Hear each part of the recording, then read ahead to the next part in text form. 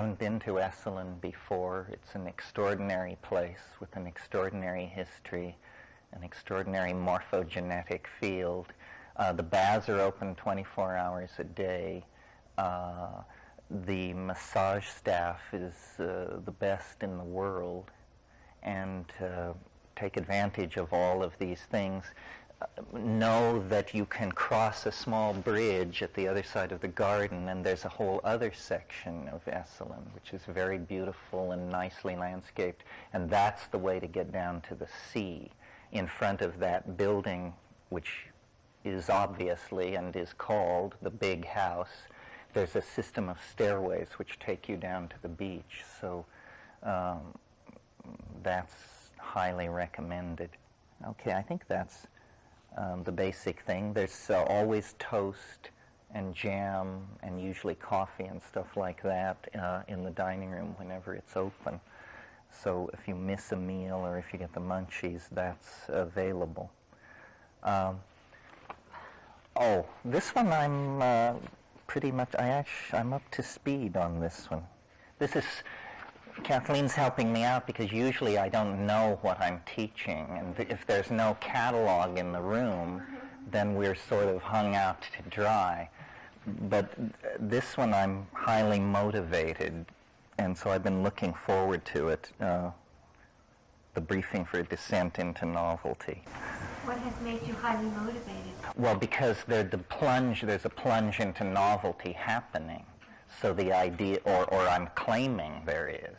So then we actually have something to look at and measure all this baffle garb against rather than the usual vapor, you know. This is part of my life that I enjoy most, and it's hard to carry the public into it because it's so arcane. But this is really where the thrills lie for me, which I guess leads me into some of what I want to say this evening. Let me lay out for you how I see this briefing for a descent into novelty and what that really means, because it's deliberately ambiguous, because it refers to several things simultaneously. Any encounter with me that involves a discussion of psychedelics is in and of itself a briefing for a descent into novelty. That's what psychedelics are. The ordinary structures and momentum and logic of the world is replaced by a very novel redaction of those things. So that's one level of the meaning of the briefing for a descent into novelty. Another level of meaning is we are plunging, without the aid of my theory, toward the end of the millennium. And this will be used as a benchmark and an enormous kind of goad to certain agendas to complete themselves or launch themselves. And I'm sure as we approach the millennium, you can feel the built-in apocalyptic expectations of Judeo-Christian culture just swelling to burst at the seams. Well, I think anybody who didn't have some kind of fairly strong model of what is going on would be scared to death. I mean, there is a sense of everything simply flying apart. I mean, we don't know what it will be. World economic crash, Ebola outbreak, asteroid strike, climate change, but it just begins to multiply to the point where you get the feeling we may not know what's coming, but God, something must be coming. So 1,000 years is reaching its culmination, and inevitably this civilization will be divided at this millennium. There will be the first millennium of industrial, post-medieval, so forth and so on, and then whatever comes after. And then a third sense in which this is a briefing for a descent into novelty, and this requires a little backgrounding for those of you who aren't familiar with the time wave theory, which has now been referred to repeatedly. This is an idea, a mathematical formalism which I generated with the help of the Logos, that addresses the concept of the Tao a mysterious force which ebbs and flows through all things, building structure up and tearing it down according to mysterious laws of its own, takes that notion of Tao and attempts to demystify it in the sense of, if Tao is a force which tears things down and builds things up and down can be directions on a Cartesian axis. So why not portray the Tao as the ebb and flow of a quality, a numerically quantifiable quality? Well, to cut to the chase, I've done this, and it replaces the Newtonian assumption that time is a perfectly smooth Aristotelian surface with a much more complicated version of what time is. Time is a kind of landscape, or a kind of topological manifold or surface over which events flow, but subject to the contours of that surface. So that in the same way a river running through rocky gorges attains great speed and power, but when it flows out onto the flatlands, it loses that momentum, it spreads out, it meanders. Time is a similar kind of phenomenon. There are periods of great placidity and stability and continuity. Most of time has been like that. Change in most of time is something that stretches out over millions and millions of years. I'm speaking now, first of all, of astrophysical changes, planetological evolution, even biological evolution, which is orders of magnitude more rapid than geology, is nevertheless something which moves in a very stately fashion. Major mutations require hundreds of thousands, millions of years in some cases to establish themselves. So most of time exhibits a fairly uniform placidity on the local scale, if you see what I mean. But for the past 25,000 years, or 50,000, or a million, depending on your sensitivity to turbulence, something else has been happening. Acceleration, connectivity, a complexification and densification of the matrix, and we are products of this. But it isn't a smooth descent or ascent toward greater complexity. It's a punctuated movement toward complexity, or novelty, as I call it. There are steps back. There are setbacks. Sometimes they last millions of years. Sometimes they last minutes. And this leads me then, that's enough background. So one reason this is called a descent into, briefing for a descent into novelty, is because according to this theory, we are in a descent into novelty. A very dramatic descent began on the 25th of February, just a week ago. In the 20th century, there have only been two other periods that the theory defines as this novel. The first one is the period from October 1928 to October 1929, and the second one is from December 1940 to December of 1941. Now, interestingly, both of those purely formal mathematical predictions nail major upheavals of novelty in the 20th century. The first, the collapse of the world economy, culminating in the American stock crash of October 29. The second, World War II, raging furiously all through 1940 and then ending in December 41 by the U.S. being dragged in with the Japanese attack. So the novelty theory is in the midst, as we speak, of a test. Is the novelty market soaring? is novelty pouring into the system at a very fast rate? Now, some people thought that, the dead would rise on the 25th of February. That isn't how it works. Throughout the past couple of years, and I'm sure you are aware of it, we have been in a recidivist period in American politics and life, meaning a conservative era. And that has gotten more and more constipated and more self-congratulatory and more certain of itself, and hence odious. And I believe we've crossed over the cusp, and now that all is in a state of complete chaos and collapse. There are many things on the agenda for the next few months that could usher in enormous novelty, although novelty usually arrives in the form of the unexpected.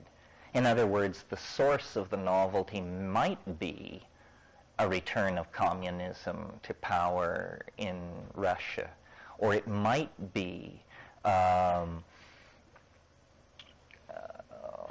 what else is scheduled? An American election is scheduled. An Israeli election is scheduled. It could be that the Chinese will attempt to grab Taiwan and create World War III. Misjudgment could lead that direction, but it could be positive. Novelty has no morality. An AIDS cure, what else can I think of along those? Well, some enormous technological breakthrough, star flight or cold fusion or something like that. I mean, these things lurk as possibilities, leaning into the continuum of space-time, always willing to be sucked into actualization if you can get the mojo right. So part of the briefing of a descent into novelty here is to ask and discuss the question, does it feel like we've come over a cusp? Does it feel like we're in a situation of increasing novelty day by day by day? This will last on into early June. And then if not, if we all get together in midsummer and agree it was kind of a dud, didn't really live up to expectations, well, then that's real data for looking at the time wave. People are confused sometimes by exactly who and what I am, and that's because in my personality, which is a humbler word than method, two things are united which are usually not found co-present. My techniques are all shamanic and involve perturbing the senses and dissolving ordinary states of mind through psychedelics. So my techniques are shamanic, but my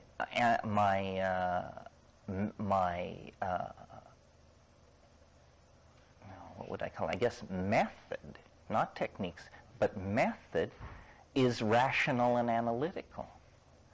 So I use shamanic techniques to go into shamanic places and then attempt to study them scientifically using reason. Saying, what is this? How does it work? What is it made of? How do its parts relate to each other? And what is its inner dynamic? And this apparently, though it seems fairly obvious to me, is a fairly radical union of techniques.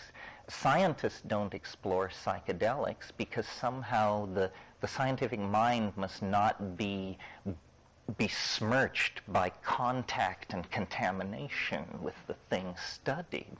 But how the hell can you study psychedelics without taking them? Rats are not very satisfying, and graduate students still less so. So eventually, you're going to have to get your feet wet. Well, then they say, well, but that destroys your scientific objectivity. Well, not if it's the only path to contacting the phenomenon that you're attempting to study. So that has worked for me. I am not part of the New Age in my own mind. To me, the New Age is typified by an incredible credulity and an utter immunity to cognitive dissonance. I mean, you know, you can believe that the world is ruled from the Pleiades, and you can believe that L. Ron Hubbard is God. There seems to be no end to the number of contradictions that the New Age can simultaneously entertain. But what I have done is I probe weirdness, but rationally. Most people who are attracted to weirdness want to convert and believe it and take it in and exalt it. I don't. I don't want to believe anything. I hate ideology, all ideology. That's why I'm so casual about the possible crushing of my own, because ideologies are a lesser resolution of our dilemma than we are capable of. The higher resolution lies in real feeling and real community and affection. Ideology has poisoned the last 1,000 years. All of these ideologies have ultimately done more good and done more bad than good. Marxism, Christianity, even, you know, at the risk of setting off a riot, Freudianism, on and on and on. The correct method, I think, is simply the phenomenological approach. Catalog data, seek patterns, draw conclusions, test them back against the original data. Now, most people who advocate that kind of an approach somehow come down. It brings them down. They say, well, this method then shows you that being is only this, and thought is only that, and love is merely this, and so forth. In other words, it reduces everything. It insults everything. I haven't found that to be the case. I've found real weirdness. The world is strange. Very, very, very strange. Not only, I mean, far stranger than I suppose, and orders of magnitude more strange than these cheerful workbench scientists and keepers of the faith of our culture suppose. There are doorways, there are edges, there are passageways. But for every real one, there are 10,000 dead ends, cul-de-sacs, and cheap scams of one sort. So to go out as an ingenue into the world seeking to invest your belief in something, you will be instantly sucked into some screwy thing and your life force pulled from you, and you will be used and abused, as ingenues and naives always are. A much better approach is, you know, be tough. The truth does not require your participation in order to exist. Bullshit does. But the truth is fine, thank you, whether you believe in it or not. So what is gained by the truth if you believe in it? Nothing, I maintain. And you are diminished. You are diminished because by believing in something, you have precluded your freedom to believe in its opposite. You gave away the most precious existential currency in the universe. So, you know, I think it's very good to be tough, to ask the hard questions, but to go a long way down the path with these claimants to secret knowledge, insight, lineage, but ultimately, you know, the hard questions have to be asked. And this is not a path toward dispelling the mystery from the universe. This is the way to get to the real gold in a hurry, not become glamorized or subverted by the dross of the world. Well, maybe that's enough for this evening. We will go over all of these things at the level of intensity that you are interested in. It's fine to get down to the how much, how, and when questions about the compounds and the plants. That is technique, and that's important, because it's fine to sit here talking about the psychedelic experience. This bears no resemblance to the psychedelic experience in any form whatsoever. So it's very important that you leave here empowered, empowered to make your way into these places with confidence. And then the other thing to pay attention to is inevitably the way our ass-backward society works is it creates cults of personality and Renaissance stabilized points of focus on the celebrity personality who is the teacher, the guy who wears the microphone, or the woman who wears the microphone. What you can really take away from here, if you're smart, is community of some sort. Probably someone in this room has what you need, and I guarantee you it isn't me. So don't waste your time on me. But that's all there for you to sort out. So techniques we can discuss. The formation of community and association is your own business. And then as much time as you want to spend on the what does it all mean, Mr. Natural, side of the question. And we'll dig into all of this at 10 o'clock tomorrow morning. Thank you very much. Get some sleep or go to the baths or do both. Or go to the rave. Okay, well, before I get into my spiel, does anybody have anything they want to say this morning which can range from have snorers in your room to some profound objection or illumination of what went on last night? Yeah. Just a semantic question as to why descent into novelty rather than ascent into novelty. There seems to be a pejorative implied. This question comes up. There are several reasons originally, and then I've invented new ones since.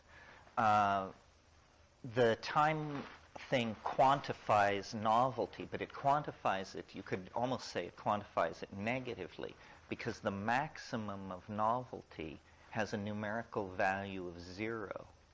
So how I pictured this was I actually picture the space-time continuum like a landscape, a topology. Well, then I think of time as a fluid medium of some sort. Well, naturally, a fluid medium finds its equilibrium at the lowest energy point in the system. So the river flows toward the sea. This question of energy flows and what is pejorative and what is not, I've learned, is a completely culture-based value.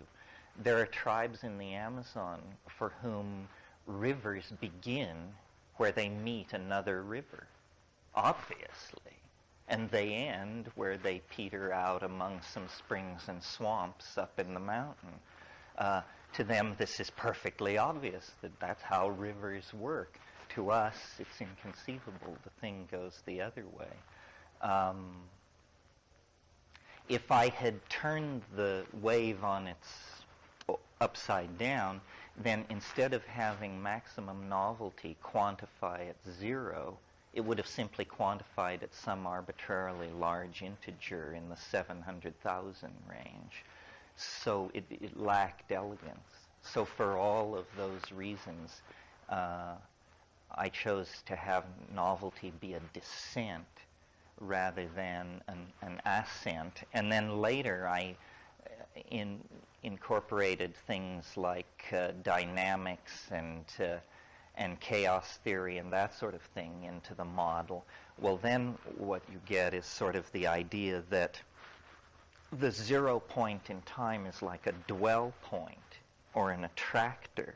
And so all the processes in the epigenetic landscape are being channeled, is one way to think of it, or pulled is another way to think of it, or pushed is another way to think of it, toward this certain point in the system. If that seems complicated, all I'm saying is if you release a marble up near the rim of a bowl, it's easy to predict where it's going to come to rest when it's still. It's going to come to rest at the bottom of the bowl. That's the place where the minimum energy of the system is fulfilled. Yeah. Okay, anything else out of last night?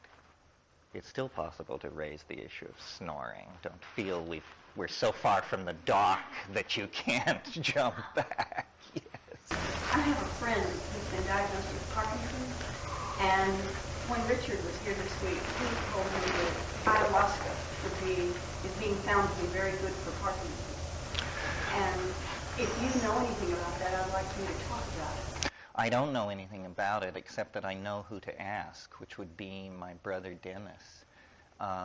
But I've heard that this is true, that they're getting a remarkable remission of the symptoms with it. It's really part of a whole frontier, that Prozac has to do with, and I just a month ago went through a horrific series of migraines, and so now I know all about sumatriptan, which is a magic bullet for migraine, but a DMT-related drug that also, like Prozac and like ayahuasca, all of these things target these serotonergic systems, different 5-hydroxytryptamine receptors in the brain, and it seems like a whole new and much friendlier family of drugs are going to emerge out of this, and some of them are going to have application to psychological situations, and some are going to definitely impact stuff like migraine and Parkinson's. I don't know why it took them so long to look at the 5-HT family of receptors, because it's been pretty obvious to psychedelic heads for 30 years that of the major neurotransmitter systems in the brain, that seemed to be the one whose affects lie closest to observable consciousness. After I got out of here last night, I was reviewing my performance, and I realized that of the many descents into novelty that were indicated, the one which was left out, which is sort of the overarching architecture of the whole thing, is that life itself is a descent into novelty toward a complete singularity that defies all anticipation or is very difficult to come to terms with. People find it quirky that I would propose the end of the world, and they find it highly improbable and feel very good about being able to reject it as improbable. But have you noticed how abstract all that is in relationship to the inevitable fact of your own death? I mean, there is an end of the world built into your cosmology, the end of your world, which is, after all, the only world you know. So it may be that the planet will swing 100 billion times around the planet before the consummation of time. But that doesn't mean that you have permission not to contemplate final end states, because you've got an appointment with one out there somewhere, 10 minutes or 50 years in the future. So that little sobering parenthesis can be put around all of these other descents into novelty. The historical descent, the analogy to the historical descent produced by the psychedelic experience. And that's what I wanted to talk a little bit about this morning, is maybe it isn't clear in everyone's mind what this historical acceleration and descent into complexity, what that might conceivably have to do with one's personal relationship to psychedelics? Well, it's hard to see the connection, I think, if you have a psychological model of what the psychedelic experience is. And by that I mean one school of thought about psychedelics is that it basically takes up the vocabulary of Freudianism and Jungianism and says there is a part of our mind which we are ordinarily not in contact with, which is composed of thwarted desires, unexamined memories, so forth and so on. And when we take psychedelics, somehow all boundaries are dissolved and we confront this material. And if it's traumatic, then the ordinary dynamics of psychotherapeutic curing cut in. And so this becomes a kind of catalyst for psychoanalysis of some form. So that's one model. And then another model is that this is a parallel world of some sort that we encountered. That's closer to what I'm proposing, but what I've come to rest with in this is a kind of mathematical model that consciousness, like certain chemical systems, has two states of crystallization. There is the mundane mind, which basically has evolved in a carnivorous hunting monkey as a threat detection device, and it is extraordinarily focused on nearby three-dimensional space and time, because it's from there that some threat, an enemy, a saber-toothed tiger, something.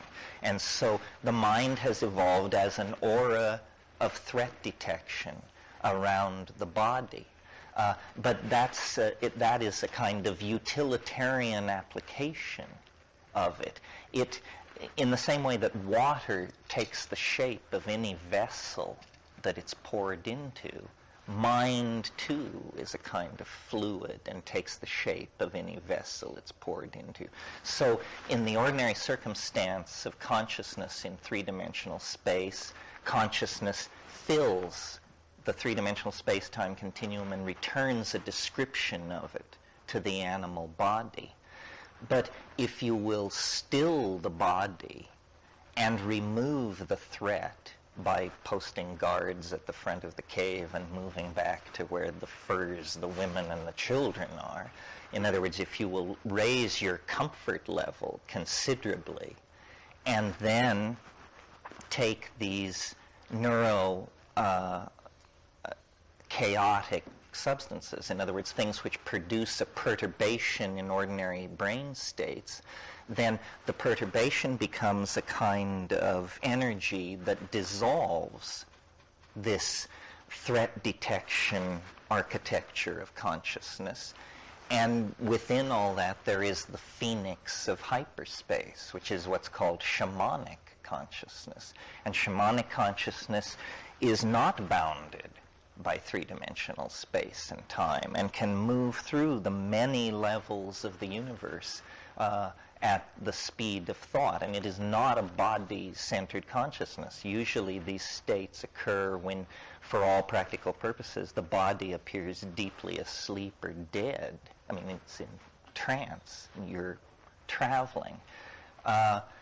So mind is apparently a tool for the exploration of the dimensions that are built into nature.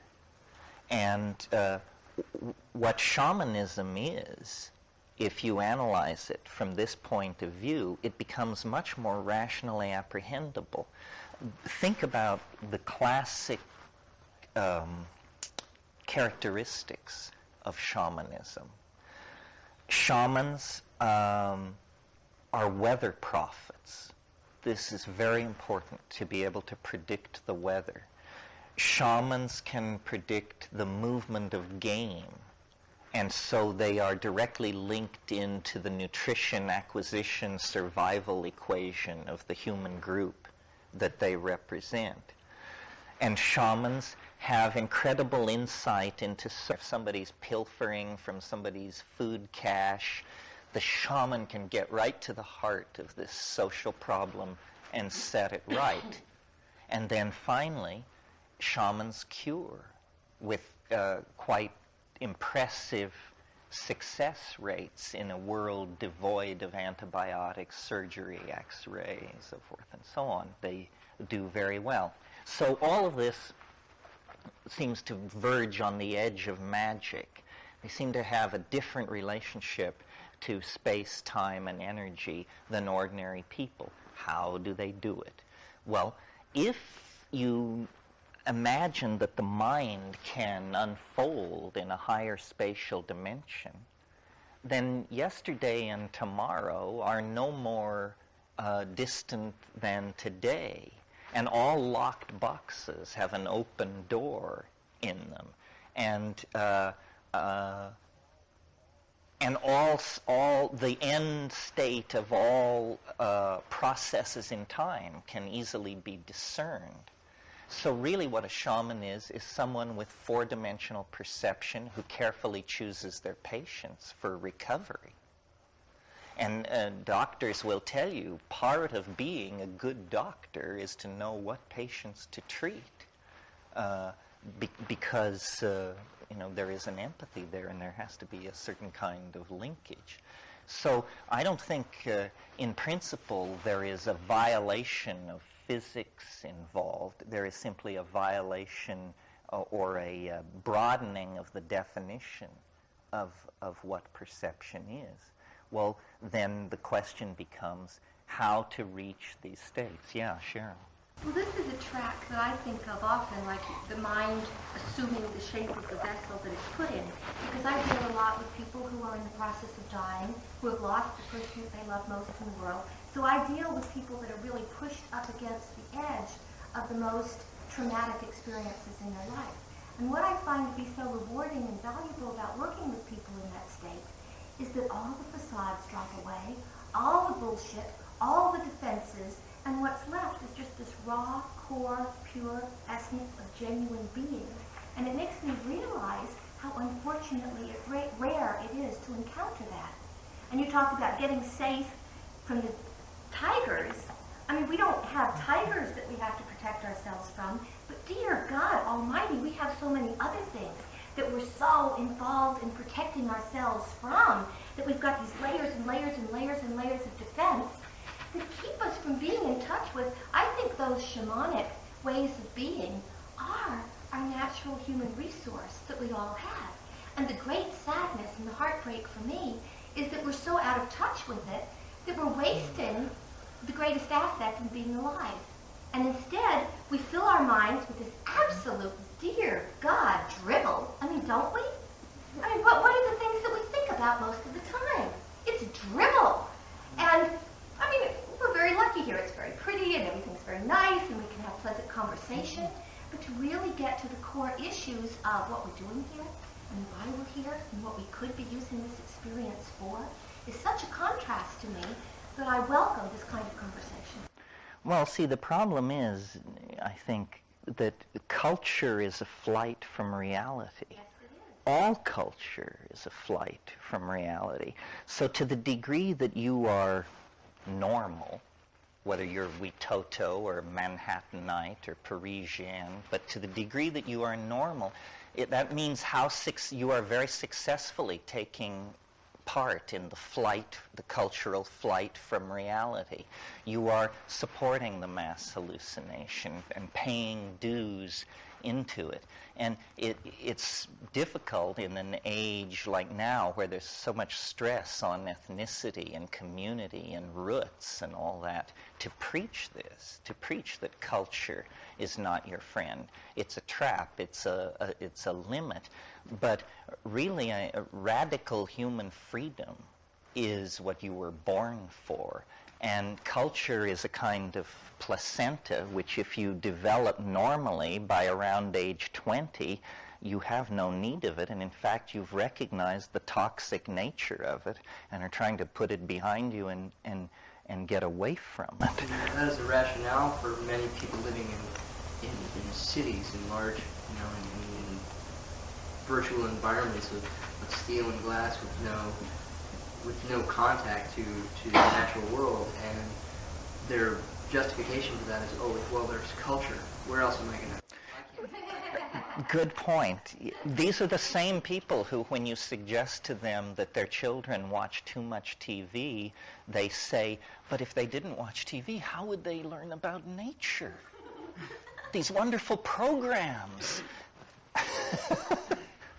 It's really funny that you have that take on the urban experience, because I've since August been recently thrown into the American urban experience of Manhattan. And what's so interesting to me is how many people I meet that say, well, I'm in Manhattan because I don't have to participate in culture. I'm in Manhattan because I can do my own thing and nobody cares, nobody pays attention. I'm not violating the community that I grew up with. I'm not violating my parents. I can get away with it. You can be lost. In a sense, it's a kind of jungle.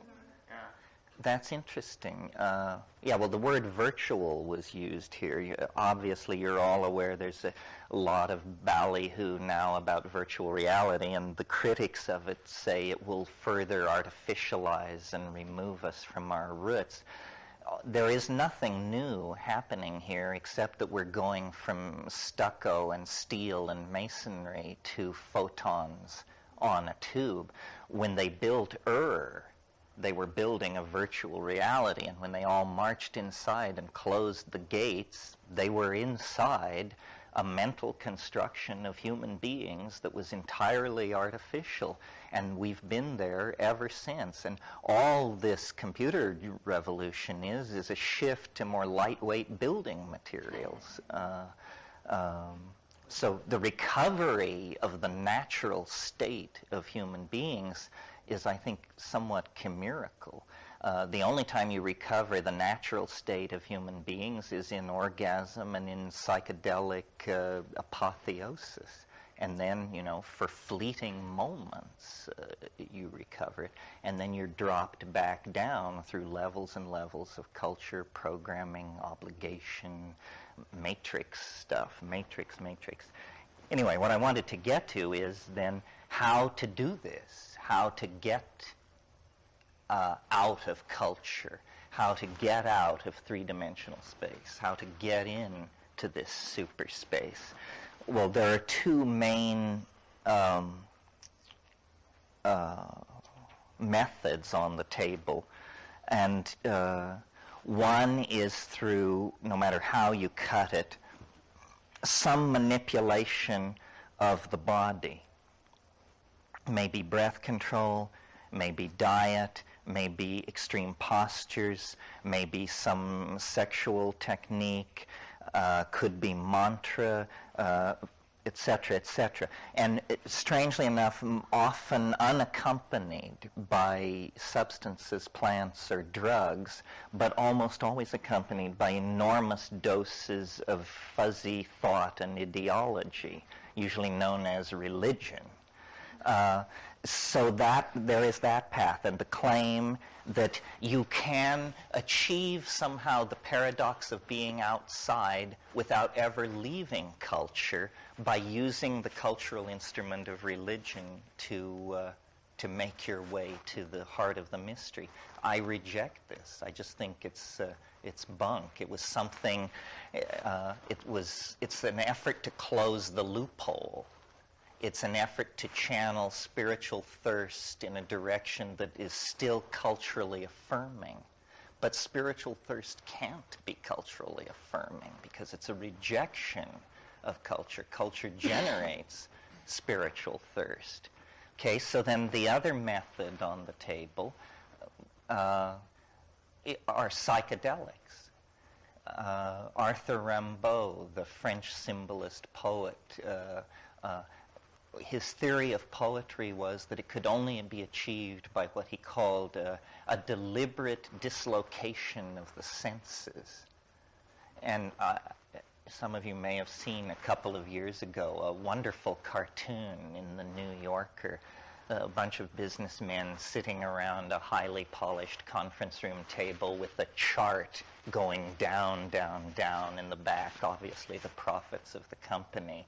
And the chairman of the board is saying to this little man who has obviously just said something, he's saying, "You're right, Higgins, that a deliberate disordering of the senses worked for Rimbaud, but would it work for us?" Probably not for Acme Corporation, but it will work for us. And the way it's achieved is by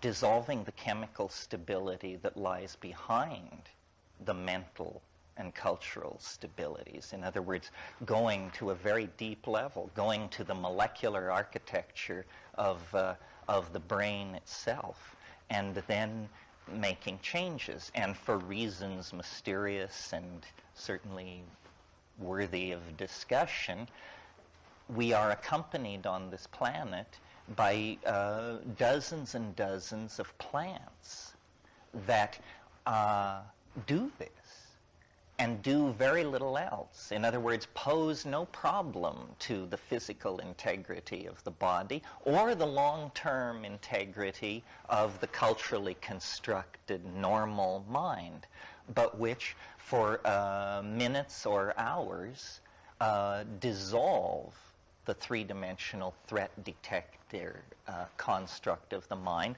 and replace it with something else. And then we can talk about what is the something else. William James said of the newborn infant, he said, "We are born into a blooming, buzzing confusion," which is a pretty good description of the first 30 seconds of a DMT flash. It's a blooming, buzzing confusion.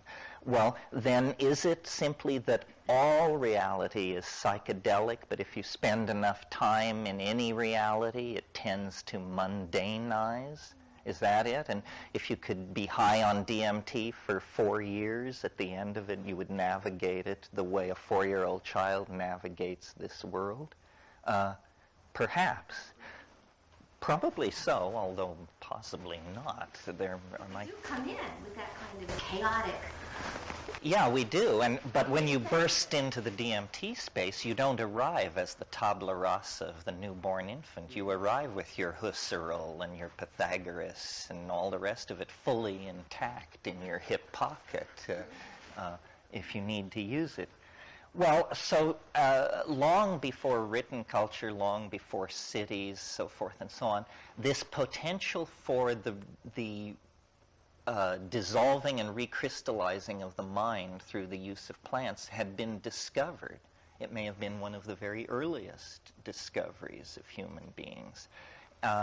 And I believe, and argued in my book, Food of the Gods, that these things actually synergize high states of information processing and transfer, that spoken language itself is a kind of overflowing of the cup of thought into the verbal circuitry that is occasioned by pushing the human envelope with the presence of psychedelic compounds. And the way this works in a shamanistic society is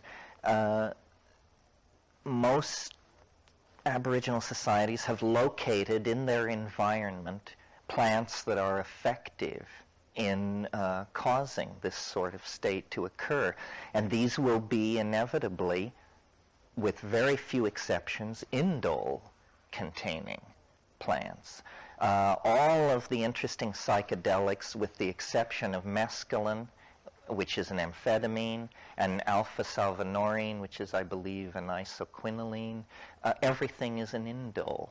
LSD, DMT, psilocybin, ibogaine, and it's quite a small family. They are all serotonin antagonists, and they are all structural competitors for the bond site, the receptor site in the nervous system where all of this stuff goes on. I suppose we should talk, or at least mention, the fact that the use of these things is illegal in most societies and furiously suppressed in some societies. I don't find this very interesting. I just think it has to do with the suppression of most effective means for getting out of culture. Sex itself would be illegal if they could find a way to make it so. It obviously seems to threaten the social order as much as psychedelics.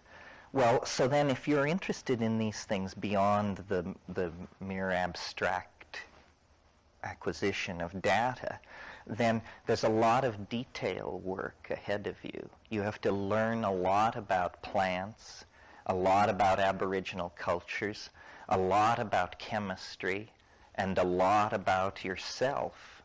And then you bring all this together and search for a tool that works for you. And, you know, human beings are highly variable. I took a course years ago from Sasha, and there were about 500 people in this class. It was a class in forensic chemistry, of all things. And at one point, he brought in a test tube a little compound that was passed around and sniffed. And out of 500 people, 2 had a violent physical reaction to this stuff. And then he told us the range of sensitivity in human beings to this compound is over 3 orders of magnitude. And yet, so the person sitting next to you could be 10,000 times more sensitive to this chemical than you are. So you sort of have to learn the landscape of your own nervous system. Some people, there are powerful shamanic systems, for example, built on daturas, tropanes, the things that occur in Jimson weed, and these arborescent daturas that you see used in landscaping with the beautiful pendulous, fragrant flowers. Those contain powerful mind-altering substances. I can't take those things because I become delirious. It's a useless state to me. I become confused. And many people, that's their reaction. But maybe 1 in 50 has a different set of receptors for this and can hold presence and work through it. So you need to study the classic shamanic hallucinogen-using complexes in the world, and they are, without an effort to be exhaustive, the psilocybin complex in Mexico, based on many species of mushrooms occurring there, especially in the Sierra Mazateca, the ayahuasca complex in the Amazon basin, which is a combinatory thing made of 2 plants which synergize each other, the iboga complex in Western Africa, which runs on ibogaine, which is derivative of Tabernanthe iboga, the peyote complex of the American Southwest, and then arguably not a psychedelic, but since arguably we'll include it, the worldwide presence of the cannabis complex in different manifestations. So, and then, of course, the entire issue of synthetic chemistry. It's often been thought that I am some kind of monotheist about plants and denounce all synthetic chemistry. It isn't from some kind of absolute. It's simply that with synthetic chemistry, you don't have the kind of database you have with a plant. Take a plant, ayahuasca, probably been used 5,000 or 6,000 years. So we have our human data sample. We know that this doesn't cause blindness, miscarriage, birth defects, madness, so forth and so on. A drug fresh out of the laboratory that you've had a good response from 12 people with is by no means suddenly safe. I mean, tens of thousands of people have to take this drug for many years before you can absolutely certify. And the other thing to remember is no drug is safe. You can kill yourself with water if you drink enough of it. Drugs are poisons. This is what they are. And the question is, the judicious use of poisons elicits certain responses, but you definitely want to have this understanding. Well, so then there's a vast literature about all this, an anthropological literature, a chemical literature, and to some degree a philosophical and analytical literature. Reading all these descriptions, you eventually, something attracts you. And then the question is how to do it. And the way to do it, I think, especially in the beginning, is in silent darkness, on an empty stomach. You don't want to see the culture psychedelically put through a psychedelic filter. You want to see the ding on siche of it, the thing in itself. So you just want to put a black and silent screen behind it. And people say, well, but won't it be boring? Having obviously meditated. No, it's not like that.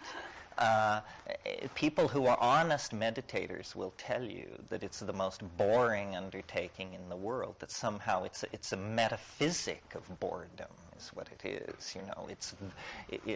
is.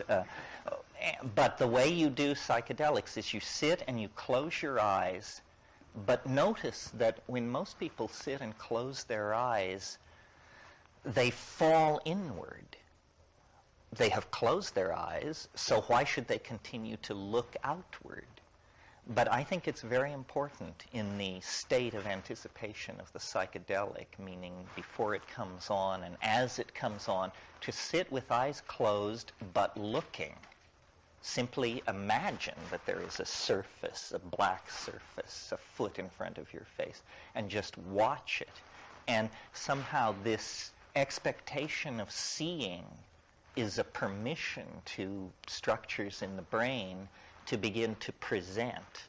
And then once, of course, the lock is made, it's often difficult to turn it off. But getting the channel tuned in right at the beginning can be tricky.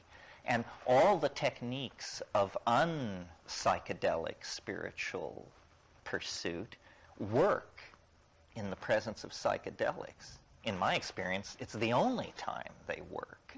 So in other words, pranayama, yantra, mantra, suddenly these things become as advertised rather than, I've said it 10,000 times, I'm not sure I'm getting anywhere. So I think it's very good to imbibe these knowledge of these spiritual techniques and have your mantras folded and ready at your elbow when you plunge in there. Yeah. A small digression. What about shamanic cultures? This is an interesting question. And in anthropology, it's been a raging debate for 30 years or more. The definitive work on shamanism, or the great classic work on shamanism, is called Shamanism, the Archaic Techniques of Ecstasy by Mircea Eliade. And Eliade was a Romanian who educated in France and became a brilliant academic, wrote one of the best books ever written on yoga, immortality, and freedom. Wrote a book that changed my life forever called Cosmos and History. Many, many books, a great historian of religion. But when Eliade came to the phenomenon of intoxication in shamanism, he completely reverted to his European constipated male dominator French structuralist roots, and he said narcotic.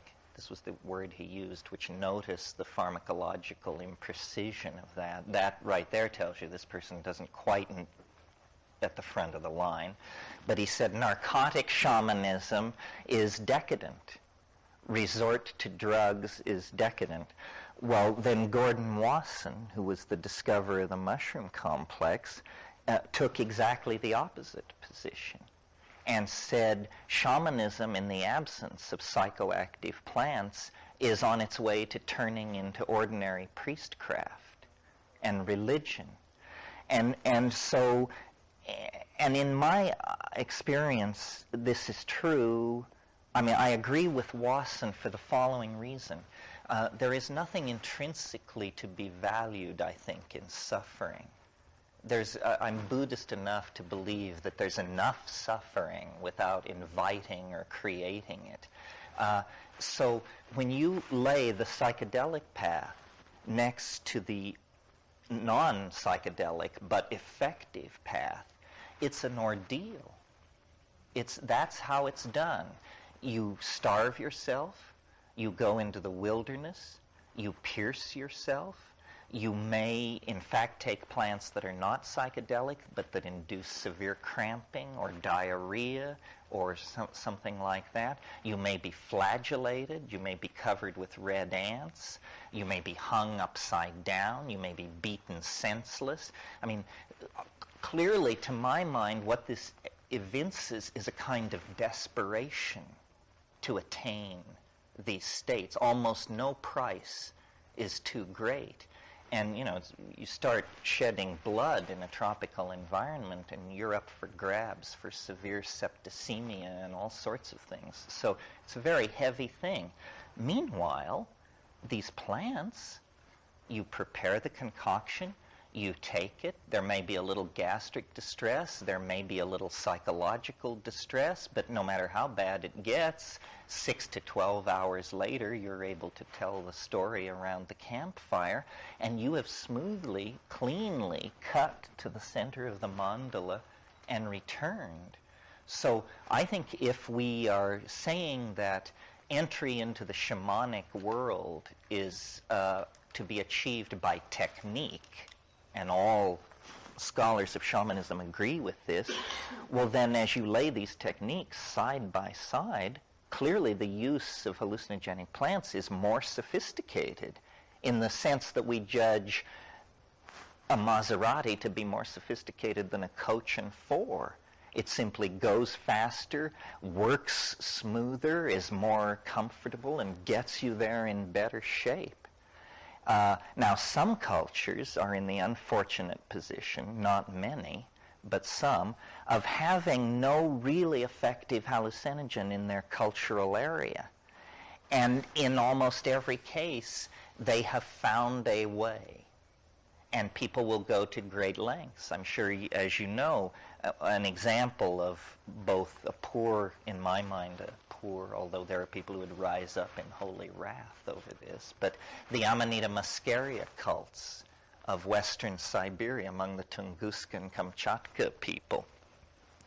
I've taken Amanita muscaria. I know many people who've taken it. It's an extremely trying experience at best. And I don't think you could build a religion of ecstasy around it unless you were in a desperately sensory-deprived environment with no other intoxicants available. To support my argument, the Amanita cults collapsed almost immediately upon contact with vodka. And so, in other words, in the minds of these Siberian shamans, these two vehicles laid side by side, their traditional mushroom and vodka was to be preferred. People have made much of Amanita muscaria, but even its most enthusiastic proponents admit that they could never get off. So that, that's a severe mark against one of these things. They must be effective. One of the things that has held up the development of this field, I briefly mentioned it yesterday, was the unwillingness of researchers to experience these things. To go and live with an Aboriginal people and see that every new and full moon they take something, and the whole society goes through changes, and then they talk of nothing else until the next time they take it, and this is what they live for, and you're studying their language and their value system and all this, and you don't do it. It makes no sense at all. And yet, until very recently, if you were to do it, your colleagues back at Miss Atomic University would whip their knives out and denounce you as unprofessional, going back to the bush, not good method, so forth and so on. So there's been an enormous phobia about contacting this by academics, and so it's been left to countercultures, to fringe people, to individual experimenters, to eccentrics of various types. And in the underground, then, an enormous database has been built up. Nobody knows as much about psychedelics as people in the underground, because they're the people who've actually taken them, correlated the data, and kept track of it. So we have an official science of pharmacology, and then we have this oddly developing subculture. And, it used to be, 10 years ago, I suppose, that a genuine shaman was a person in a traditional culture ministering to the needs of a tribal group somewhere. Now, there are a large number, I don't know, thousands of people who I consider full-fledged shamans and full-fledged members of cyber-electric culture. I mean, shamanism is not necessarily a phenomenon of the upriver and off-road. So there are people who have all the tools of Western science and epistemology. They've been to Harvard, they've studied philosophy and science and all mathematics, and they are fully empowered with the tools of archaic shamanism. They've been to these places. And strangely enough, in many cases, these are some of the most creative people in the culture. I mean, I don't think he would mind me mentioning him in this context. Somebody like Mark Pesce, who is, a full-on psychedelic techno-pagan and the genius who created VRML, which is going to let us all walk into cyberspace. High-tech and shamanic cultures are almost overlapping in this country. And I think it has to do with the fact that, and this is what I mentioned last night, talking about the toxicity of ideology, that we're moving into a post-ideological world. We're moving into a world where the bankruptcy of ideology is obvious. All ideologies are faiths. Even science can be demonstrated to be a faith that rests on certain revealed truths which are never questioned. To build a non-toxic future, we are going to simply have to solve many of our problems pragmatically. For instance, right now, we have many problems. AIDS, overpopulation, this and that. All of these problems could be solved, except that we have one rule when we approach a problem. The solution must make money. There are many problems where there is no solution that makes money. So if you refuse any solution but that type, you're upriver. Well, anyway, that's a slight digression. Terence, yeah, sure. Lead me back. However, I will say that there are a few on my bookshelf, and that's a horrible way to do it. And I agree with you. I really agree with you. But there are a few on my bookshelf. Franklin Merrill Wolff would be one. Gopi Krishna would be another. Yogananda, from people that I've met that spent time with him, might be a third. I feel better about the first two. There are people in history that really seem to be beatific. Well, Aldous Huxley said a very interesting thing about psychedelics, and I think it addresses this. He said of psychedelics, he said, it is a gratuitous grace Now, what does this mean? It means it is neither necessary nor sufficient for salvation. It is neither necessary nor sufficient for salvation, but it certainly helps. It's so taking psychedelics doesn't make you a superior person. This interests me very much because I've now been at this for 30 years. And your original question, are we better people, fascinates me. Because if we are not better people for doing this, then we're just another cult. We're like the Mormons or Shokoa Sahara, or it's just we have this closed system of belief. We do this thing. We say it makes you better. It's no different from Latihan or Mantrayana or some other practice. It's just our practice is fairly radical, and we claim it makes us better people. Well, yeah, and what I'm saying is, rather than take the thing in itself and say, does this make us better or not? What is the set of to-dos that does make us better? What is that set? How do we do that? What's the manual look like? Well, my argument in favor of that it does make us better, and here's how, is that love is obviously the highest human ideal. I mean, that's like a cliche to say that, but love is the highest human ideal. Well, love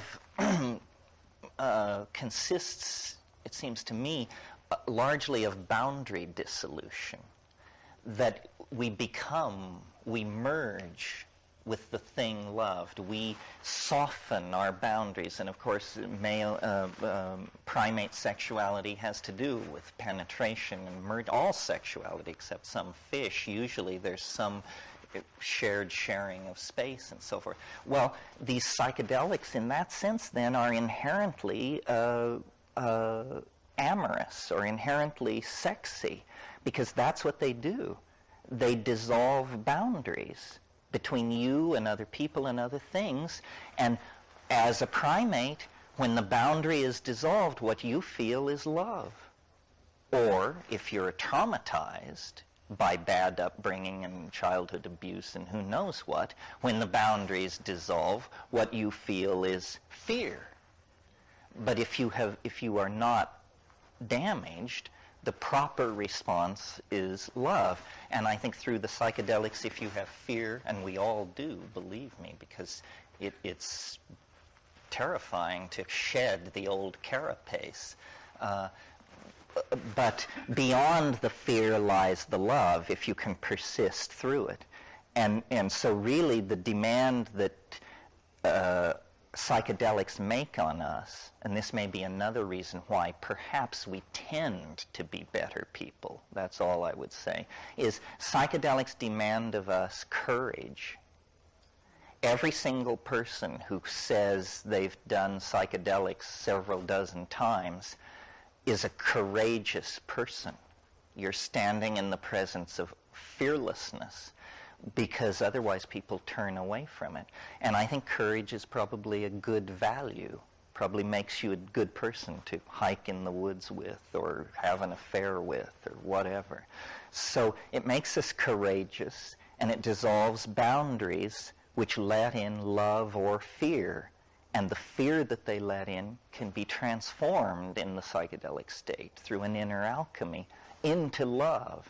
That's why, you know, the most dramatic personality transformations I've ever seen, including my own, have been psychedelically induced and just happen on the dime.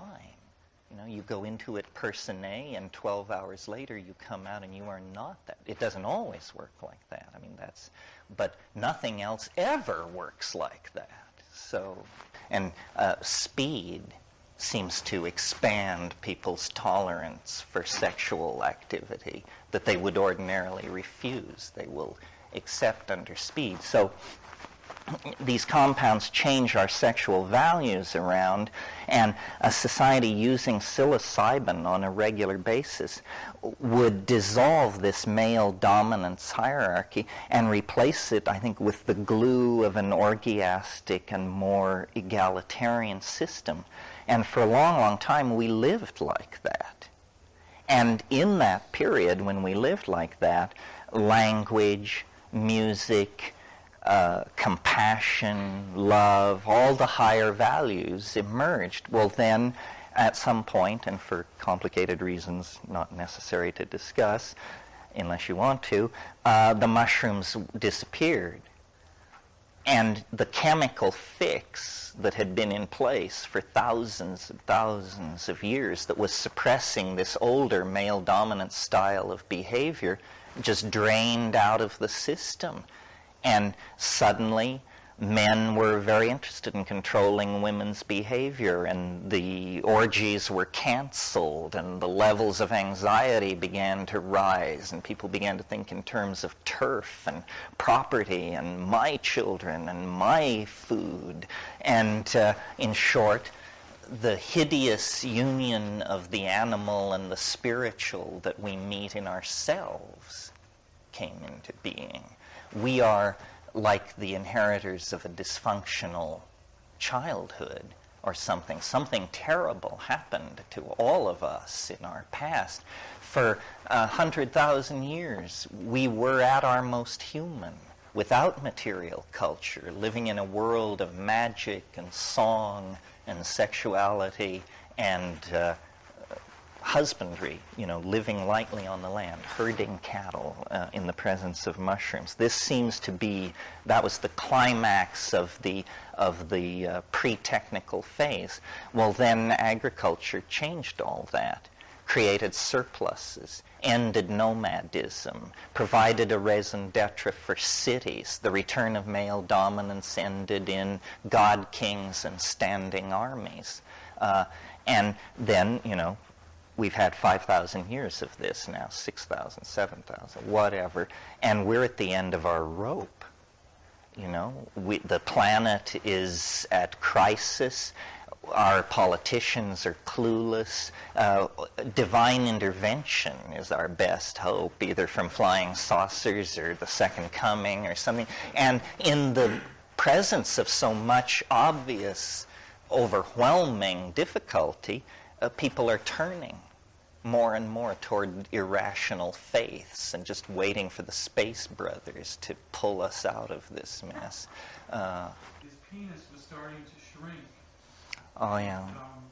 Well, to quote a Grateful Dead song, you can't go back and you can't stand still. If the thunder don't get you, then the lightning will.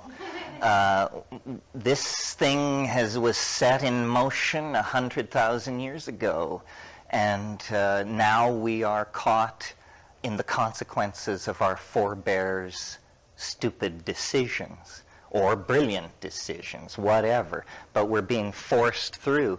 I mean, I agree that there's a lot of Q force building up in the society. In other words, vibration. It's almost like as you try to push an airfoil through the sound barrier, as you approach hypersonic velocity, the thing begins to shake. And if it hasn't been correctly designed, the wings will tear off. But if it has been correctly designed, the Q force will maximize and then very suddenly plummet, and that's called breaking the sound barrier, and you're through. It's very clear that this culture is revving up to attempt the leap into hyperspace. And it's either going to succeed, and we will become unrecognizable to ourselves and scatter through the galaxy as motes of light, or we will fail, and probably biology will cancel the R&D division on intelligent life and go back to ground squirrels, chipmunks, and monarch butterflies. That's worked so well for so long. Yeah. I understand a little bit the physics idea of, matter seeking some sort of organization and then seeking a disorganization, kind of the back and forth ebb and flow, and it makes me wonder about computers and the internet and the World Wide Web, how now we're trying to structure ourselves in something that seems to be going against the human grain. And why do you think it goes against the human grain? well, it's artificial. It's Well, we invented artificiality. I mean, I don't disagree with you. Somebody pointed something out to me recently that I find very interesting. They pointed out that in a cubic inch of forest soil, there's about 11,000 miles of mycelial wiring. Now, we're building something called the internet and furiously laying copper and fiber optic everywhere, and soon it will go wireless. I think that this net that we're building is not the most artificial construction ever conceived. It's a simulacrum of nature, is what it is. Nature is the original internet. I mean, nature is some kind of interconnected, communicating, data routing, self-regulating, non-equilibrium system. And as we go nanotech, as we descend to the molecular level, our teachers are going to be plants, viruses, bacteria. They know how to do it down there, and we don't.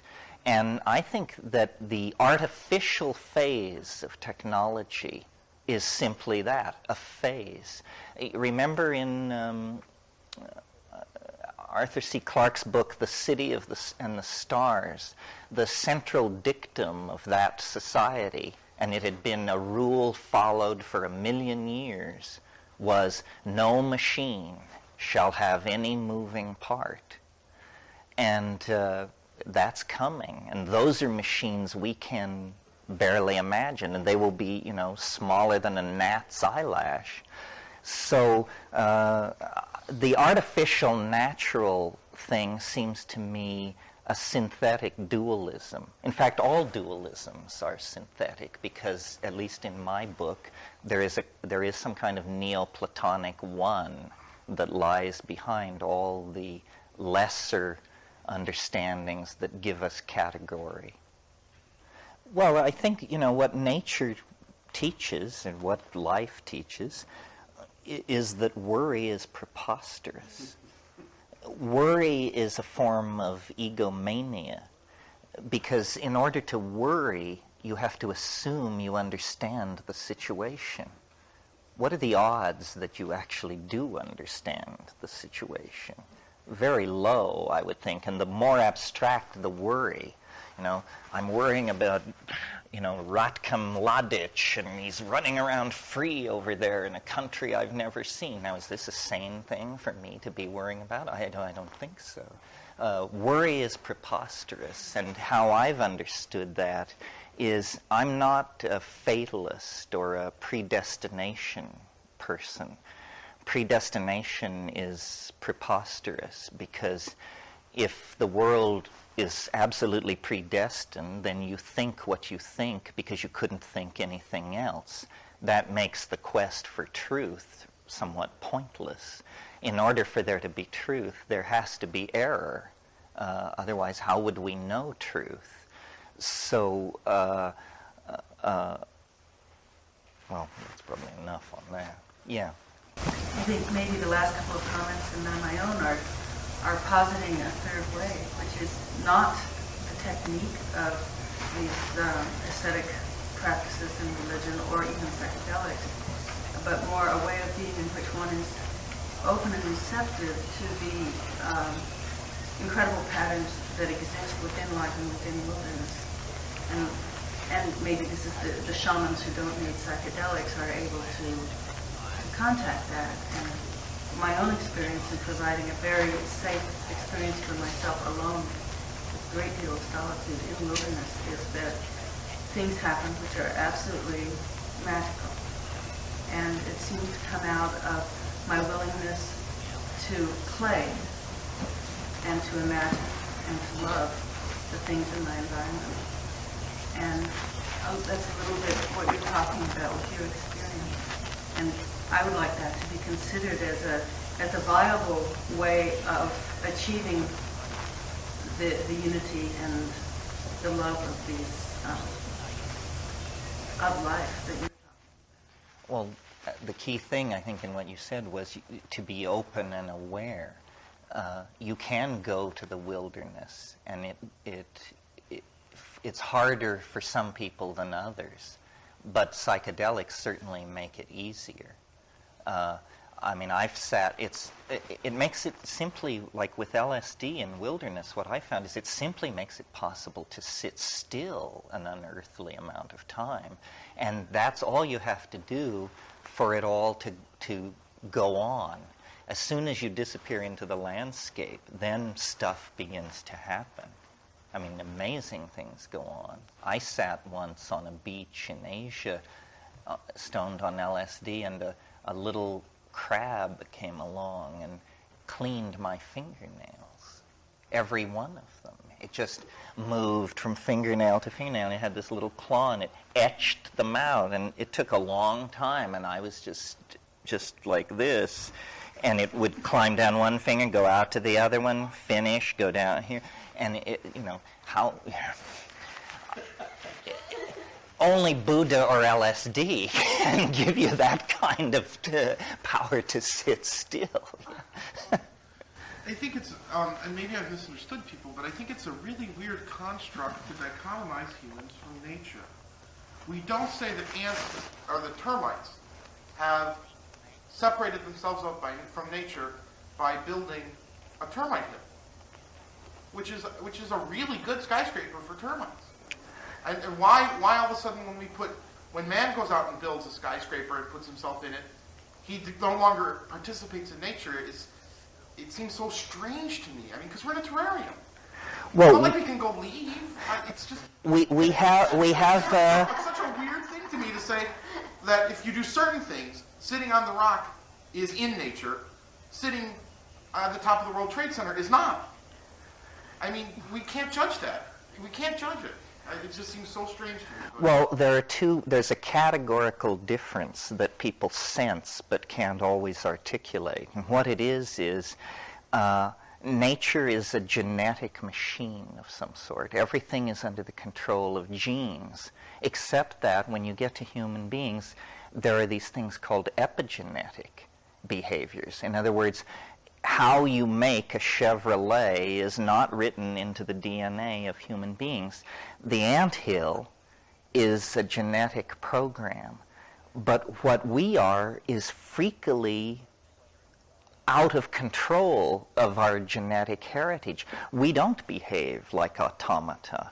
We speak many languages. That's unheard of. A species which has localized communication systems. And yet that's how we do it. There is no human universal way of communicating. We've culturally fragmented that. Pardon me? Have local dialects? Yeah. Yeah, I mean, see, I think and I don't want to get into huge arguments, but there's Oh no, don't be shy. Different tribes of gorilla crack nuts differently. Okay? I mean, it's not just a human characteristic. There are some that use a rock and a log, and they put the nut in the log and they crack it. And there are other gorillas that can't crack nuts, and there are other gorillas. I mean, just because something is epigenetic does not mean it's a part of nature. No, I agree with you, but I say people sense this difference. It would be quite astonishing if there were no epigenetic behavior outside of human beings. That would indicate it was some kind of descent from above. But I think when nature is fully understood, there will be no dramatic transitions. Everything is anticipated, everything is sort of, it begins as a theme and then rises to dominate the orchestra. The other and more exciting possibility is that we are entirely under the control of higher order genetic programming, and that history is a genetic process. that has a purpose, and that it is like gestation or fruition or something, and that, a good example to have in your intellectual toolbox is the slime mold. Slime molds are these organisms which have a very peculiar life cycle. Let's cut in at a random point in their life cycle, and what we find are amoeba-like creatures, almost microscopic, living in the soil, the decaying leaves and stuff of the forest floor. They look like single-celled amoeba, but at a certain point, one of these individual amoeba undergoes some kind of stimulus. It's not well understood, and it begins to emit a chemical signal which says, "Come to where I am." And these amoeba, which may be spread out over a few square yards of the forest floor, they all begin to congregate at this spot where this chemical signal is being broadcast from. And as they arrive by the millions, the original cell and the first arrivals on the scene are literally lifted into the air by the arrival of millions and millions of individuals, and this thing forms, which is a couple of inches long and has a pointed stalk on it. And now we're looking at a macrophysical organism with a weight in grams, and it then sporulates and bursts, and these spores spread out through the air and descend to the forest floor and become these free-living amoeboid things, and the whole cycle starts over again. So what is this? Is this an animal that is dissolved into its cells at one stage of its existence? Or is it millions of animals that at one stage of their existence aggregate together to form something roughly analogous to a human city? I prefer the former explanation. It seems to me that, and we are like that, and history could well be a process like that. Something is torn loose in our species having to do with information processing and coding, and we literally have a symbiotic relationship with the word. And Western civilization begins, in principio ad verbum, ad verbo caro factum est. In the beginning was the Word, and the Word is made flesh. So we're like the carriers of this strange relationship to a logos, a kind of mind that doesn't seem to be made of matter, but that seems to permeate this planet. And various cultures contact this on various levels. I mean, this is the spirit world of the shaman. This is the logos world of the Greek Golden Age, so forth and so on. And some societies call it God, and some call it Gaia, and some call it illusion. But all societies are aware of it as a potential experience. I think history has a purpose, and that the obvious no-way backness of it indicates that it is some kind of process that it is designed. It is not a random walk. It's not the accumulation of endless blunders. It actually has a purpose and an intent, and it's a style. And when it is fulfilled, it will be replaced by something else. Yeah, do you all understand? The meme is a kind of, you could say it's the basic, if genes are the basic units of biology, memes are the basic units of ideology and culture. So fascism is a meme. Madonna is a meme. All ideologies and all short-term cultural phenomena are memes, and these memes compete. Whatever happened to Boy George?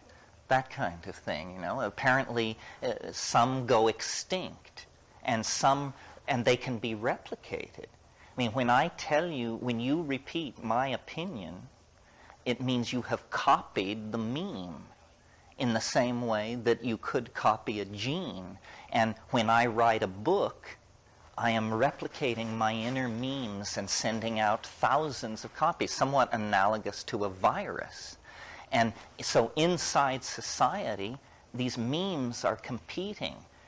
That's what Buchanan means when he talks about cultural war. It's the meme war that he's talking about. Shall we be white, Christian, upright, rectitudinous human beings, or shall we be dope-smoking, homoerotic, These are all memes. And as you said very well, they compete. And the human world is an environment in which these memes compete. And hopefully over time there is some kind of maximization of something. I don't want to say progress, although casually people speak of progress, like we're supposed to believe that Heidegger is somehow has a deeper insight into reality than, I don't know, I wouldn't say Plato. That I don't think there's been progress there. But who? What? No, I said please don't. Was a bad example. The psychedelic meme is a perfect example. I mean, that's a very strong, coherent, definable meme. It's been furiously suppressed, but continues to survive. It's a healthy meme. It's able to infect rapidly and spread through populations, and somehow they accrue some benefit to it, and so it's preserved. I don't know how we got off on this. Anybody else? Anything else? We still haven't really gotten to what I planned to talk about this morning, and we're almost done. That's a good sign. Well, it was basically just to make sure you're fully up to speed on the psychedelic options available. No pun intended. For example, if you have a problem with the illegality of some of these substances, then alpha salvinorin or salvia divinorum is a new plant and a new compound on the scene, not scheduled, not illegal, perfectly okay to grow, possess, advocate, give people, so forth and so on, and quite radical dislocation of the senses, in Rimbaud's phrase, occurs with this. It also has some interesting technical aspects to it, the most impressive being it's active at the 1 milligram level, 1,000 micrograms of this stuff, and it's smoked. So this is a 1 milligram smokable psychedelic that knocks the pins out from under you pretty dramatically for about 45 minutes. The leaf can be chewed, the plant can be grown as a house plant, so forth and so on. So that's one option that's available. The other thing you might... Salvia divinorum, yeah. I'm growing some. Somebody gave me a plant. And so what do I do with it? How do I... If you just want to take the leaf, get some big leaves, and there's some controversy about how much you need or whether a lot is more than a little.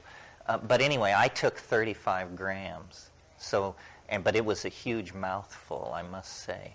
So try 20 grams and weigh it, remove the mid-vein so it loses volume, roll it up into a package and shove it in your mouth and lie down in darkness and slowly squeeze and chew it in order to expel this juice into your mouth, and lie still.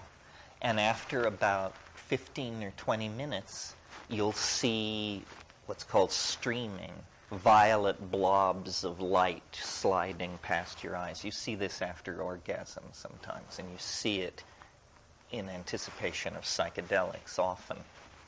So that will happen. And about 3 minutes after that, it becomes dramatically visionary and quite bizarre. I mean, on a par with DMT, these stretching, sucking, liquid things, and very bright, the hallucinations. And interesting to me, I've never had this with any other compound. I was sitting in darkness in a house with a big pyramidal skylight and the moonlight shining in the perfect circumstance for hallucinating with eyes open, sharp edges against darkness. Eyes open, there was absolutely nothing going on. I would close my eyes, and it was as dramatic as turning on a light. It was that quick. There was no transition. It was just I would close my eyes, and here would be these slowly undulating three-dimensional tunnels and recessional surfaces and stuff. So I find it quite fascinating. And then to the chemist, it's extremely fascinating because it's in a class of compounds unknown to contain psychoactive compounds. Well, now they're going back into it, and with liquid CO2 chromatography, very cold solvent chromatography, which is very precise and non-destructive. They're finding a whole family of these salvanorine compounds. And what this will lead to in terms of psychedelics, treatments for mental illness, who knows, you know? It's amazing that 30 years, 40 years into the psychedelic revolution, we would discover not a new compound, Sasha does that 3 times a week, but a new family, a new chemical family with psychoactivity. That's a new continent in the world of neuropsychopharmacology. And then the other thing that people are doing that is very shamanic and challenging and good thing to do is, you probably all know about ayahuasca, this South American combinatory thing where a monoamine oxidase inhibitor, Banisteriopsis caapi, is combined with a source of tryptamine, DMT, usually Psychotria viridis. And because of the MAO inhibition in the gut, the tryptamine, which would normally be destroyed at that point, it passes through into the bloodstream and then passes the blood-brain barrier. So you can make DMT orally active if you complex it with an MAO inhibitor. Well, a whole bunch of people have realized that in most environments in the world, there are tryptamine sources. And so if you could combine them with an MAO inhibitor, you could create local variants on Amazonian ayahuasca. And they call this pharmahuasca, or anahuasca, meaning analog ayahuasca. And what people are doing is they're using Pagamen harmala as the MAO inhibitor, the seeds of Pagamen harmala. These are little black seeds, and you can get them from seed companies, or you can get them at Iranian markets, and they call it hurmal. And it's sold in Iranian markets to be thrown on hot charcoal to fumigate rooms. I mean, this is just a traditional use of it. It kills fleas. It's a very nice smelling thing and a kind of an incense. Well, if you take 2 grams of these little black seeds and grind them down, that will inhibit your MAO very effectively. And now, any DMT-containing plant that you orally ingest will become active. And it turns out that DMT is very, very common in nature. It's the commonest of all hallucinogens in nature. It occurs in numerous grasses, in leguminous trees. It occurs in the Rubiaceae. It occurs in the Myristicaceae. On and on, huge families implicated in this. It even occurs in certain species of fish. It occurs in human metabolism. This is interesting. A Schedule I drug that you are carrying around in your body, every man, woman, and child on this planet. Kind of the ultimate catch-22. Everybody is breaking the law. You must have realized that anyway. These things can be complex together. Now, some of the DMT sources that you might want to be aware of are phalaris grasses. These are prairie grasses, and some of these strains are pretty stiff.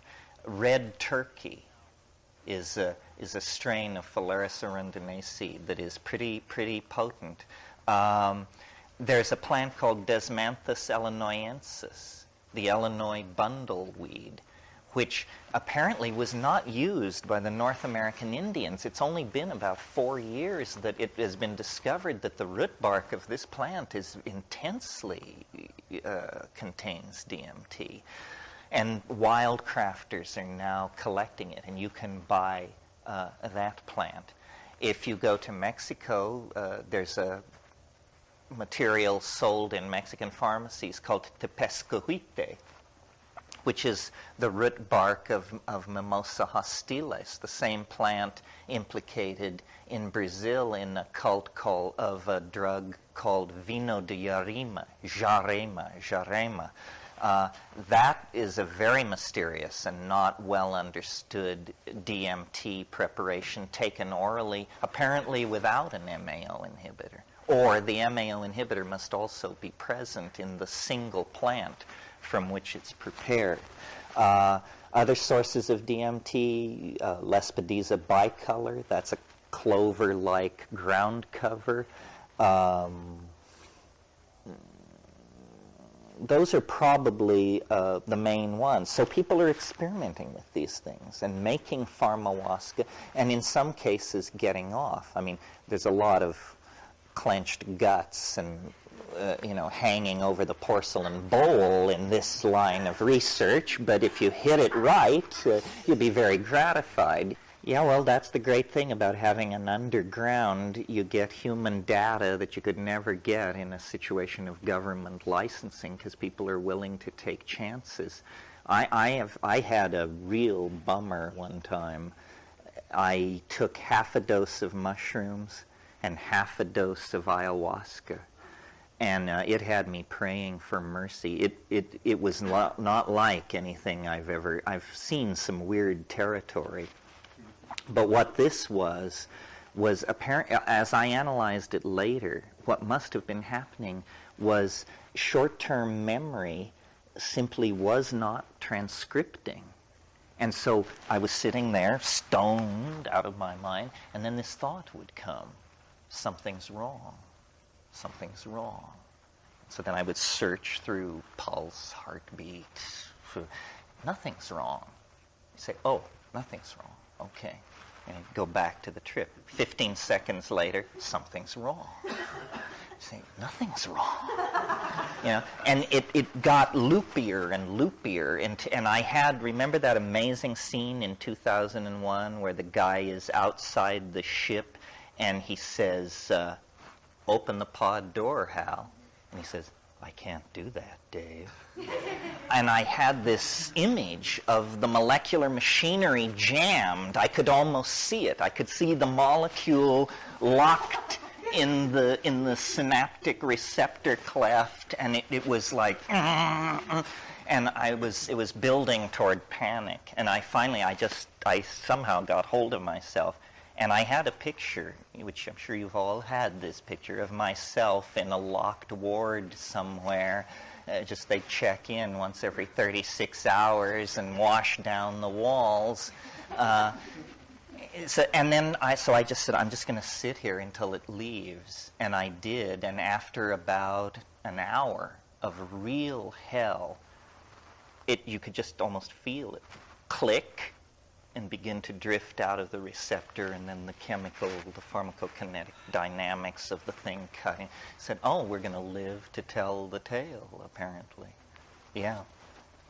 There is a wildflower that grows in the spring in the fields in California that I don't know the name of it. Those little purple flowers, and if the plant's allowed to continue to grow, it becomes a woody stemmed green leaf, sort of a sage green, with a stem of little purple flowers. I'm sure some of you must know what it is. They also come occasionally in yellow. When I walk through a field of those, I smell DMT.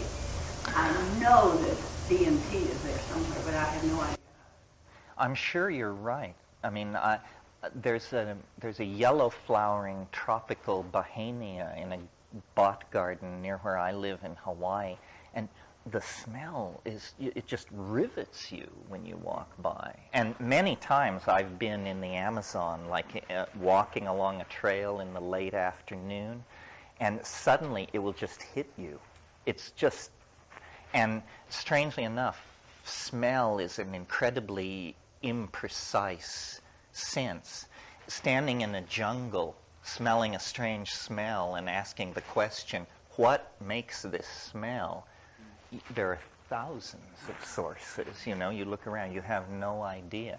But yeah, I think it occurs in as a volatile in flowers, as some kind of an attractant. It has a sweet, sharp, indolic smell that's very piercing.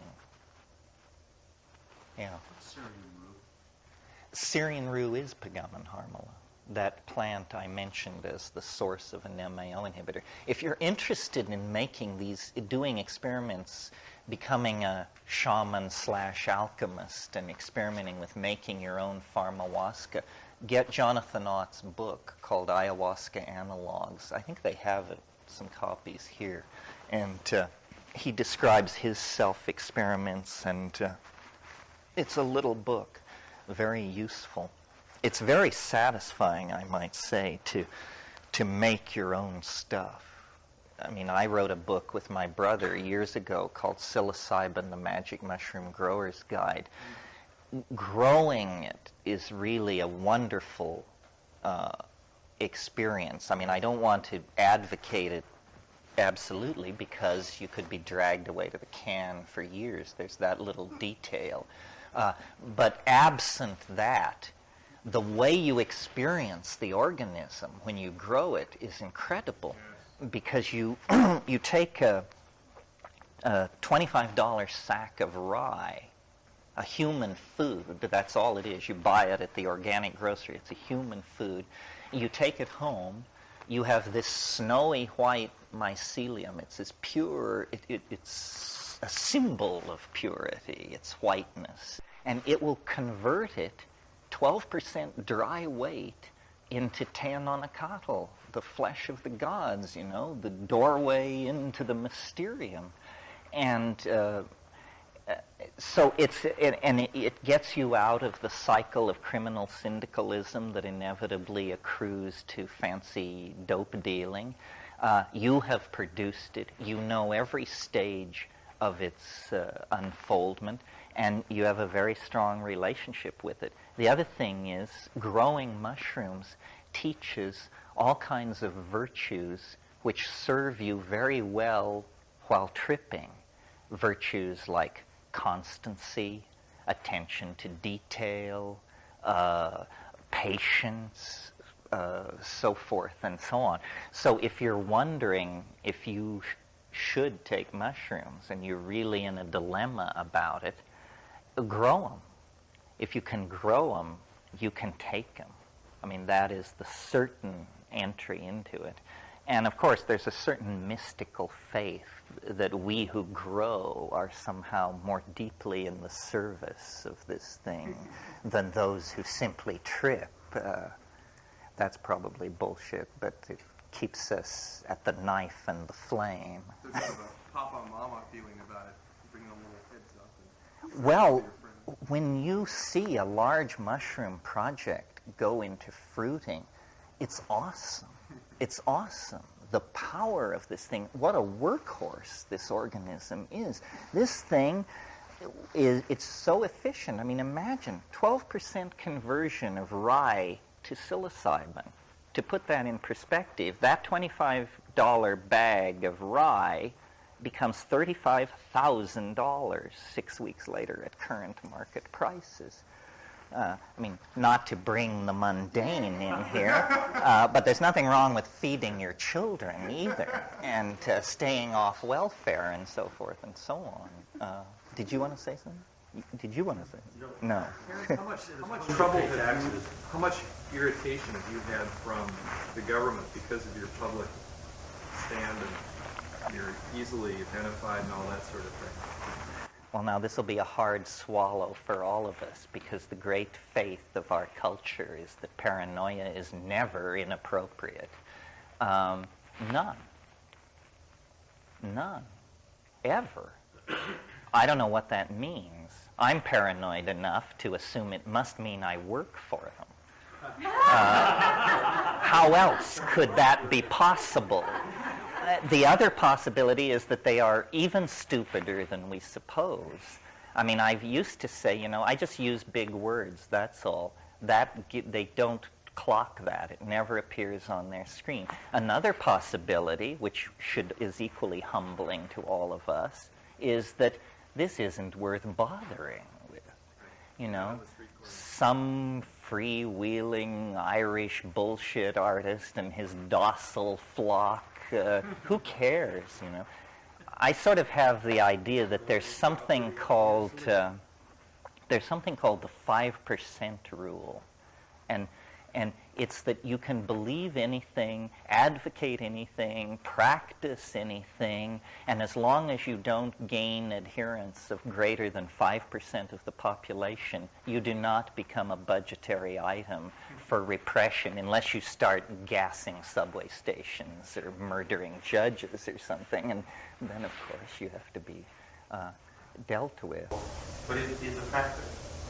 I worked with paramedics for 5 or 6 years, and we get Tylenol overdoses. And the sad thing about it is most people are making private health, thinking, it's just Tylenol. They'll be able to do something, and they can't. It's scary stuff. Lots of Prozac admissions. That's interesting. Well, Prozac is a very peculiar drug in the sense that it never seems to work the same way twice. I'm not sure. I think timing is very important with Prozac. I really think Prozac hasn't been understood. It's being used to treat depression.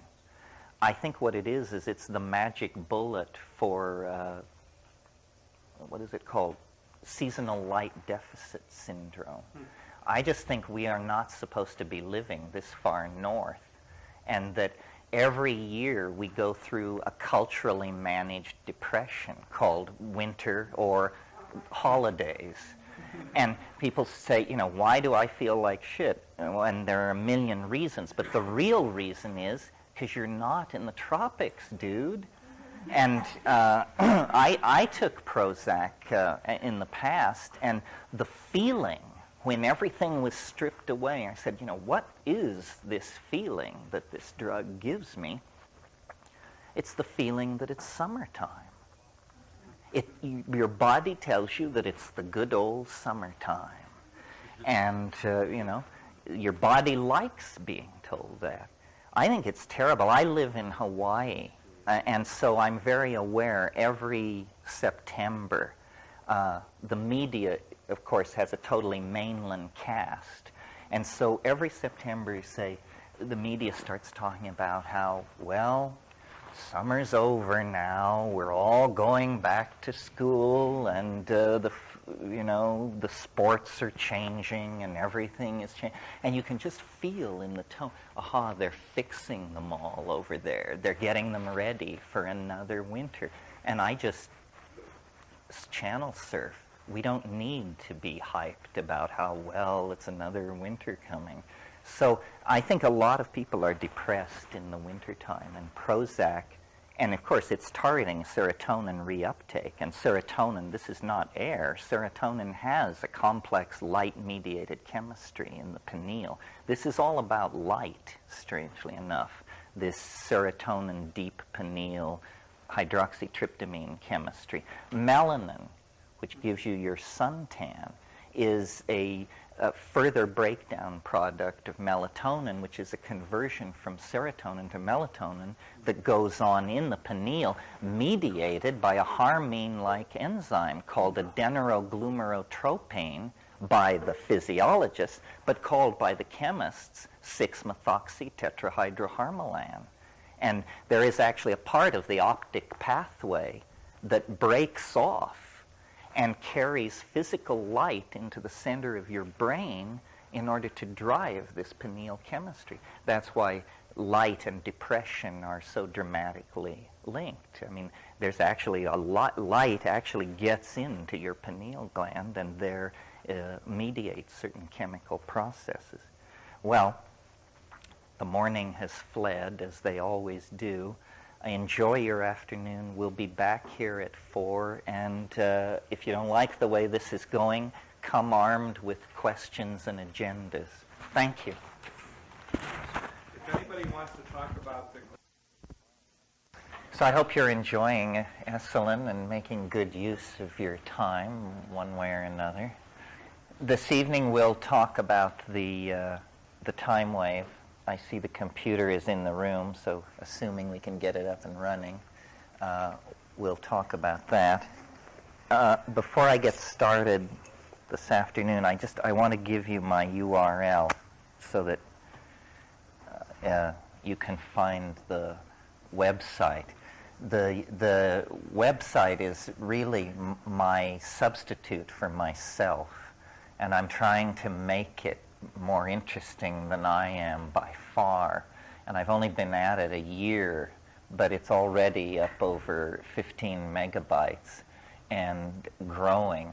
And the idea is that if I have some enthusiasm, I put it on the website, and then even though my interests may wander elsewhere and I no longer care about reform in the Seychelles or something else, it's there in its pristine form, spell-checked, illustrated, hair-combed. That's the way we want to be seen.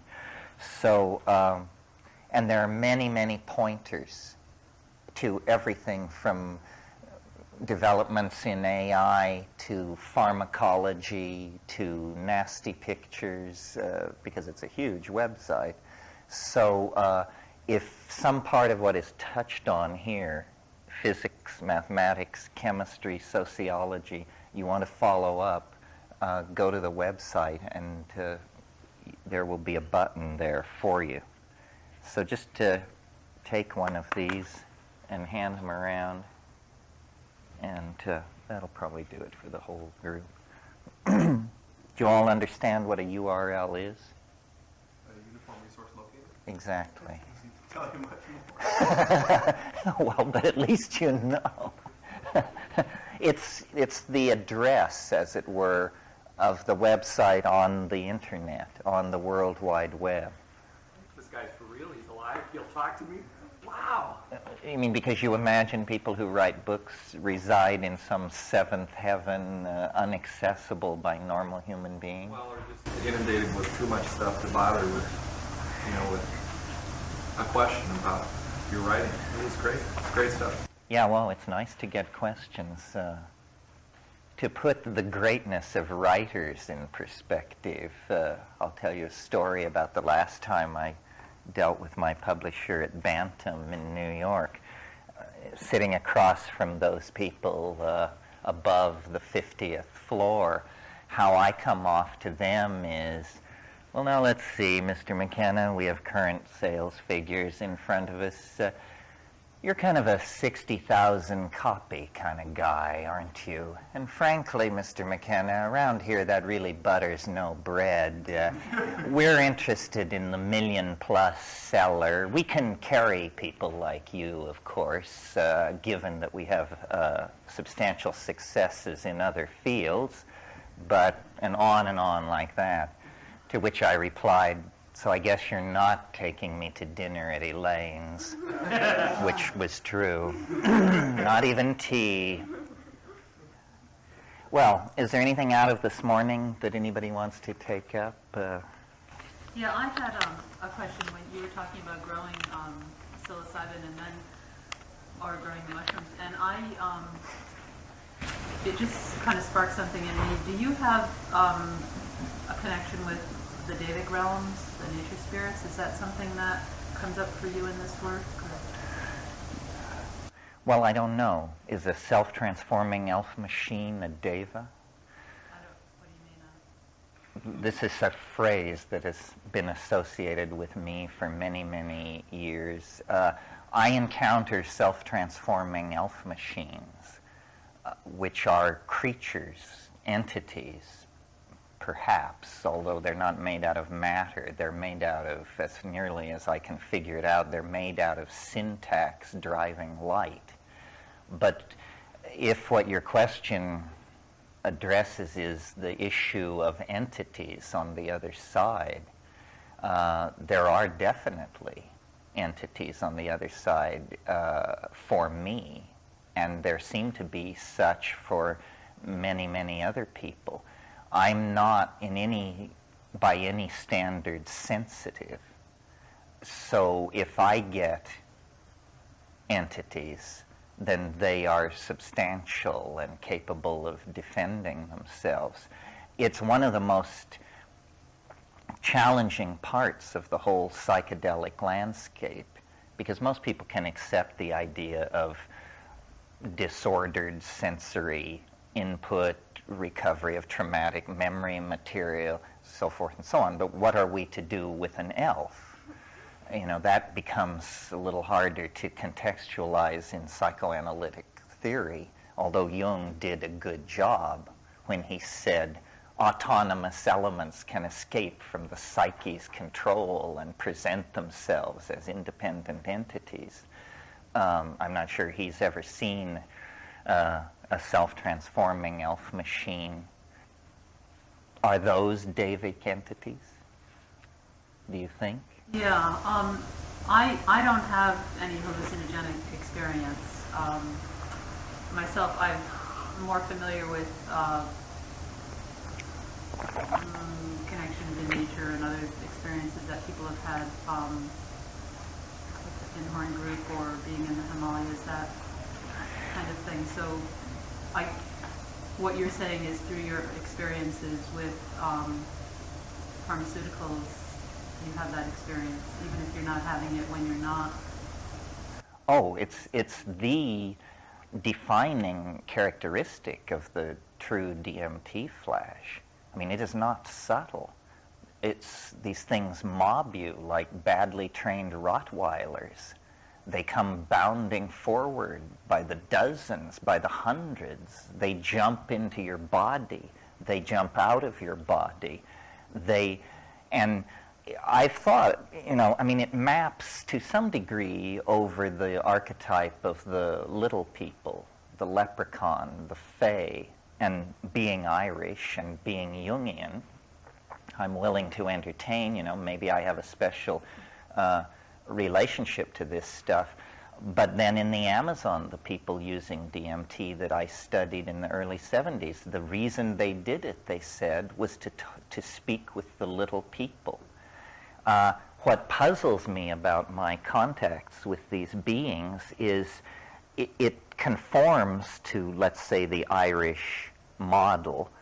They are small, they live under hills, or when you're with them you have a sense that you are somehow underground. They are full of merriment, almost to a manic and frightening level. It's sort of like a Bugs Bunny cartoon gone berserk. They are friendly, but play rough. In other words, it's a land of explosions and falling anvils. It's like a Roadrunner cartoon or something. But the overwhelming feeling is love, but I spell it L-U-V to distinguish it from the ordinary kind, because it's just this kind of crazy, childish affection. And they're delighted to have me in their presence. Well, now that all sort of corresponds with the Irish model or with worldwide folklore of little creatures, little people in the woods. And that's specifically. Mm-hmm. What's happening that is not mappable onto fairyland or leprechauns or Findhornian beings or anything like that, or anything else I've ever heard of, is that these entities have an agenda.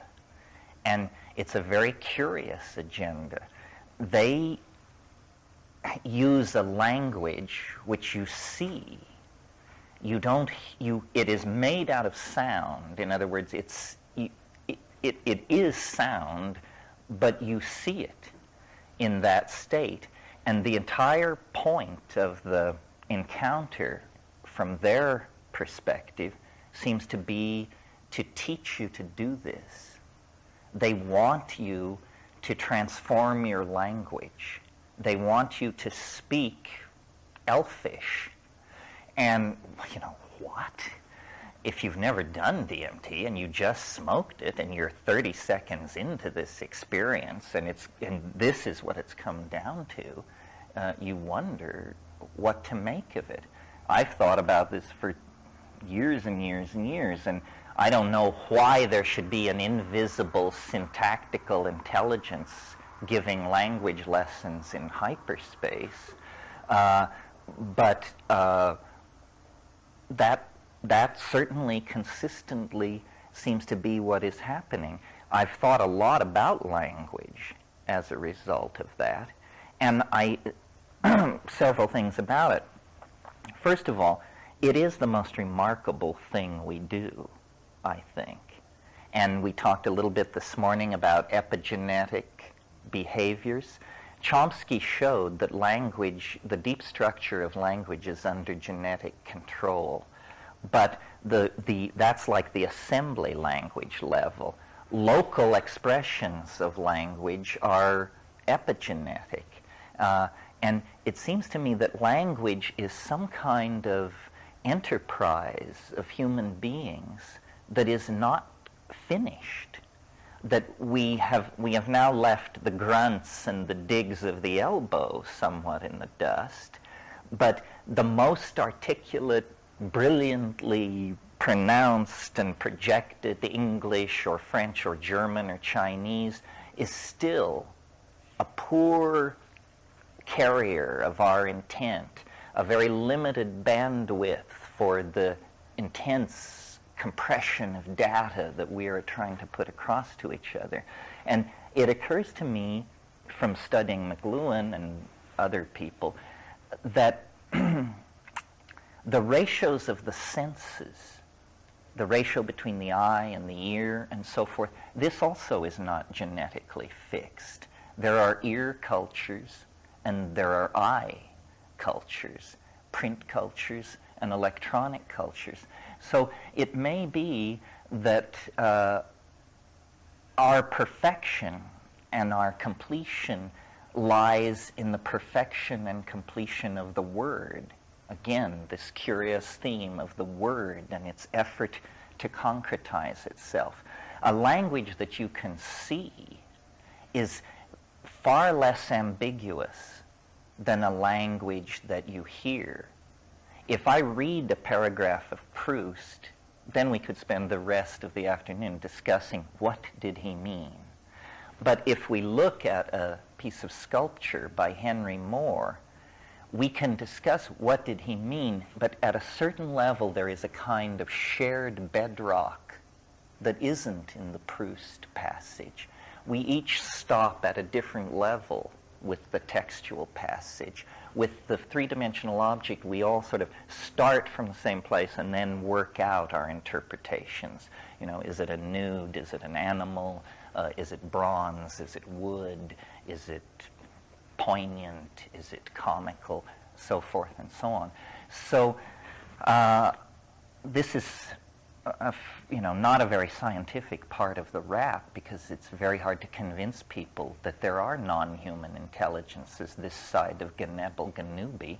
And when you tell them that these non-human intelligences are accessed through the diminutive mushrooms growing on their front lawn, they just write you off as a squirrel. But this question of the non-human intelligences is very, very much on the agenda. All shamans in all times and places have claimed this. And the thing that so pleases me about DMT is, a lot of people will not take a psychedelic like LSD or psilocybin or something because it lasts hours and hours. Inevitably, a thing lasting that long, you're going to end up dealing with your stuff, your anxiety, your fear, your this and that. And a lot of people don't care for that sort of thing. Whether that's good or bad is another issue. With DMT, it lasts 4 minutes. And so how lost in an examination of childhood trauma can you get in 4 minutes, especially when you have hundreds of elves tugging at your coat sleeves? So it's really an incredibly powerful tool. You know, we have the UFO people claiming there are non-human intelligences, but they have no method a reliable method of contact that works for a skeptic. The great thing about DMT is it doesn't require belief, a quality I mentioned last night as belonging to the truth. The truth requires no belief. It is the truth. I'm sure there are probably people listening to my words at this moment who have encountered these entities. This, to my mind, is the great and chilling mystery in the center of the psychedelics. And once you've encountered these things, you have to take them seriously, to the point of you have to understand, where do they fit into the great order of being? What are these things? How can there be a life form not made of matter? In other words, how can they be intelligent and coherent but have no fixed body outline? Is the universe in fact populated by non-human, non-material intelligences that we somehow contact using drugs? I mean, that's one possibility. That's the question, yes. Where are they when you're not there? Is it an ongoing thing? Is something going on this planet? Are these the controllers? Are you getting into a back channel that weren't cleared for? Or, and this is to my mind the most chilling and appalling and exhilarating possibility of all, when you go back over the shamanism thing, you say, you shamans, now where is this all coming from? They will tell you it comes from ancestors. Well, that's a cheerful and fairly sanitized concept, but when you deconstruct it, ancestors are dead people. What is actually being suggested there is that there is a kind of ecology of souls, one energy threshold over, that is co-present with this world. Well, strangely enough, that's what the Irish myth of the Fae says. It says these are dead people. These are souls that linger in our environment, and this is what souls look like. Again, folklore is only a guide, but if what we are dabbling with, if what lies at the end of the road of shamanism is the dissolution of the boundary between life and death itself, then the million-year intuition that this was a path worth following will be dramatically vindicated. And one of the reasons I've preached DMT so furiously is I just want a larger body of people to take it so that we can compare data. We need to understand, how is this possible? It raises a whole host of questions. One is, not only how is this possible, but then given that it is possible, how has it been kept secret? How can millions of people go to the grave, raise children, hold jobs, so forth and so on, go to the grave, and the news of a doorway standing that agape hasn't penetrated? I mean, most people believe they're imprisoned in this world, and that the only hope is maybe 15 years at the ashram and hideous acts of self-abnegation and control and so forth and so on. And actually, the boundary between us and an unspeakably bizarre world, it's 30 seconds away at any time, as long as you have DMT available to smoke. That's appalling to me. I mean, it means we don't know nothing. Yeah. You talked about trying to map your experiences onto the myths. I wonder if it's possible that you could look at the myths for information of mastery. That is, we've no longer masters of this doorway. We're trying to rediscover a mastery that's been held for thousands of years. maybe there's something that we can find in the myths that tell us a behavior or a mode of being in that state that would be useful. For instance, catching the leprechaun and getting the pot of gold implies there's some kind of game we can play with them that yields some value. Yeah, well, the classical myth about leprechauns is that they want to keep you. If they catch you, or if you mess with them, they'll hold you. And then you have to bargain your way out. And the bargain is always the solution of a riddle. Notice that what's happening here is it's all about linguistic prowess. It's all about poetic skill. It's all about language ability. Only the eloquent, only the clever, only those who are masters of riddlery and pun are acceptable to these entities. Apparently that's what they value. Why? I guess because they're made of language. So, and they themselves have, when I try to describe to people what they are or what they look like, various things can be said. They're like self-dribbling jeweled basketballs.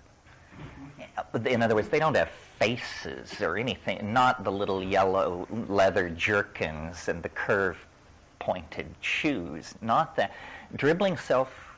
Self-dribbling jeweled basketballs, and they use the language to make objects. That's what this language, how this language is different from ordinary English. English, we can make meaning. The DMT language makes objects. It's like a higher dimensional language. And so these things bound forward with the complete purpose of delighting you.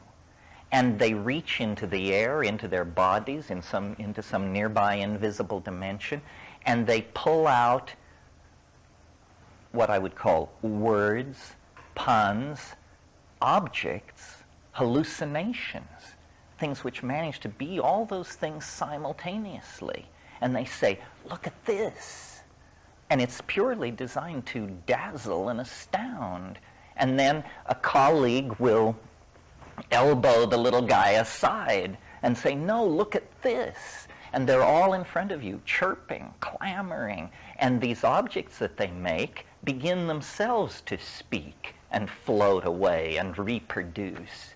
And you've arrived. 30 seconds ago, you were sitting in a room with your grubby friend somewhere pursuing spiritual understanding. Now this is going on. And it's very hard to not be horrified. I mean, the cognitive dissonance, the neck-snapping switch of dimensions, and then after about 3, 4, 5 minutes, it retracts.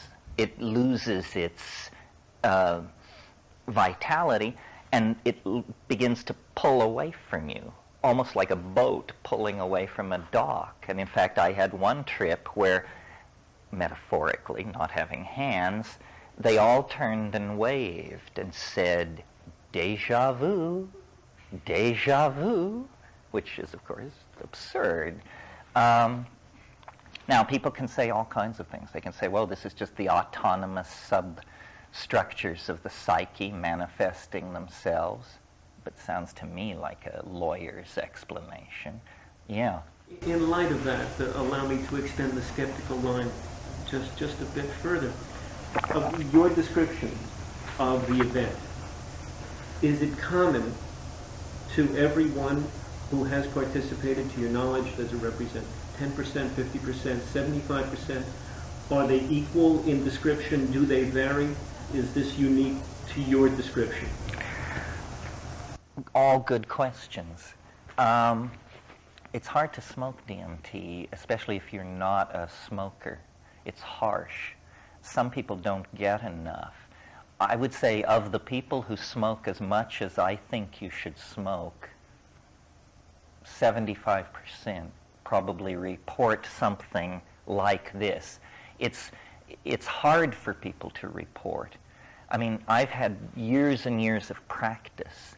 What I've just told you about this is an incredibly crumpled, compressed, edited version, because what is really happening in there is unspeakably bizarre, unspeakably bizarre. That seems in fact to be its quality, that it is unspeakable, and that therefore in order to speak of it, you have to make a leap of faith to this higher order glossolalia-like language. Ayahuasca is a slow release DMT if you deconstruct it pharmacologically, so that instead of it happening, DMT, instead of it happening in 4 minutes, it happens over 4 hours. Again, at very high dose ayahuasca and at very high dose psilocybin, these entities begin to emerge. When I take psilocybin, sometime in the second hour, I pass through a place which I've learned to recognize. It's a feeling, and I call it elf country. And there are no elves, but there's a feeling. And then I call them, and following the directions of a favorite episode of I Love Lucy, I call them by saying, "Come in, little green men, come in, little green men." It's simply a permitting. It's simply an invocation. And then they approach like a Newari band from a distance. You can hear the brass and the drum, and as they get closer, and it begins as a sound. It's very interesting. It begins as a sound, and as it gets louder, there comes a point where imperceptibly it becomes visible. And then all I can say is it gets bigger, just like someone marching toward you through three-dimensional space. And so it goes from being a little phenomenon on the horizon of your awareness to you're there, you're with them, you're playing the tuba, you're marching along, it's happening. And then they sort of peel off and march away and leave you in the same way they came. The archetype of this phenomenon, as far as I can tell, is the archetype of the circus. DMT is somehow the cosmic circus. And if you analyze what the circus is, it's a closed environment of permitted outrageousness that roves the straight landscape, setting up in one town and then another and then another. And it's a thing of wonder and light. And carny people are loose. They're not like you and me. I remember in the little town I grew up in, every 4th of July, the carnival would come to town for Cherry Day. And we kids were told we couldn't stay out after 9 o'clock when the carnival was in town, because there was just this aura, more liquor was being consumed, more people were staying up late, so forth and so on. And if you analyze the circus, it has all the elements of the DMT thing. I mean, there's the center ring, the clowns. And Henry Munn, in a wonderful essay on psilocybin mushrooms called The Mushrooms of Language, describes them as self-performing acrobatic bits of grammar, is how he describes them. This is clearly the same thing. The circus is a wonderful place for children, but it has behind that a dark side. I think my own earliest reminiscence of what I could call erotic awareness, I must have been very, very young, under 3, because I was being held by people. And I was taken to a circus, and there was a woman there in a tiny G-string costume, spinning, hanging by her teeth up near the center, and it was all there. Death and eros and risk and drama, and I got it. So there's all that in the circus. But then there's also the wiggy side, the bearded lady, the goat-faced boy, the thing in the bottle. That's all just off the main event. And then the circus packs up and leaves, and everything is the same, except there's some crumpled paper blowing around in the wind. And every little boy and girl worth their salt wants to run off and join the circus. So this is the archetype of DMT, a completely self-contained, transformative world filled with all kinds of implications. It's incredibly mercurial. It's incredibly trickster-like. Yes, it's as though Hermes had divided into 1,000 subalterns, all set going at once. Well, the blooming and buzzing confusion which the infant experiences is the same world we're looking at right now, except that the infant has no language for it. Now, the interesting thing about the DMT thing is you have no language for it. That's interesting point number one. Interesting point number two, somebody arrives on the scene eager to provide language. That's suggestive. So it seems like what they're saying is, we've stamped your passport, you're over the border, but no one here speaks English, so if you want to make yourself understood, please pick up the local lingo, Johnny Pronto, and in fact we've assigned a team teaching group. The feeling of the DMT thing, and this is why I entertain the possibility that it might be an anticipation of death. What happens when you smoke DMT is there's an initial kind of handshaking confusion, like when two computers meet and exchange protocols. There's a 30-second period where everything sort of gets sorted out, and this thing forms like a mandala. I call it the chrysanthemum. And it's a rotating orange-yellow floral circular mandalic thing. If you have not taken enough, it is a kind of rubberized membrane or something. If you haven't taken enough, you'll hit it and bounce off and have this really ambiguous experience, which is pretty horrible, actually, just kind of confusion which slowly goes away. But if you've taken enough, and the key to taking enough, and here comes a piece of practical advice that may be worth more than the entire workshop, the way to get off on DMT is after you feel completely peculiar, you have to do one more enormous hit. This is where courage comes in. Most people, they take it and they say, it's working. This stuff feels really weird. It's really working. Say, do one more hit. And they say, no, it's working. Say, no, do one more hit. So then you do, or we say you do. You penetrate that membrane, and you go through a series of, to me it's like a ramp, but it's like a series of diastolic compressions that push me forward. Birth canal analogy, obviously. And then I break into the elf dome, or the hive, as I call it. And certain intuitions accompany this without any rationale. And one is, I'm underground. This place is warm, it's domed, it's reasonably well lit, but there's enormous weight above my head. I'm far under the earth somehow. Fairies, as we all know, live under hills.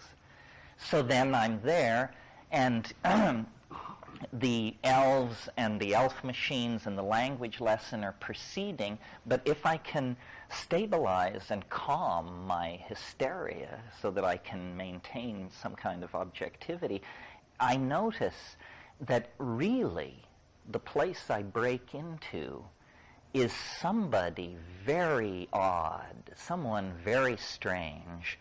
It's their idea of a reassuring environment for a human being. Somebody who doesn't know very much about human beings, but who's really trying hard, built this terrarium of arrival. And it has the aura of a maternity ward. And I've thought, these self-transforming elf machines, which I take so seriously and try to make the basis for a new ontology, they could be nothing more profound than those plastic shapes that we hang over a baby's bassinet to teach it to coordinate space and color. In other words, what those things are is they're educational toys. They aren't the main clam. They're not in charge of the hospital. They're just something dumped in your arrival playpen to keep you happy while the doctors make the observation. And the doctors never appear. And the whole thing is pervaded with a wonderful affection and zaniness. It's completely life-affirming.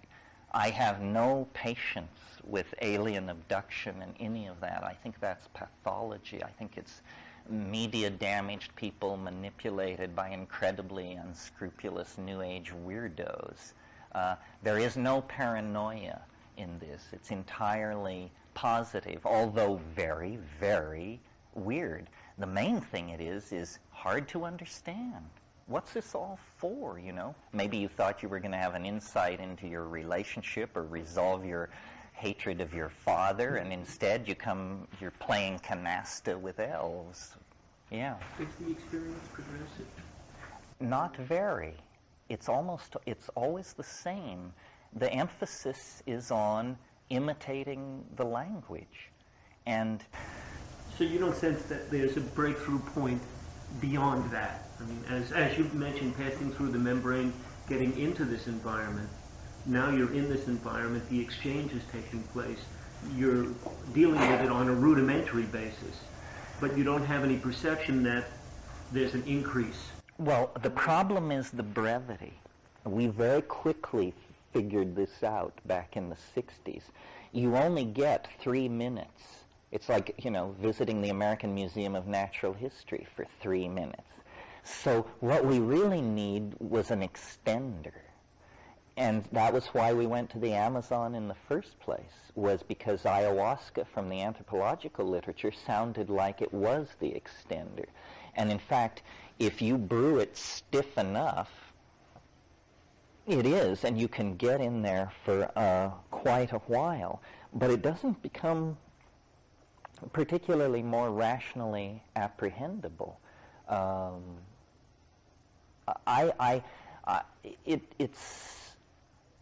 It's a great mystery. It's a puzzle. It shouldn't exist. It's the thing which you don't believe exists. It does. This crazy idea. You're talking about elves. I'm thinking about Santa Claus. And flying in a sled, and having a red-nosed reindeer, and seeing in the dark, and reindeers eating mushrooms, and so I'm wondering about these elves that are giving presents. You want me to extend your list for you? Santa Claus's colors are red and white. Santa Claus is associated with the spruce tree. The spruce tree is the mycorrhizal symbiote of the Amanita. The Amanita is associated with magical flight. Santa Claus flies. The Amanita is associated with reindeer. He flies with the aid of reindeer. He makes gifts for all the boys and girls in the world with the help of elves. Elves, in all traditions, are what are called demon artificers. They make things. That's what elves do. Whether it's shoes or gold jewelry, or they make things. Elves are artificers. Now, what else before I leave this theme? Santa Claus lives at the North Pole. The North Pole is the axis mundi, the Yggdrasil, the magic world ash of Norse shamanism, grows at the North Pole. You pile all this stuff up and you say, this has got to be an ancient memory of an Amanita cult.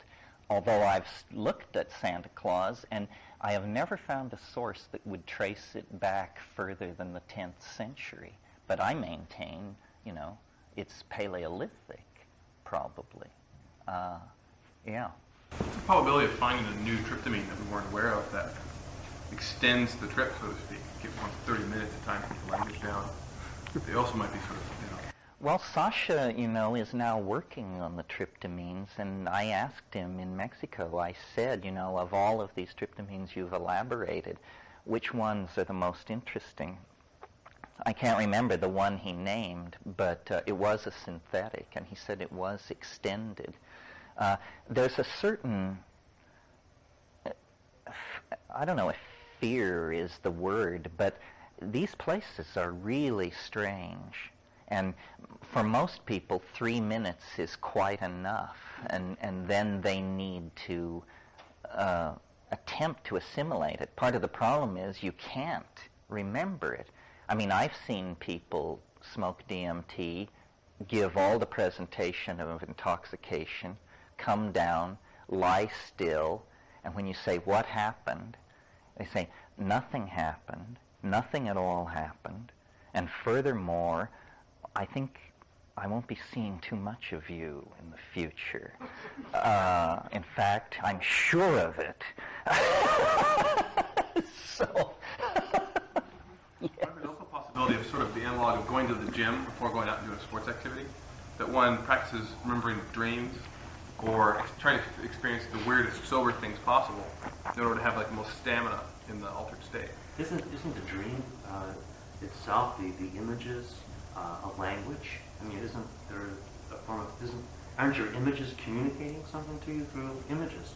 you mean in a normal dream? In a normal dream, there's the citizens of the dream Yes. that come, and they, I mean, depending upon whether you're visual or auditory or whatever, they're communicating to you as well. So you're watching, observing and participating and feeling, and you're getting messages at the same time. Well, and the dream world itself is very bizarre. I have recurrent dreams. A lot of my dreams are recurrent, and I had an experience recently. I was having a recurrent dream, and it was basically I was in a restaurant, and this guy was taking my order, and as I looked at him, I realized I had seen him before in a dream. And I said, I've seen you before, but it's been a long, long time. And he said, yeah, well, I went to Alaska and worked the salmon boats for a while, but now I'm back. It's like, So, Well, shamans would report that because they're always interacting with the same power sources. That's what they say. They're getting new ones, but they're interacting with the power sources. That's right, yeah. When you're talking about the images that you're describing, what happens to my understanding is it sounds like these are the keepers of the patterns of life, in a sense. They're the keepers of the DNA, or when something comes into life, a species or a species exits life, that there is a gathering up of the patterns, and that the life itself, we don't understand that realm or that form, but maybe in this altered state that we get to go into and see what it's like to gather up patterns and in a sense illustrate to us how the patterns, because it's kind of like it's a joyous thing, life in itself, and that the keepers would be something. Well, imagine how astonishing it would be if we could confirm that there was something beyond death, and that in fact it was not only there was something, but whatever this something was actually looking back at us.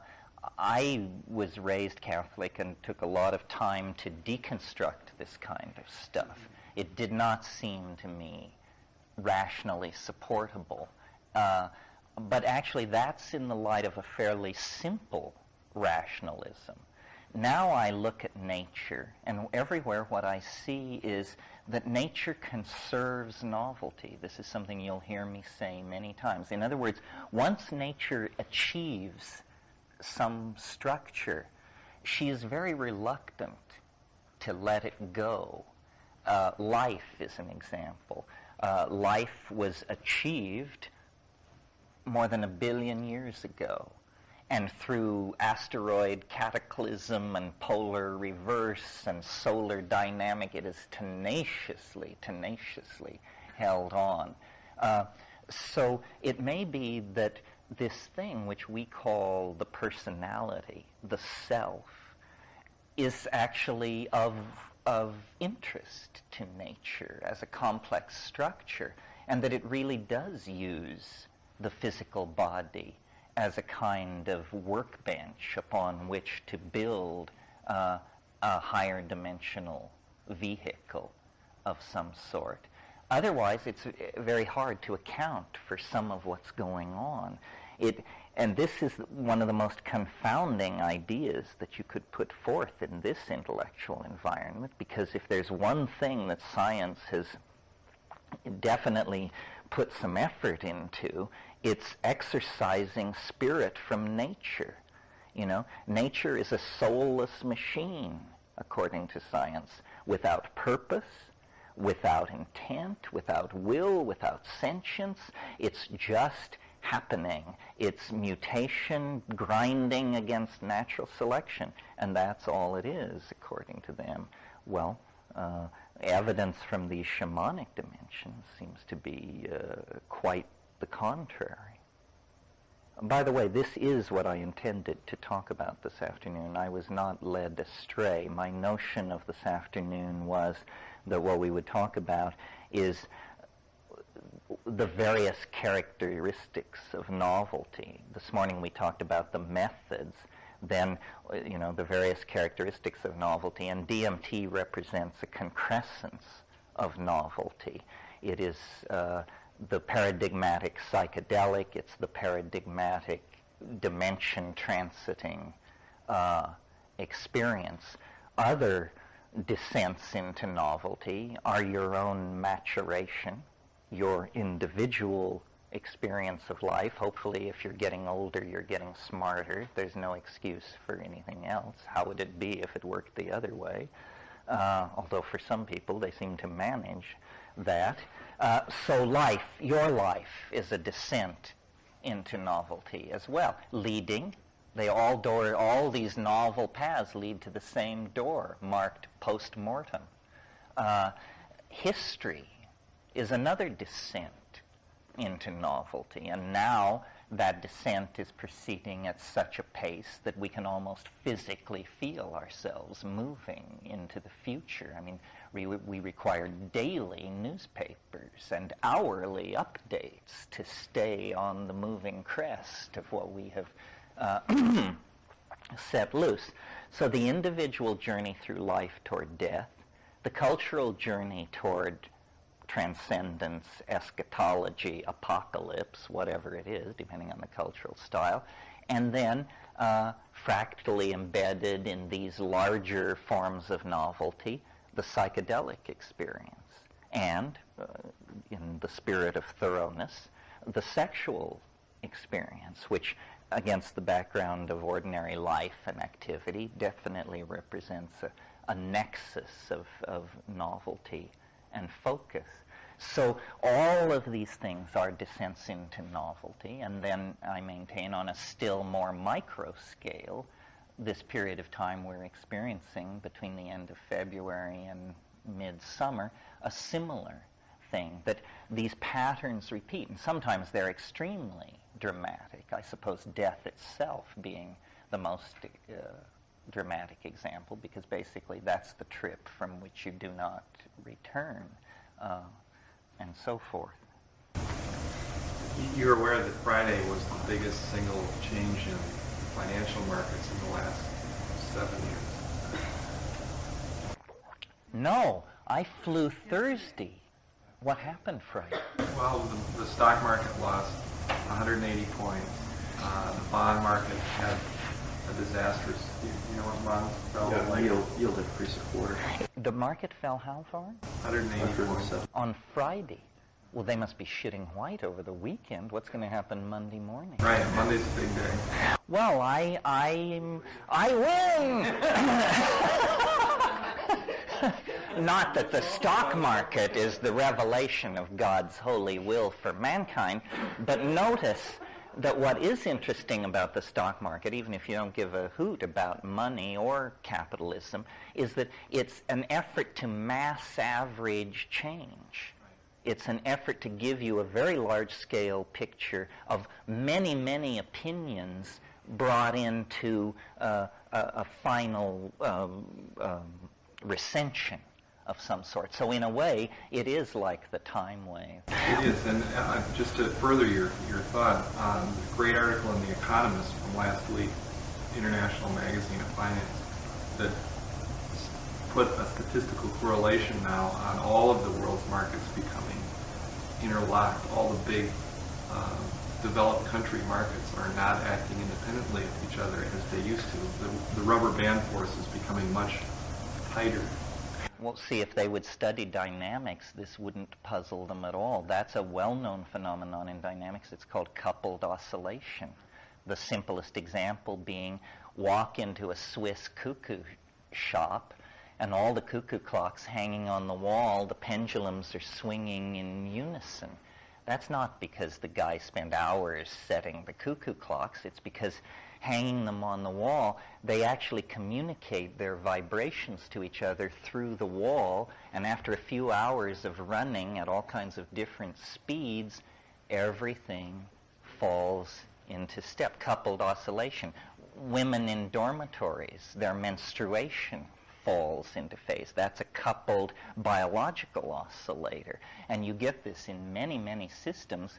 And the problem with it is, in something like a stock market situation, is it then tends to amplify small perturbations into very large perturbations, and the entire system then tends to destabilize. Well, that's very interesting. Next week could be major. The way the descent into novelty will work is there's no earth-shaking moment. For many months preceding the 25th of February, and we'll look at this tonight, but for many months preceding the 25th of February, things have become more and more locked, conservative, recidivist, whatever you want to call it, habitual, traditional, repetitious. Then the cusp was the 25th of February. Well, but you don't feel the earth move. The 26th is not greatly different from the 25th. The 27th is slightly more different. The 28th still slightly more. But over the next 2 months, every day will mark a greater descent into novelty. And as I say, a worldwide economic collapse would certainly precipitate all kinds of other changes. And there's plenty of instability in the system. And the Chinese are playing with the idea of world war, or at least their military are, while the political people are busy dying. Once you get the internationalist rhetoric out of Marxism, what you have is National Socialism. So it isn't communists that are about to return to power in Russia. It's National Socialism that's about to take power in Russia. That's a terrifying possibility. And then, of course, as I said, the unexpected, which can be anything from asteroid strike to technical innovation to Ebola outbreak to political assassination. These things are, you can bet on the unexpected. It's the safest bet on the table. Yeah. The curious thing for me, again, going back to millenarianism, is in a sense the construct is an abstraction. We are not reaching the year 2000. In essence, means nothing. It is the energy that we bring to it that, in a sense, creates the atmosphere for the events to take place. Well, you mean that that the year 2000 is no different from any other year? Exactly. Well, except that if you look at the way society frames its values, one of the largest value frames that we have, perhaps arguably the largest, is the calendar. And so once you accept a calendar, then its rhythms become automatic. And so here we are facing the turn of 1,000 years, which, you're right, in and of itself, it's nothing, but because we are psychologically driven by it, it becomes something. You can hear these politicians, if they have no rhetoric, they just use the calendar itself as a rhetorical launching pad and try to make that seem like progress. Here's a progressive program. We'll turn the millennium. Well, we're going to turn the millennium, and whether it's progressive or not. There will be a lot of Christian hysteria as we approach the millennium, because it's not only, well, it's their last chance. I mean, I don't think anybody believes that in 3000 Christianity will be making a major push. This is their last chance to deliver, and they are very confident of the delivery, and so there is a spreading hysteria. And of course, whenever society becomes incomprehensible, people assume that the end is near. And that seems to attend that spreading social confusion. Millenarianism is inevitably, well, not inevitably, but largely a phenomenon of the displaced, the economically desperate, and so forth. Yeah. Now, what do you think is going to happen? Is there going to be another nativistic movement, or a large cargo cult? I mean, what's going to happen? You mean over the next 10 years or so? Pat Buchanan. I don't think so. I think Pat Buchanan is discovering the world is even more novel than he supposed. You know, if you've never won and you win, that's novel. But now it's time to win again, and it's no longer novel. You're back with the problem you had before you won the first time. I'm very hopeful, because as I look at large scales of time, I see that what has always been conserved is greater richness of opportunity, greater freedom. And the way I define the ultimate omega point of novelty is it must be the place where all things become possible. How could it not be that? Because that's what novelty means, is strange things being possible. Well, when all strange things are possible, you've met the novelty maxima. Well, how could such a place exist? Well, it couldn't unless you move into hyperspace, or if you invent time travel, or something like that. Then you break the forward momentum of linear history. But that's conceivable. I mean, there's no reason intrinsically why time travel is impossible. And time travel is simply a Romana clef for transformation of energy and matter on all scales. Time travel is faster than light travel. These things all become the same thing. And there is no reason why these things can't be anticipated. You know, the whole purpose of data coordination, whether it's occurring in an amoeba or a mega international corporation, the purpose of data coordination is to predict the future, always. I mean, that's what your senses do for you. You know, notice when you look over there and decide to walk over there, you're also deciding to walk over then. In other words, you are coordinating data to move through time and space toward a future point. And the whole evolution of life, on one level, can be seen as a conquest of dimensions. You know, the earliest forms of life were fixed slimes of some sort. And then motility, motion became a possibility, but just basically groping in a linear line, unable to see what is ahead of you, unable to see what you've just left, but groping.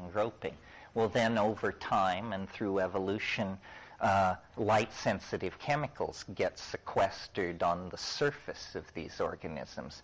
And now they have a gradient that tells them where light is, and they can go toward it or away from it. They are gaining dimensional sophistication.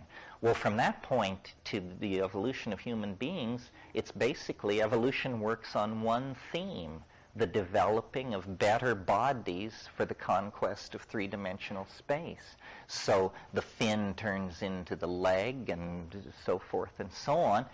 And then finally that's like fulfilled in higher animals.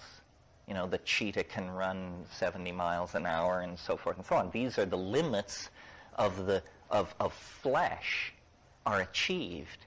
But then at that point, mind begins to flex its muscle and move forward. And what is language but the ability to recreate the past in the present, or to recreate the hypothetical in the present. In other words, in a world without language, experience is always being lost. You have it, and then it goes away. If you can talk about it around the campfire and tell the stories, then the past stays with you. And the ancestors accompany you on your journey through time. Well, then if you get still more sophisticated and begin to write, now not only the great myths, the enduring triumphs and tragedies of your group can be kept, but all the minutiae, the tax records, the tallies of crops bought and sold, the king lists, everything can be. And now, you know, through the transformation of media electronically, we essentially, the past is a file in our world, and the file is more and more, you know, once we have VR, much of the past will stay around as an adjunct to the present. On the other end of that equation, we have developed incredibly powerful mathematical tools for predicting and extending data into the future. It's terribly, terribly important. The stock market is a good example. I mean, we need to know how these markets operate in order to avoid social confusion and breakdown of social systems. Inventory theory is a place where, you know, you need to know 6 weeks, 10 weeks out where you're going to be, because if you're warehousing a lot of stuff, you're losing money. If you can refine your predictive understanding of how your market operates, you can save a lot of money. You can save and make money by predicting the future. This has not been lost on anybody. And so there's a great deal of interest in doing this. Well, if this is a valid program of research, then its holy grail would obviously be as complete a prediction of the future as is feasible. And I think, you know, the time wave and catastrophe theory and complexity theory and these things are new techniques and new styles of trying to approach that ideal. Yeah. What constitutes something that clues you in and say, wait, that was a novel, that typifies novelty? Because things that I've been hearing about so far have to do with like presidential elections or stock market crashes. None of that seems to be a novel to me. Yeah, well, that's a good question. Novelty, I think I may have mentioned this, but it's worth discussing. Novelty should never occur without its ghost concept accompanying it, which is its opposite, which is habit. In my version of how the universe works, it's a struggle between these two forces, habit and novelty. And in a period of 1,000,000 years, there's a way to draw the picture of the battle. And in the last 10 minutes, there's a way to draw the picture of the battle. So what is habit? Habit is repetition of activities already accomplished. Repetition is habit. Tradition is habit. Limited risk-taking is habit. I think you get the idea. Novelty, on the other hand, is high risk, new, untried, strange, unusual, stands out from the surrounding environment, and surprises. So against God's intercession into history, Pat Buchanan's win in New Hampshire may not appear to be greatly novel, but that's not the correct scale of comparison. The correct scale of comparison was the expectation that he would lose, you see. So habit and novelty occur in the most sublime and mundane dimensions because they're relative terms. They're always measured against their surround, so that, you know, if you're in some incredibly constipated, ritual-dominated society, and you so much as put a spot of paint on your toenail. Social ripples go out from this. It has to be explained, defended. What does this mean? Who does it challenge? It's a novel act against the background of such constipated expectations. On the other hand, there are societies where full-body elective surgery won't even get a ripple from your gang when you show up at the coffee house. So that's an area where the standards of novelty and habit are different. Over large scales of time, it seems very clear to me that the story of our universe is novelty is winning. Novelty is winning.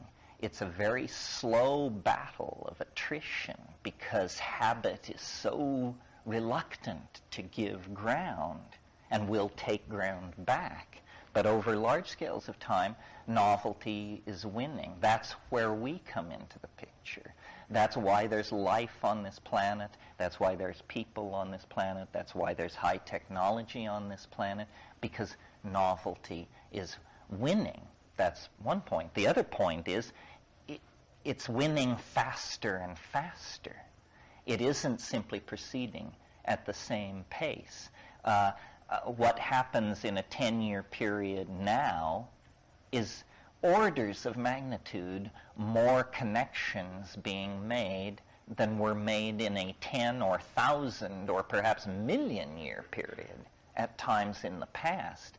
And all time is the connections, the events which fill it.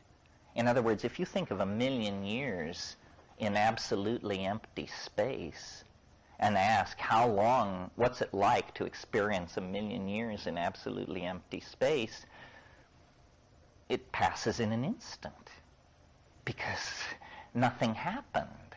If nothing happened, then there was no time. Time is defined by the events which fill it.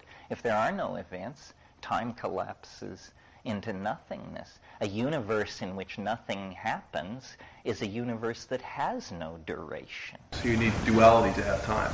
Yeah.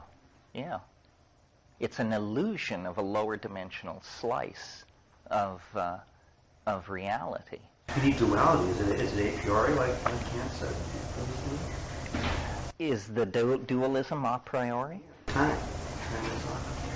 It's given, if that's what you mean by a priori. It's a real thing, and by that we could argue what that means, but it's a real thing in the same way that space, time, and space, gravitation, and energy are real things. It's not a construct of the human mind. Can I try my idea of the reason for the cataclysm that's fast approaching, or Sure. the extension of novelty? Let me start at the beginning. The one definition of enlightenment, one narrow definition, is the growing together of the gap between desire and fulfillment. And I think what we have managed to accomplish with our culture is we've produced a society that is arranging for fulfillment and desire with technological systems performing to their utmost to pull that off. So people are becoming fulfilled on a physical level. They're becoming enlightened technically. But there's no matching change in how they feel about themselves. So there's this horror coming over the horizon of people finding themselves with everything they always wanted and feeling totally not right about it. If that to me characterizes the neighborhood I live in real well. People are going faster and faster and faster with more and more and more stuff and not feeling good about it. That if we get to the end point of that process, we come to a place where people are intensely frustrated because they've got everything but nothing is right. To me, that feels like a change of state time. Well, yeah, somehow it's a real problem because a meme has gotten loose on this planet that is the social equivalent of cancer, in my opinion. And it's what it is it's capitalism. Capitalism does not serve human beings. It serves itself in the same way that cancer does not serve a human being. It serves itself. What I mean by this is that it fetishizes objects, and it tries to tell you that certain objects will make you happy if you can possess them. Well, then you work very hard to possess them, but then you're not happy. At the same time, it is raising these expectations in the hearts and minds of millions and millions of people that it knows it can't deliver to. If you cut all the rainforests and dug all the metals, you couldn't deliver the middle-class American lifestyle to the population of the planet. And the effort to do so would wreck the entire ecological system.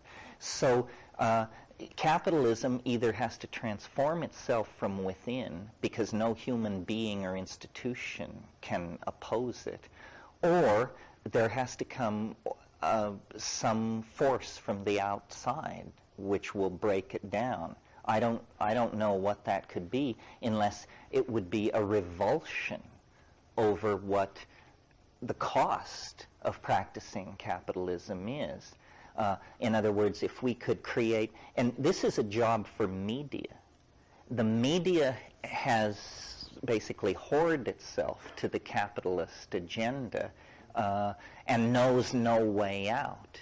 The media in the naive era, before all this stuff was figured out, was assumed to educate and inform the citizens so that rational decisions could be made. That's not what it's about now. Now it's to distort, manipulate, delude, and mislead. What is needed is a rediscovery of inner wealth. This is, again, the psychedelic thing. The reason people fetishize objects is because they have no accessible dimension of inner worth. They feel worthless without the Ferrari and the cuisine art and whatever this object is that they're into. Once you take psychedelics, you discover that you are shabby stuff compared to the inner wealth of your own imagination. But unless you know that, you will always want after that stuff. So my hope is, and it seems to accompany psychedelic use, I think, less interest in material possessions. Not that people dress in hair shirts and wander the byways, but I think people who take psychedelics make and lose money in a considerably more relaxed fashion than people who don't. Yeah. There are several sources of such an enlightenment, that is inner wealth versus external wealth. One of them is trauma. A lot of families who lose a son or daughter or nearly lose one rediscover what their values are. Right. Psychedelic one's a very common one, and since it's at a single moment, it's often recognized as the source. I think oftentimes people do have that kind of enlightenment, but the source is hard to find, or it happens gradually.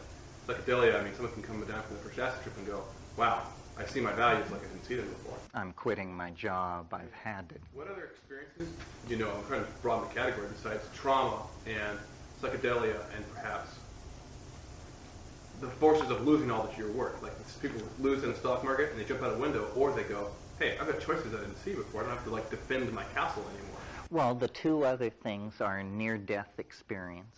That forces you to figure out what you really give a hoot about. And the other, I think, a little pleasanter than the near-death experience, is travel. Go live in Benares for a year and then see how this looks to you. It's not for nothing that we call these psychedelic experiences trips. The only thing I know that changes people the way psychedelics do is travel. And I don't mean this sanitized bullshit first-class United Airlines 3-star hotel travel. I mean, the real thing, down and dirty. live like the people do if you can stand it. I mean, it's very, very difficult. I've lived with Amazon tribes, and you're there and you're having this experience, and you're thinking to yourself, everybody in my culture would wish to be with these people. These are the real, original people. Now, if they just stopped throwing puppies in the fire, maybe we could sit down and enjoy their company. It's not easy. It tests your values. So how can you bring a Western mind into a third world nation where many are fully willing to trade what environmental treasures they have for the goods of capitalism?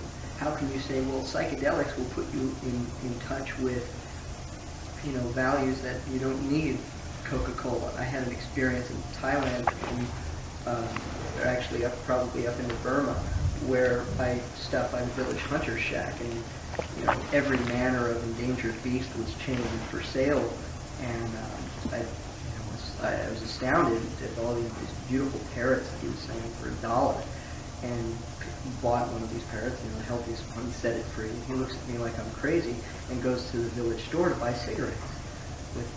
How can we stop the bartering of the environment for capitalism? Can we bring psychedelics to that? Or any other experience? Yeah, well, I don't know.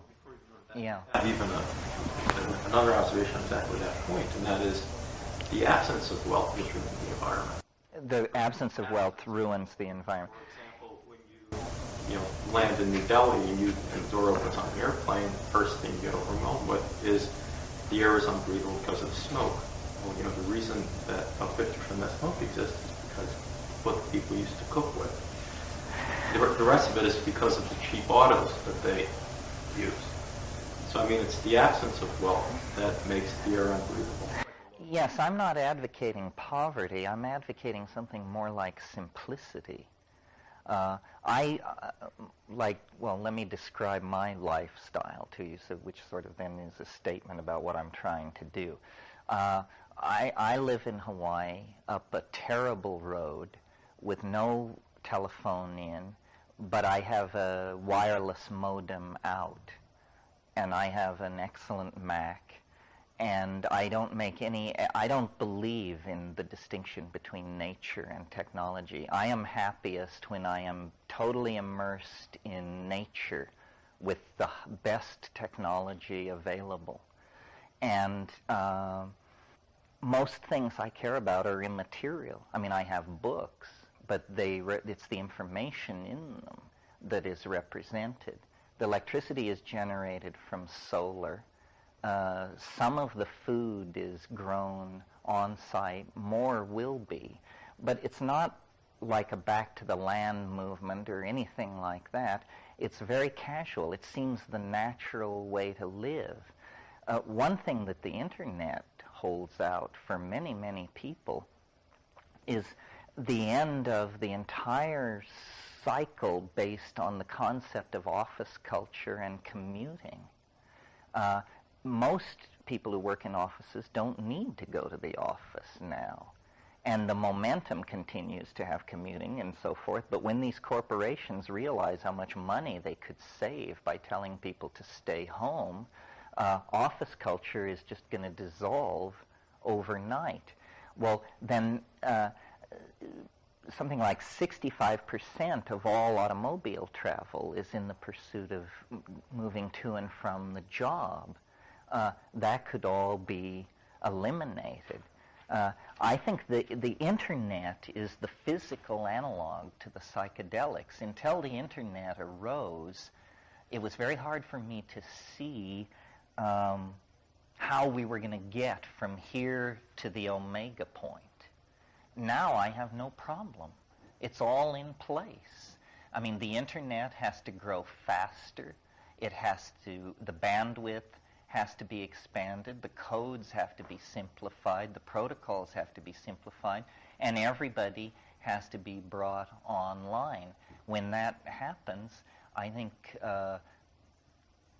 there will be a kind of natural reorganization of society, because what we're living in, and this is a McLuhanist rap, what we're living in is a linear, print-created world.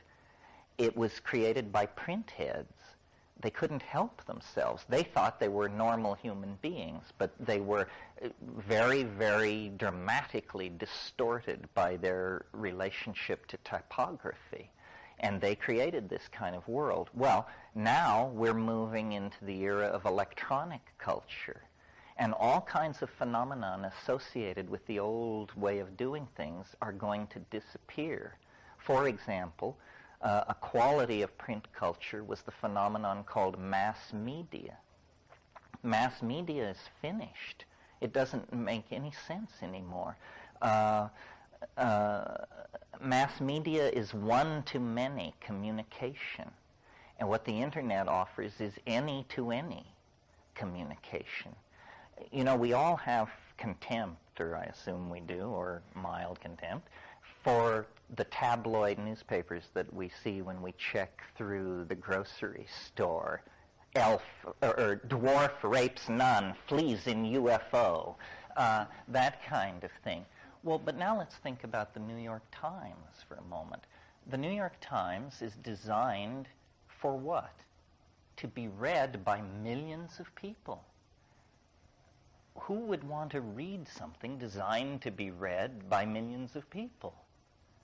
The very nature of the goal indicates that there will be very little there for you. Only to the degree that you share some interests with all these other millions of people. And many of these interests are artificially created by the media. So other notions that were put in place by print, I think, did I mention this last night about the interchangeability of type? How I didn't. Okay. Type, as you know, is interchangeable. Manuscript is not. That simple notion of the interchangeability of the subunits of a technology permit two incredible things in our world. The idea of the citizen, and the idea of the unique individual, and also modern industrial techniques of manufacture. The assembly line is essentially where you build things the way you print things. You assemble the parts, you assemble the small parts and create completed objects. So this notion that stresses uniformity, interchangeability, and co-equality of subunits creates the entire political and social ambiance of the post-Renaissance mind. Now, something entirely different is happening. The new media is non-linear.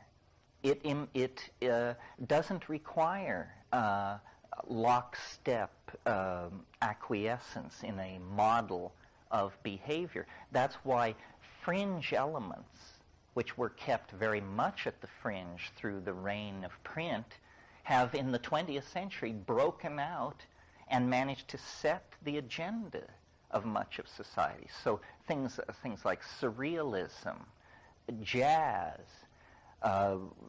ethnic consciousness, homosexuality, different styles of dissent have in the 20th century all gained a great deal more prominence as the print culture gave way to the electronic culture. And in the future, I think these enormous structures which we're asked to participate in are just going to fade away, like national governments. I think basically we're going to live in a world which has only two levels. The local level, basically your watershed, and the planetary level. And the systems of control that lie between those two levels will be very thin and invisible.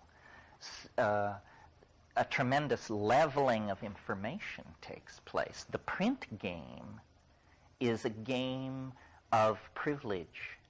Information confers power, and if you have it, you hold it. The electronic game is a game where all information is equally accessible and shareable, and it creates a different and more egalitarian information field.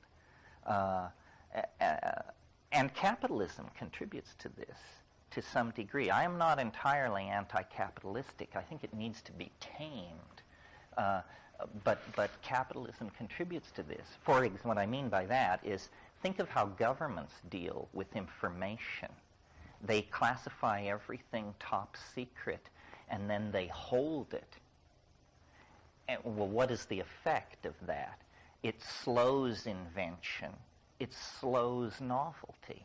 Well, how does capitalism deal with new information, new technologies? You get it to market as fast as you possibly can in order to ace the competition. In the capitalist set of rules, if you have a proprietary technology, to keep it secret is insane. How will you make any money if you keep it secret? You must tell it. So capitalism itself has become a force for novelty. This is what, when people started coming out of the Soviet Union as it collapsed, this is what blew their minds completely about the West, was the diversity and abundance. I remember some Russians came to me once, 5 years ago or so, when the Soviet Union was collapsing, and I was driving them around, showing them the scene, and I pointed to an A and P, and I said, you can get any food you want in there. And the guy said, oh, come on. And I said, name a food. You can get it in there. He said, tangerines, like it was a knockout punch.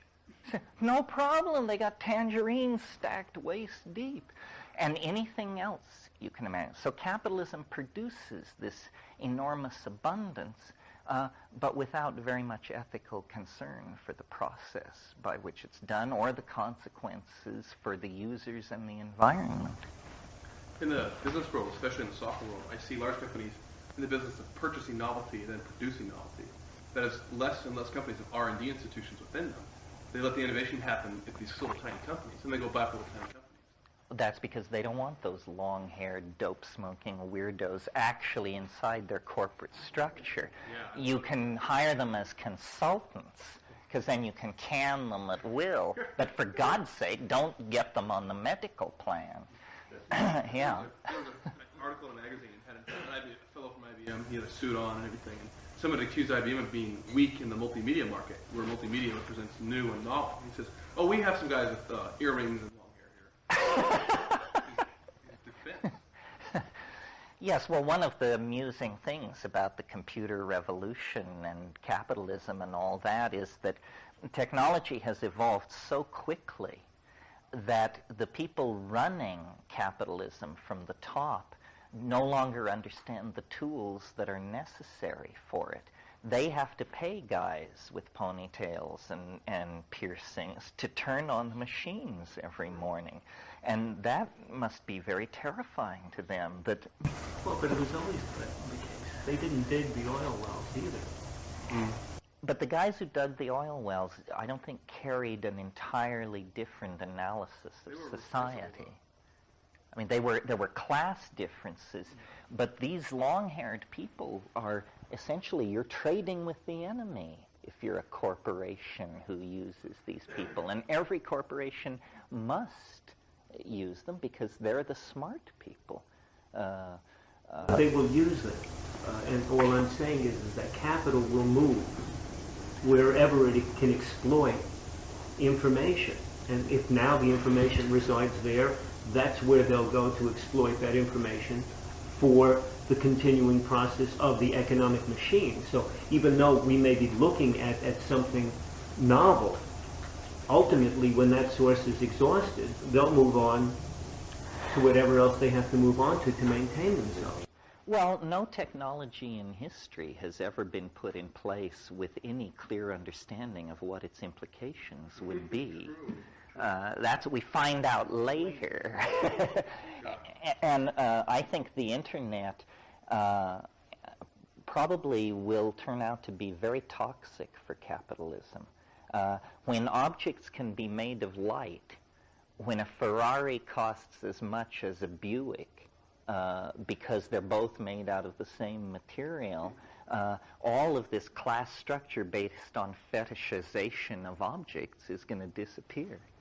It's interesting that both Pac-Bell and AT&T announced that they'd be getting the internet game. You know, a little late, but not too late. But they've been late on delivery because they can't get the staff to build what they want to build. Because they can't find animation workers to put their highways together, and it's costing them billions. And I think AT&T actually announced it back then. Well, AT&T is going to set up a system of satellites that are going to give ISDN speed to every man, woman, and child on this planet by pointing straight up at the sky, avoiding all these mafias of these local phone companies. The curious thing, I think, in terms of the social implication of the electronic age is the possibility of almost a pure form of democracy, independent of bureaucratic structure. In other words, that there's the possibility that people can arrive at consensus unmanaged. This is what's called electronic tribalism, that we can remove all these interpretive filters and structures and methods, the representative, the parliament, the election, all of that can be done away with, and that we can actually, and they hate that. It was very interesting in the last presidential campaign. I don't know if you picked up on it, but only Perot spoke for this. You know, he has this idea of these electronic town meetings. Well, of course, Perot represents a not mainstream point of view from the point of view of the Republicans and the Democrats. They both just piled onto that. They hate that.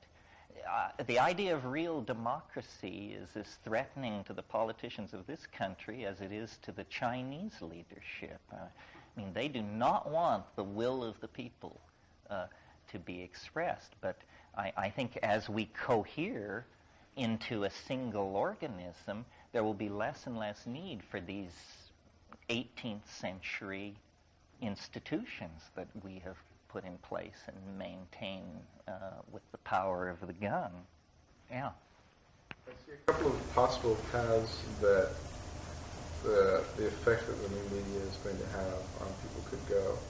One would follow the model of what happened to Europe when the church stopped becoming the sole interpreter of the Bible, and the Bible became something that was printed and that anybody could read and interpret, and many people did, and started different interpretations. And that sort of caused an explosion of different ideas and different ways of looking at the world. The other would be, this is a little more difficult to express, but there's a terrific Buddhist magazine called Tricycle Magazine. And one of the things that's really terrific about it is it's non-sectarian, that it has a whole lot of viewpoints. It talks about all sorts of different flavors of Buddhism that people respect, because there aren't enough really Buddhists in America to have really cool magazines for all these different sects. Now, if that were to change tomorrow, and there was a different magazine for every sect, then each magazine would have a single viewpoint. The other viewpoints would be portrayed maybe, but as seen as kind of heresy and talked down about. And I can see that sort of thing happening on the web, or with a web-like media, where people start pursuing ideas that they're interested in and they care about. They may end up digging themselves a niche of their own preconceptions and their own, the prejudices that they already have about information, and going to information sources that support that and prop up things which may or may not be valid. The other option is that they could be exposed to so many different types of information from the original sources, not filtered to a mass media, that they'll actually become more informed about more different points of view. And I can't tell right now which way it's going to go, or maybe it's going to go in both directions for different people. You can't keep the ignorant because there's too much access to the other knowledge. Only if you want it, though. It's not like now.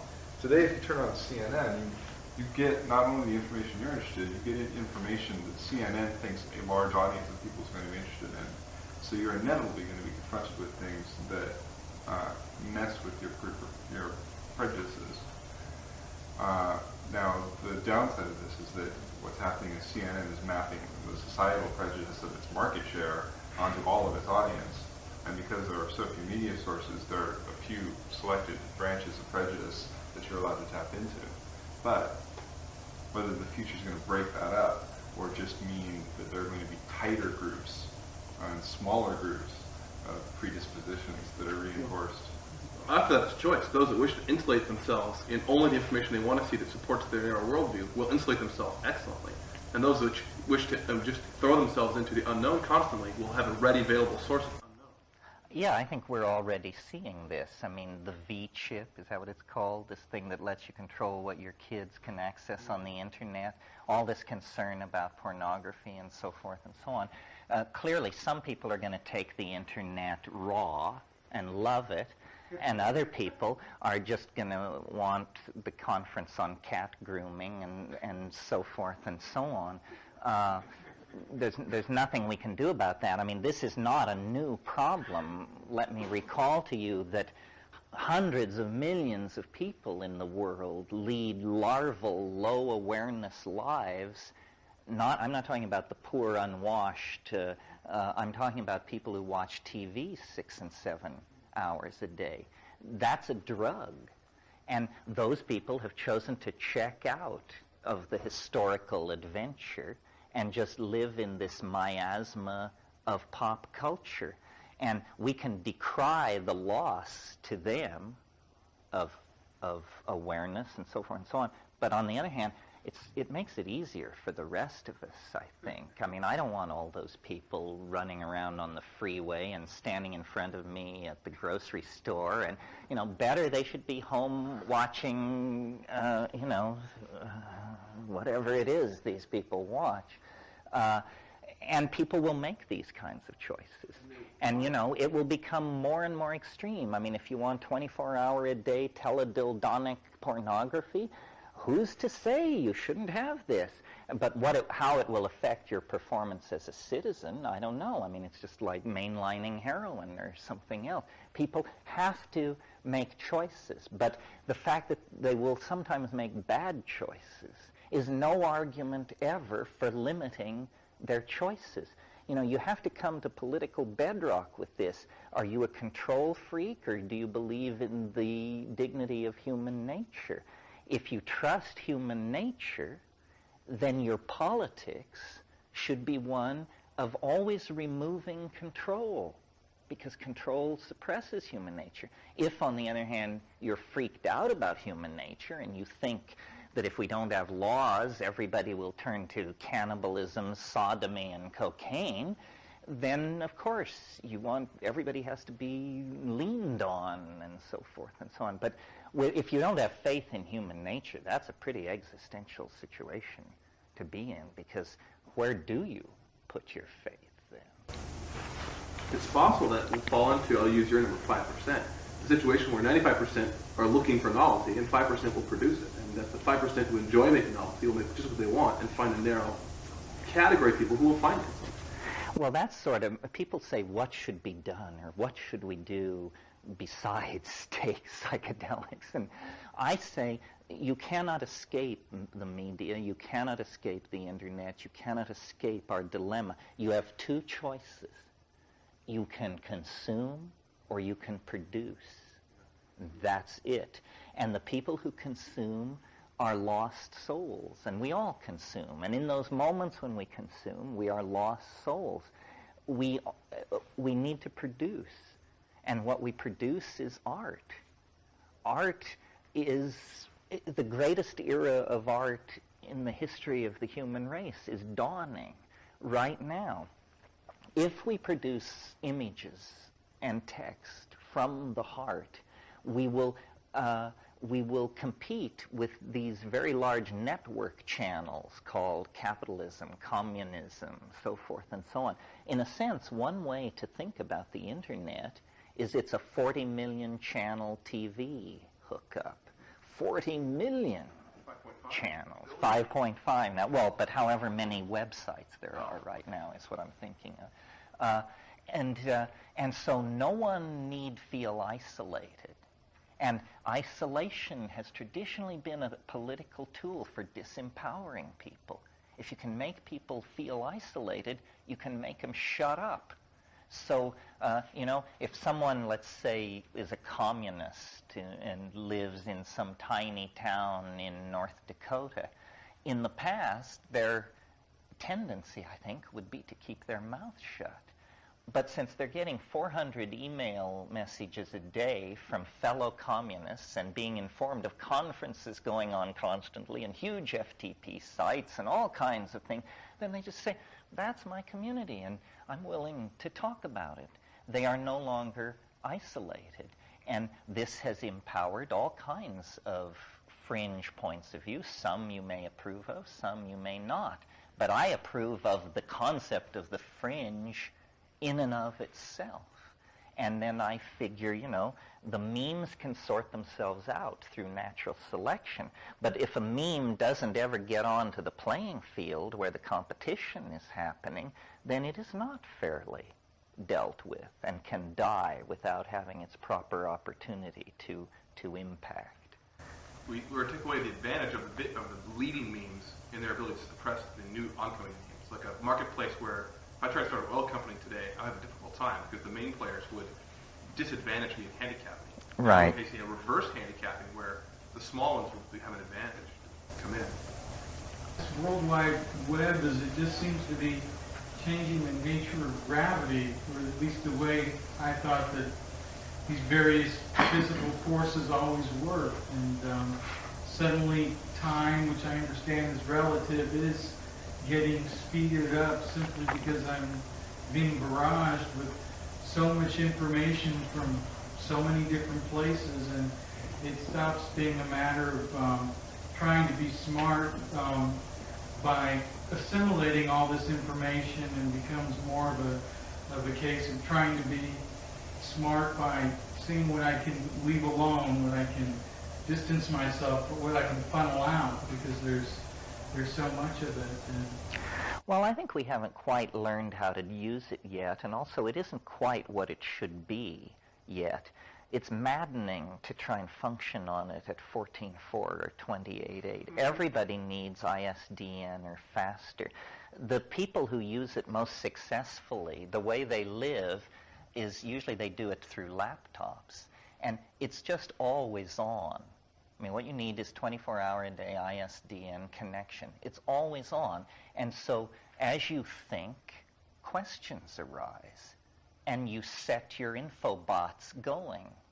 Your elves, you send them into the matrix. And they return with these bits of information. So as the day passes and your internal dialogue proceeds, you're constantly having messengers arrive with data which clarifies your understanding of the situation. So I think of it, what it will clearly become is it's just an adjunct to your mind. And when the laptop disappears and the whole thing becomes a subdermal implant or something, then you'll just say, gee, I wonder what the gross national product of Sri Lanka is this year. And then we'll say, the gross national product of Sri Lanka this year was, and you will be provided with this information. I mean, obviously there have to be filters and a certain level of sophistication, but never before in history have people been able to have a dialogue in real time with their own cultural database.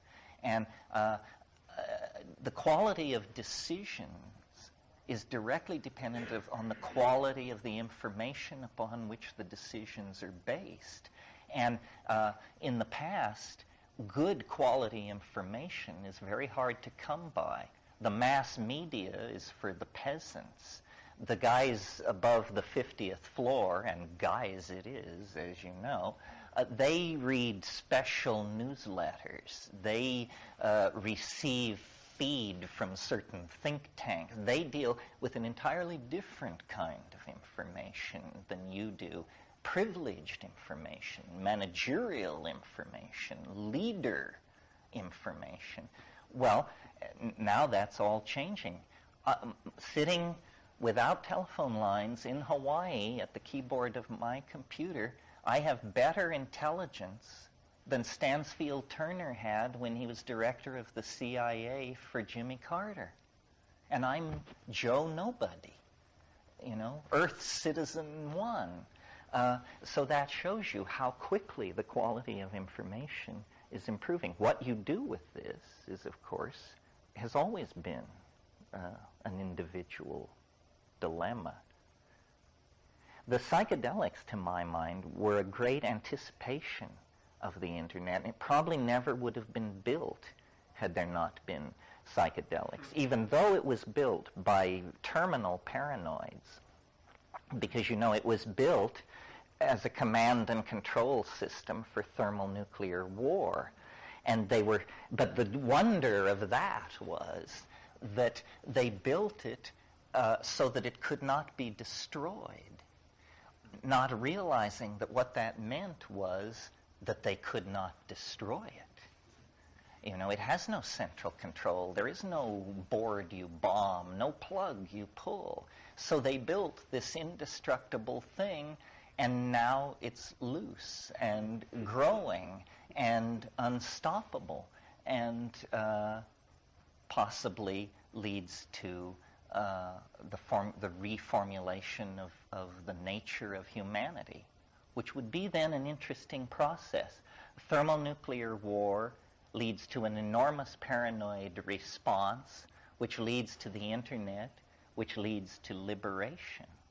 I've always felt that atomic weapons were an enormous IQ booster for the human race.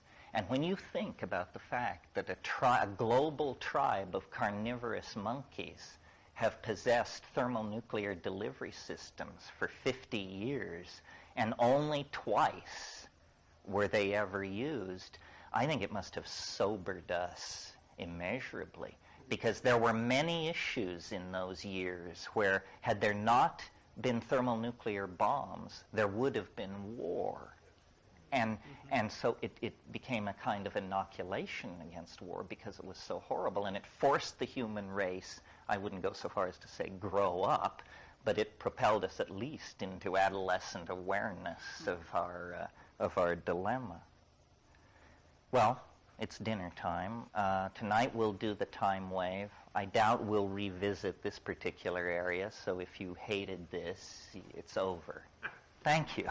We're going to take a sort of conceptual and categorical leap here.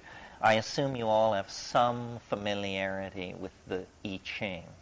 Is that a reasonable assumption? The I Ching is a Chinese divinatory system of great antiquity. It involves 64 ideograms called hexagrams that are composed of broken and unbroken lines. They are arranged in a traditional sequence called the King Wen sequence. The divination is carried out through a coin toss operation or a sortilege involving Eurostocks. I assume I'm not making headlines with this news for anybody, okay? Good. So, the I Ching, usually translated as the Book of Changes, is in fact a scientific text, in my opinion, a study of great sophistication of the very subject we're talking about this evening, the nature of time, the nature of change. And in the same way that Western science, by fixating through certain Greek predilections on matter, was able to unravel a nuclear chemistry and molecular biology and so forth, these ancient people in China, pre-Han, early Zhou, which we're talking 1500 BC, they weren't interested in matter. They were interested in time. And they brought to this interest in time at least as much energy and sophistication as the research teams at CERN in Switzerland bring to probing the heart of the nucleus of the atom. And they learned things. You know, you spend a millennium or two on a given problem, posing that problem under all circumstances and from many philosophical points of view and pharmacological platforms. Eventually you begin to get answers. And I believe that the I Ching is a kind of smashed up piece of machinery that in its present form is but a shadow of what it represented in the past in terms of sophistication and understanding. For several thousand years, it has been commented on and passed down and preserved by people who were not fully in touch with precisely what it was. Under the guidance of the Logos, with the help of psilocybin and so forth and so on, I think I've made some progress with reconstructing what this ancient piece of machinery might have looked like and what kind of information they might have been getting out of it. So now bear with me for a minute, if you haven't been already. As I said, the I Ching is 64 hexagrams, numbered 1 through 64, and usually presented in a traditional sequence called the King Wen sequence, which is old. Nobody knows where it came from. King Wen is a legendary figure. He supposedly got into some political trouble around 1350 BC, and they put him in the can for a while. And while he was there, he figured this out. He thought it up. He built this operating system. And the interesting thing about the King Wen sequence is that it is not in a logical sequence on the face of it. When Leibniz, the European philosopher, got his hands on the I Ching, his Jesuit friends shipped him a copy in the 17th century, he immediately organized it as a binary number system. And rearranged the hexagram and showed that it was a binary number system. And Leibniz's sequence, any hacker knows instantly how to do it from the first hexagram on. King Wen's sequence is not at all obviously under any set of rules. And the Logos, in its promptings to me, it was interesting. It was like a koan. A problem which a master sets a student, which must be solved before we can move on to deeper water. And the koan was, what are the ordering principles of the King Wen sequence? Can you prove, in fact, that it is the product of intent? Or is it, in fact, simply a jumble that has become traditional over thousands of years, and there is no set of rules for generating the King Wen sequence?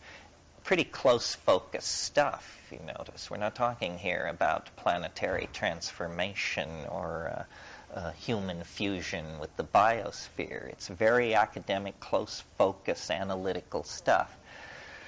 So I looked at the King Wen sequence, and I was intuitively led, is probably the way to put it, to look at what's called the first order of difference. The first order of difference is a very simple concept. It simply means how many lines change as you go from one hexagram to the next. Simple, right? Okay, so as you go from hexagram 1 to 2, there's a certain change value. 6 or whatever it is, and then 3 to 4, 4 to 5, so forth, and so on. And so I found out what these data points were, and then I drew a graph of these values down to 64. And it's just a symbol of it, obviously. And so I looked at this thing for a long time, and it didn't seem to have any, it looked stochastic, random. It didn't seem to have any particular order to it. But then I noticed a very interesting thing, which is that this section is a mirror image of this section, such that imagine making a copy of this and putting it right here and then rotating it 180 degrees in the plane, meaning turn it upside down to the non-technical folks. Turn it upside down, well, then it will slide into itself.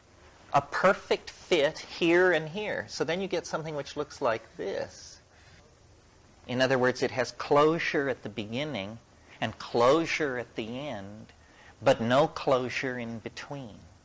Interesting thing about these data points is that if you think about the possible data points, they are obviously 1, 2, 3, 4, 5, or 6, the number of lines that can change as you go from one hexagram to another. In fact, there are no 5s. If you look at the King-Wen sequence, one of the first things you notice is that it is not simply 64 hexagrams. It is really 32 pairs of hexagrams, because each pair, the pairs are formed by turning the first term upside down.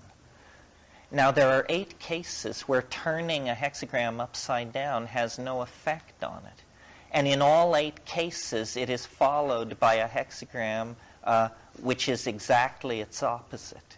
And so the rule obviously is, if turning a hexagram upside down causes no change, all lines change. Then you can analyze these data points, and you discover that there are 75% odd values, 25% even values, exactly. So no 5s. This 3-to-1 ratio of odd to even and this peculiar closure seem to me sufficient argument that this is the product of human intent. This was supposed to be done this way.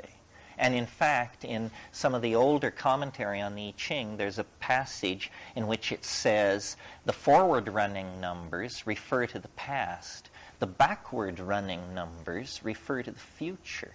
Well, now in the I Ching there are no backward-running numbers, but in this thing there are. Because when you make this, you have 1, 2, 3 to 64, but what you've got over here is 63, 62, 61, down to 1, and what you've got over here is equals 64, 64, 64. It always sums to 64. So what this is some kind of magical, occult, multi-leveled, mana-laden thing that these pre-Zhou diviners dreamed up.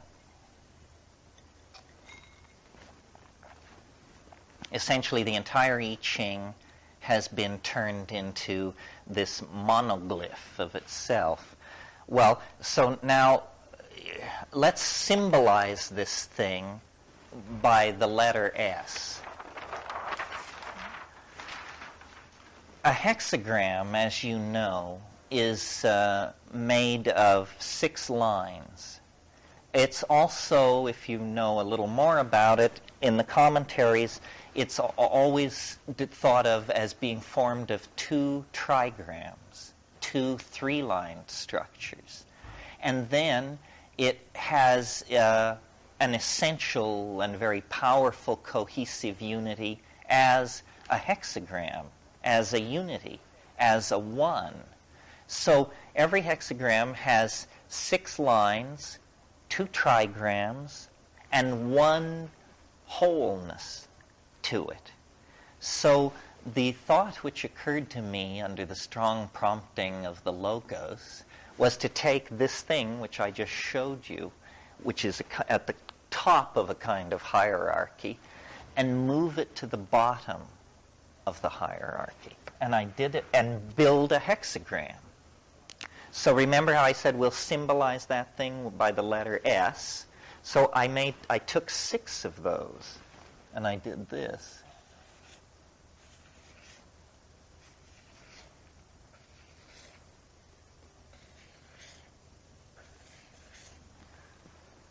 Yeah, 6.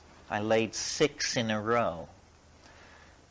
And that stood in my mind for the 6 lines of a hexagram. But over this, I lay then 2.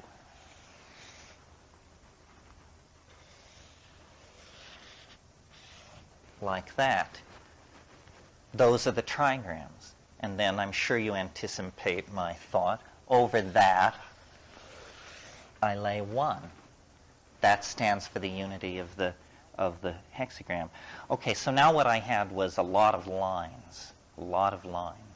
running everywhere, and the absolute conviction that I now possessed an enormous secret of some sort, the map of time, the picture of history, the snapshot of the zeitgeist moving through a higher dimension, something like that. And I was a burden to my friends and a joy to my enemies for many, many months as I attempted to corner people in all-night conversations of great energy and perplexity that had my friends meeting to plan what is to be done. Hope this never happens to you. And finally, Ralph Abraham, God love him, said, it's an occult thing. I mean, it's just this occult thing. Only you understand it. And it's not even clear that your interpretation is always the same. He said, what you have to do is you have to turn it into an ordinary mathematical object that is, you know, a known quantity. Well, essentially, this was like telling your dog to split the atom. It was like, great, Ralph, thanks. I think you'll have any time in the next few months to put in on this. And so I sat with it for a couple of years. And then one afternoon I was getting loaded and watching dust motes in a sunbeam and not thinking about anything much at all. And I had it. I had it, whole and entire. I saw how to take this occult thing, how to take its multiple properties, such as degree of parallelism, skew, overlap, the scales of the three levels, and all of these variables, and I saw how to collapse it into an ordinary mathematical object. And it's quite trivial. I won't bore you with it. It's so trivial. It basically has to do with deconstructing the wave, assigning numerical values to all of its parts, rebuilding it, and then adding them up. And then, lo and behold, all these intuitions you had about how when it is parallel and close together, values should drop and all that, are conserved, and we get the time wave. And the time wave and the computer is simply doing a whole lot of housekeeping work with it and not making any arithmetical errors and scaling it to time. Now, the objection that could be made to this, or easily could be made to it, and that I at one time felt the force of this objection. I've talked myself out of it now, but it's how I would have attacked it myself at a certain point. And it went something like this. Now let's see. You are advocating a revision in physics based on a Chinese oracle that you have deciphered a secret message from? Is that it? And how long have you had this particular delusion? So I've built a metaphor, which I hope makes it a little clearer why I believe it is reasonable to use a Chinese oracle as a stepping stone to a revision of physics. And in order to explain this, I have to have resort to a fairly elaborate metaphor. So here it is. Think of sand dunes. Just picture them in your mind for a moment. Now, notice that this picture in your mind of these dunes, that the dunes look like wind. They look like wind. Now, sand dunes are made by wind. What's going on here? The wind is a pressure, a variation in pressure gradients over time, which moves the sand around. And when the wind stops blowing, what is left is essentially a lower dimensional signature of this higher dimensional phenomenon. Comme ci, comme ça? Now, For grains of sand, substitute genes. For wind, substitute millions of years of evolutionary time. Time flows, and the genes move around, and they assume certain configurations. I maintain that those configurations are lower dimensional slices of the higher dimensional architecture of time itself. In other words, we bear the thumbprint of the medium in which we arose. We bear it in every cell of our bodies. Every atom bears it. Every molecule bears it. And this, if this can be known, this pattern of time that is impressed in all organism and perhaps all matter, then time, an understanding of time unfolds as a fractal, an infinitely self-similar structure that is repeating different patterns on many, many scales in order to create the phenomenology of the universe as we experience it. So that's basically the theory.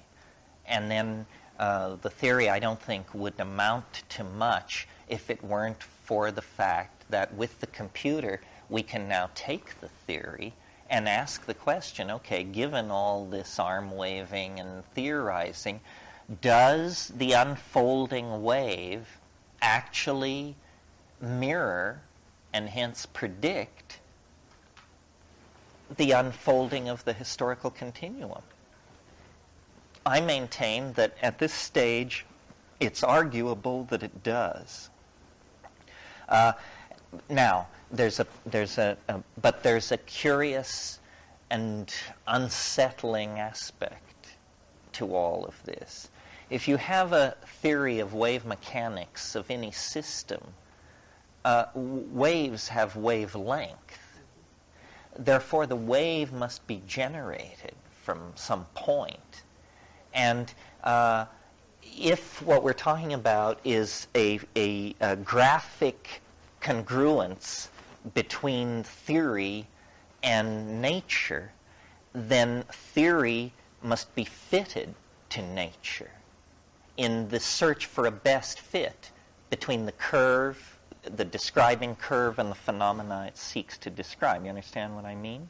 Now, the problem is, with this theory, if it is a problem, is that when we compute our best fit of the curve to the data, we reach a fairly unexpected conclusion, which is that novelty is going to reach infinity within our own lifetimes.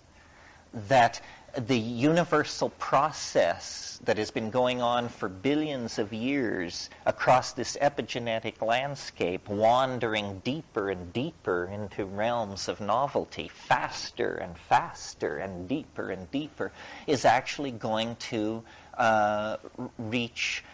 become mathematically outside of our description within our own lifetime, specifically in 2012 AD. It's not pleasing, this prophecy of the end of the world within one's own lifetime. This is the typical pattern of delusional messianism that is so drearily familiar. Nevertheless, we have more than a Lullian decoding of Scripture here. We have a formal and completely unambiguous algorithm, and we have a body of data. So I just will now demonstrate it to you, and you can reach your own conclusions.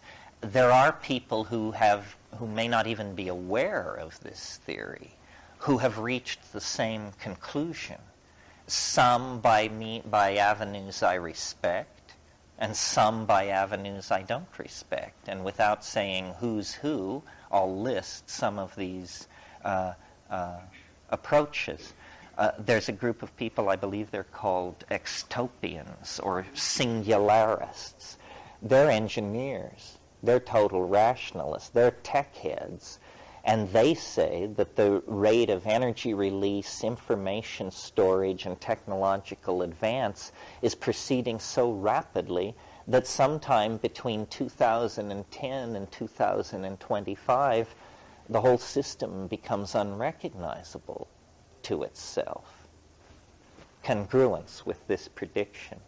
The Maya civilization, which perished a millennia ago, had a 5,600 plus year calendar that culminates on the exact same day that this theory computes to, a fact which I didn't know when I made my choice for the end date. There are Hasidic Jews in Israel who believe that they have Kabbalistic logic to support the conclusion that the Messiah will appear in late July of 2012. And then someone mentioned last night this Vedic. It's called Jyotish. It's spelled J-O-Y. A form of astrology, right? It's Vedic astrology, 3,000 and 4,000 years old. So, whether you do it whether you calculate toward it mathematically or intuitionally or whatever, and whether you exist now or in the case of the Maya, a millennia ago, certain people, by certain techniques, seem to have located a peculiar moment in time. And what exactly this means, we don't know, but this wave scales to it as well. Now, what I want to do here, this is this year, and pointing at today, and as you see, it will culminate here. But what I want to do now is put a lot of time on the screen and show you how this thing works. So let me specify time span, E. Okay, well, now, here, what we're looking at here is a very large span of time, 6 billion years. And the entire career of life on Earth is 600 million years, which is this downsweep. So you see, at that scale, it's like a done deal. It's almost a smooth curve. On a scale of 600 million years, it's just been an uninterrupted rush toward the omega point ever since we dropped gills and crawled out onto the land. As we magnify and zoom into this, it turns out there was a lot of drama along the way. Let me see if I can get my zoom going here. Now, each time it makes a new graph, we'll see twice as much detail and half as much time. There's 1.5 billion years. There's the last 750 million years. 375 million years. That's all life, getting hold of the planet. There's the last 100 million years. Here, let me stop that one. Okay, that's the last 93 million years. And there is a event that has to be predicted correctly for the theory to work. At 65 million years, there was an asteroid impact that caused the extinction of the dinosaurs. And there it is. It's an exact science, folks, but I'm not. Okay, here is this extinction event. You've got 113 million years on the screen, ending at the 0 point in 2012, and this massive extinction event, 65 million years, clearly shows as the most dramatic event on the screen. Yeah. So what is the opposite of the descent into novelty as you see the increasing point of the scale reaching maximum at a slightly earlier time period? What's the converse? Equilibrium. Yes, and then homeostasis. Okay. Yeah, I mean, homeostasis is the perfect example because homeostasis is repetition, closed energy cycle. Absence of chaos. Absence of chaos. Predictability, in other words. And then it inevitably reaches a place where there's a symmetry break and then a cascade. And then disintegration. Okay, so now let's start our zoom forward again. Well, what you do is there's 46 million years. Let's get down here to something palpable. 11 million years. What did you use to This is primate territory. What did you use to hit the asteroid date? Just published material in Nature. There's the last 2 million years, like that. The question was? How do you know when to start? You mean how did I choose the end date? Or the beginning date of the whole? Well, the beginning date I'm a little fuzzy on. I simply propagated it back until I had more time than astrophysics requires for the life of the universe, and that was all I needed. I'm not entirely committed to the Big Bang. There's plenty of odd assumptions in all of that stuff. What I did was I thought about at first I tried to scale it to the stuff I knew. So I've been sort of interested in history. So I said, okay, if you have a theory of novelty of history, where are the novel points in history without getting too technical?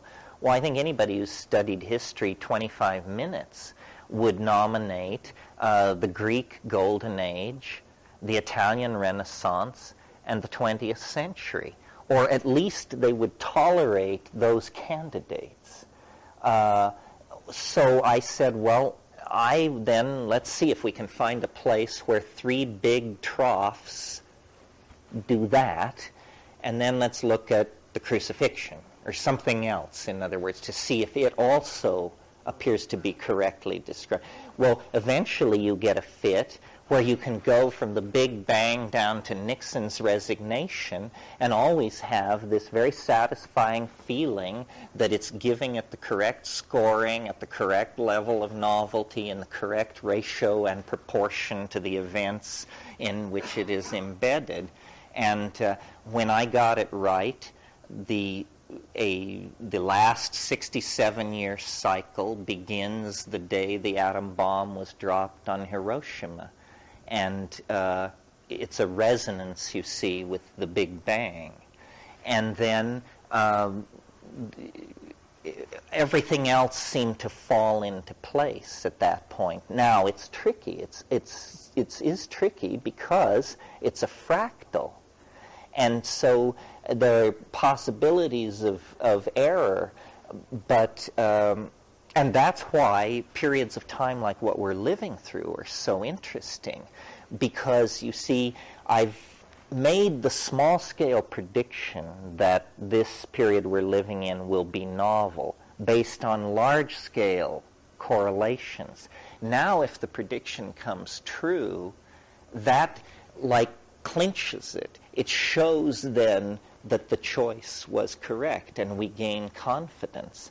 And I maintain there's, in principle, no reason why this much information shouldn't be known about the future. The future is not magically guarded from understanding any more than any other part of nature is. And in fact, statistics, probability theory, is a valiant effort to come to terms with the future.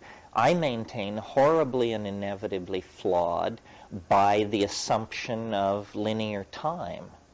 What do I mean by that?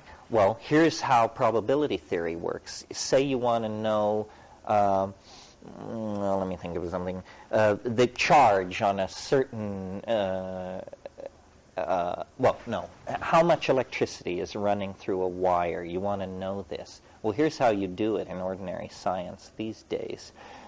You measure the electricity 10,000 times, you add it together, and you divide by 10,000.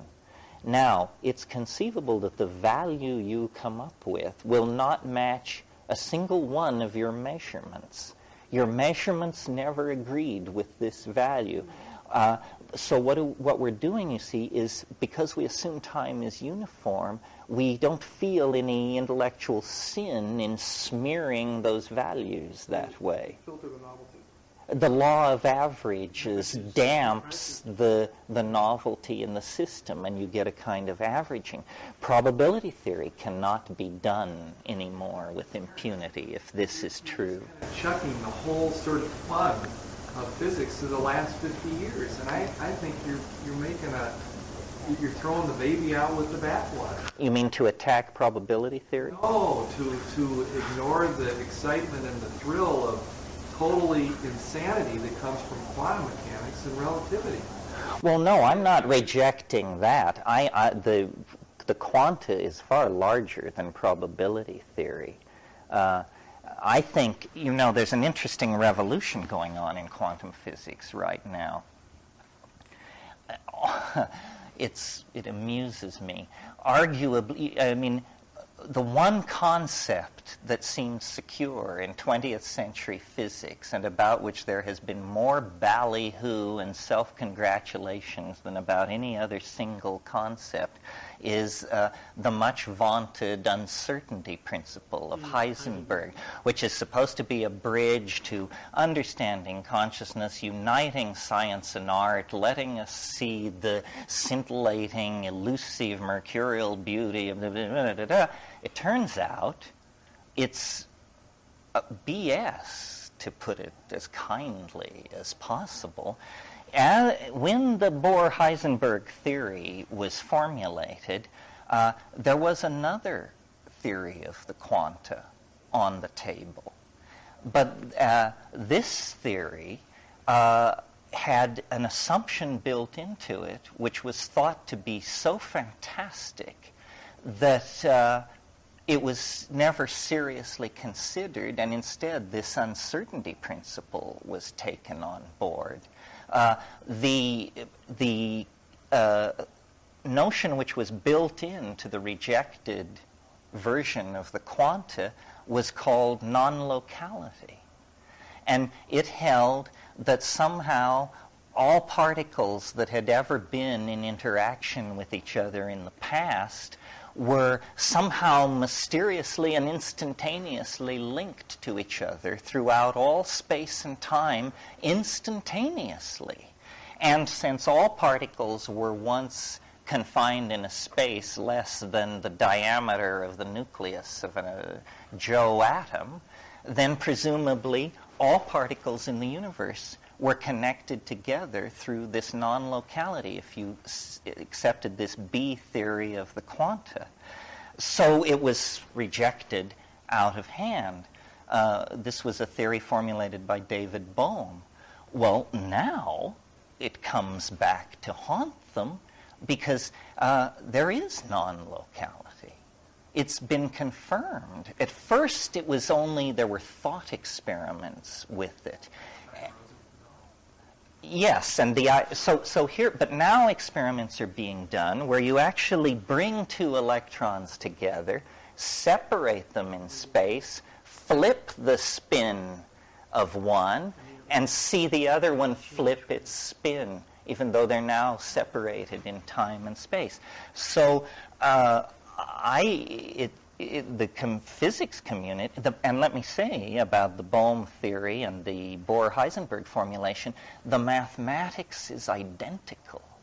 The mathematics is identical. One does not give better results than the other, but they have these completely antithetical concepts built into them, and I doubt that the Heisenberg thing will survive. It was actually a mistake. Oh, and that what I want to say then about the Bohm formulation is with Bohm's mathematics, velocity and location can be known simultaneously to any limit of exactitude. There is no uncertainty in the Bohr, in the Bohm formulation.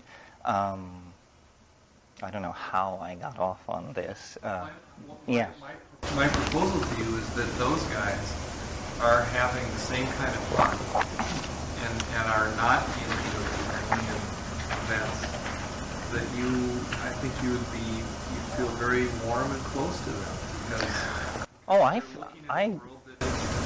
that is analogous to the one you're looking at. Yeah, I would assume that if I'm right and if they're right, we'll have to meet somewhere out there. There's this guy Lentz at Stanford who has a very interesting cosmology, which he calls a fractal foam cosmology. And I don't understand his mathematics, but he talks about how in his cosmology, in the first few moments of the universe, these things were generated which he calls scalar waves. And they're waves, but they don't move. They're, as he puts it, frozen in space-time. But the reason you know they're there is because they affect the clustering and the ebb and flow of probability. That's it. That's it. I mean, it's absolutely it. So what Lentz's scalar waves have to do with the time wave, I don't know, but it's very, very interesting that these kinds of theories now are coming forward. I think it's because we are feeling an inadequacy in our science because the fine structure of complex systems won't come into focus using statistical analysis. You get a blurred picture of what's going on, and no matter how you deal with the data, it remains blurred because this temporal variable is in there that you're not aware of, and it's creating this inadequacy in your model. You wanted to say something? Well, two questions. First, how do you introduce data into the system? In other words, given the I Ching as the construct, right, and a formula derived from that, which is the assumption I'm making here, what do you enter to create the graph? You enter the valuations of there are 384 points in this thing because it's 6 times 64. So, and at each one of these positions, you generate a number, and then that is fractalized and put through this. And this is all explained exhaustively in The Invisible Landscape, and in the manual for this thing is now 75 pages long. And the second question is, taking a 500-year model or a 250-year model or whatever we would choose in current time, is there a replication of the pattern currently shown with a decline of that order being demonstrated at any other point in history? Yes, the question you're asking is, are there resonances inside the system? And of course there are, because it's fractal. So self-similarity occurs at many scales. As you see with a normal fractal, self-similarity is hierarchical. This has hierarchical self-similarity, but it also has a degree of internal self-similarity on every level. So this plunge that we're going through right now, its resonance, its direct historical resonance on the preceding larger scale is the period around the 10th century, 948 AD. Now, what happened in that period is there was an enormous cultural efflorescence in Islam. The Umayyad Caliphate at Cordoba and the other Umayyad Caliphate at Baghdad were producing, and a lot of it was mathematical and technical. It's arguable that that was the birth of modern science.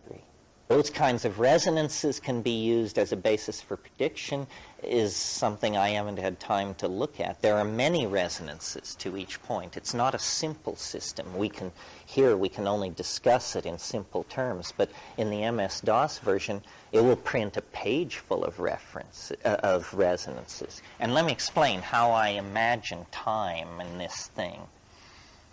Here's, first of all, how the Newtonians imagine time. If you ask a Newtonian, what is the most important moment impinging on this one? In other words, what moment is most important in shaping this moment? He will tell you, or she will tell you, it's the moment immediately before. This is this amazing faith in the momentum of cause and effect. This takes a completely different view and says any given moment in time is a kind of interference pattern caused by the existence of other moments in time. And that time is, in fact, an extremely complex, data-heavy kind of holographic matrix. And if you can decondition yourself from your large-scale position in things, you can actually feel or sense the continuum. I mean, I got it down to an aphorism. Rome falls 9 times an hour. And if you're paying attention, you'll feel it go by every time. And if you are cleaning your apartment or walking in the woods, if you notice, you think things that there is no rationale for. And as hemlines rise and fall on a slightly different scale, and as art movements come and go on a slightly different scale, what is all this? Well, it's other times, other resonances. It was very interesting. At the website a couple of months ago, I looked at the wave and I said the end of the year would have a medieval flavor because we were crossing through the late 8th century or something. And then I noticed, that the liberals have this thing every Christmas time, this in Hilton Head, North Carolina, called the Renaissance Gathering, and Clinton always goes. So all the right-wingers got together at this thing called the Dark Ages as a satire on the Renaissance, and their Dark Age gathering occurred right in the darkest of the Dark Ages in the resonance. A lot of this is for the production of humor, I hope you realize. If you're fans of James Joyce and understand how Ulysses is constructed, what's going on in Ulysses is a man is trying to buy some kidneys to take back to his apartment to fry for breakfast. But somehow, in visiting the butcher and the local bar and running into an old friend, the entire Homeric war is fought out in these few blocks of Dublin, and also the entire fall and redemption of mankind. And this is called allegory, and it's nested reference and fractal association, and it's a very powerful way to make art. And I think it's a very powerful way to make art because it's how nature made the world. The world is an allegory, and it's based on analogies. I mean, I look sometimes at people, and I see other people, I see faces from the past, sometimes my past, sometimes further back. Time is an interference pattern. Yeah. The one thing I'm a little confused about is how you draw the pattern to a given scale. Like, does it make sense to say you could put in Terence McKenna's birthday and see his timeline? People always ask this question. Yeah, although I'm not entirely comfortable with it. Let me trace the history of this kind of thinking for you. Astrology obviously has certain analogs to this because it's about predicting the fates of dynasties and so forth from the movement of the stars, and it's a peculiar combination of mathematical exactitude and occult fancy. Oh God, I've lost the thread. Ask again. The birthday thing, yes. So originally, astrology was a tool for statecraft. Royal houses and wars and stuff were fought and that kind of thing. Well, the first, I don't know if they were the first, but the first large crop of yuppies was late Roman. And these people had vast wealth, and they dabbled in the occult, and they were interested in these mystery religions, and they were aware of astrology as a tool of statecraft. And people asked the very same question. Said, I'm an important person. Can you do a horoscope for me? And so then the natal horoscope was invented around that time, 1st century A.D., the natal horoscope. I can imagine that we each have our own time wave, in a sense, and that it begins at your birth and it ends at your death, or your death is a very novel point in the wave. The wave has different cycles in it. This has 384 data points. I mentioned that. Notice that 384 is exactly 13 lunations. At first, I thought I was discovering a Neolithic Chinese calendar, that it's an extraordinarily accurate lunar count. It precesses 19 days per year against the sun, but that might be a price people would be willing to pay, especially if it had been developed in a tropical climate. But each larger cycle is made by multiplying that number, 384, by 64. And each smaller cycle is made by taking that number and dividing it by 64. And what you get then over about 20 levels, stretching from 72 billion years at the top down to 6.55 times 10 to the minus 23rd at the bottom. In other words, the domain of Planck's constant, the realm of the jiffy. You get this set of nested cycles. Well, the next cycle up from this, from the 384-day cycle, is 67 years, 104.25 days. It's 6 sunspot cycles of the minor type, 2 of the major type, but interestingly close to the average human lifespan, 67 years, almost as though it's a kind of a tone, an octave of existence. I'm very interested in people's 68th year of life, what that feels like. Because in a sense, if you live to be 68 in this theory, you get to start over. You know, you are sort of, your slate is cleaned, and you get to go forward. But this kind of thing I find, I'm not that attracted to it. I'm more interested in the idea that this is some kind of a message from somewhere, and that the message is in 2 parts. The first part is, something extraordinary is going to happen to you and your world in 2012. And the second part is, and the reason you should believe the first part is because this wave which predicts that predicts all things which preceded it, predicted the Italian Renaissance, so forth and so on. Let me start this puppy going again, and I'll show you what I mean. What have we got? 1,000,000.4 on the screen. What's the locality of it? Does this apply to our galaxy, the whole universe, or this planet? Well, that's another good question. I've thought about it on all different ways, and I think it's local. I'm not sure how local. So there has to be a king when and other planet to come up with the pattern that you used. Well, if it's a universal fractal pattern, then it must be available in many places.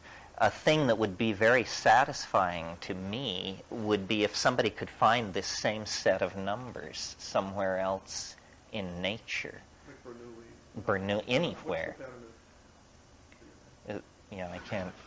The Fibonacci series. Yeah. The Fibonacci can be brought out from simple rules into a complex set of data. It sounds like that any moment in time can be decomposed into a number of hexagrams, and that the hexagrams have dignitary components to them, and that a hexagram has a meaning. A little louder, so you can draw from it.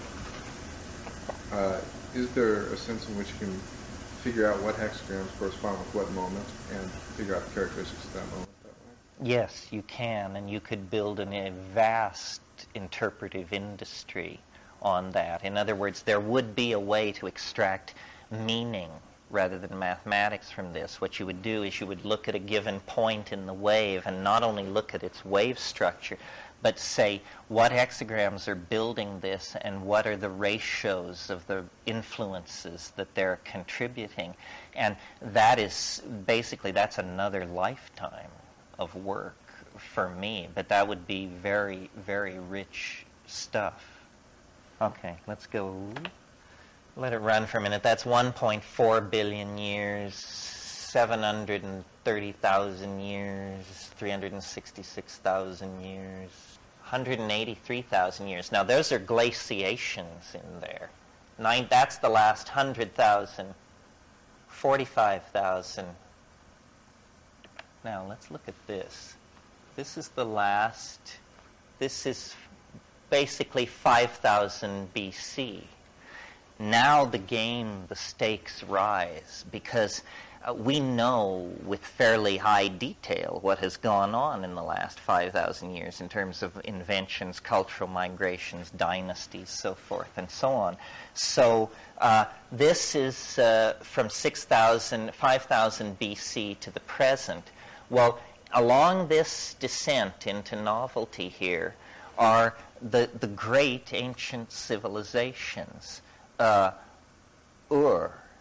Chaldea, Babylon, and down here in the bottom of the novelty trough, pre-dynastic Egypt, Old Kingdom Egypt. In other words, the great pyramids are built precisely at the most novel point of that trough, which sort of supports the theosophical faith that Egypt did learn something, that it took a long time to go past them.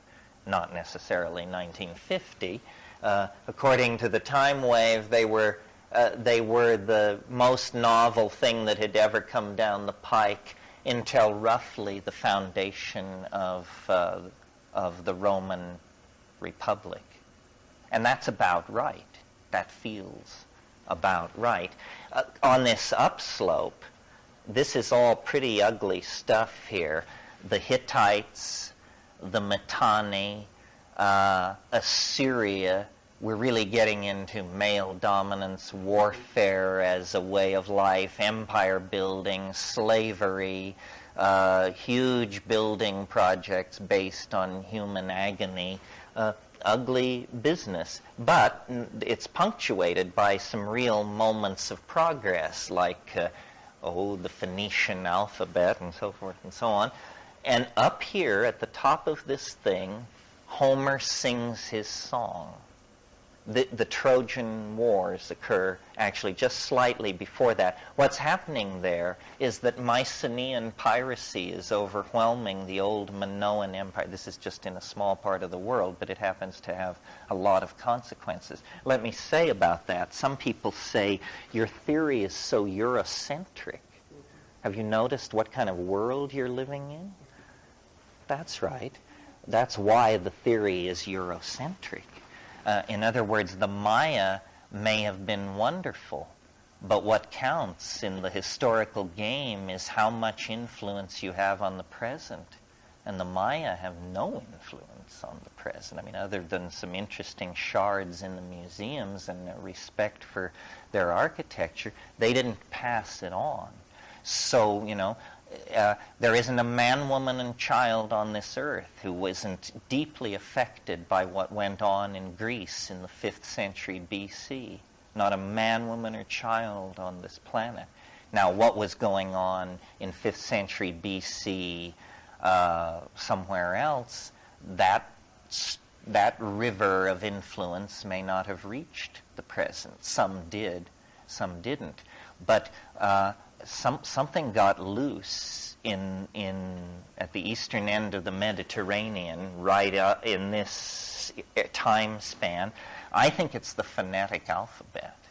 I think the phonetic alphabet empowers a distancing from the object of your concern that allows this eerie Faustian thing that is so typical of the Western mind.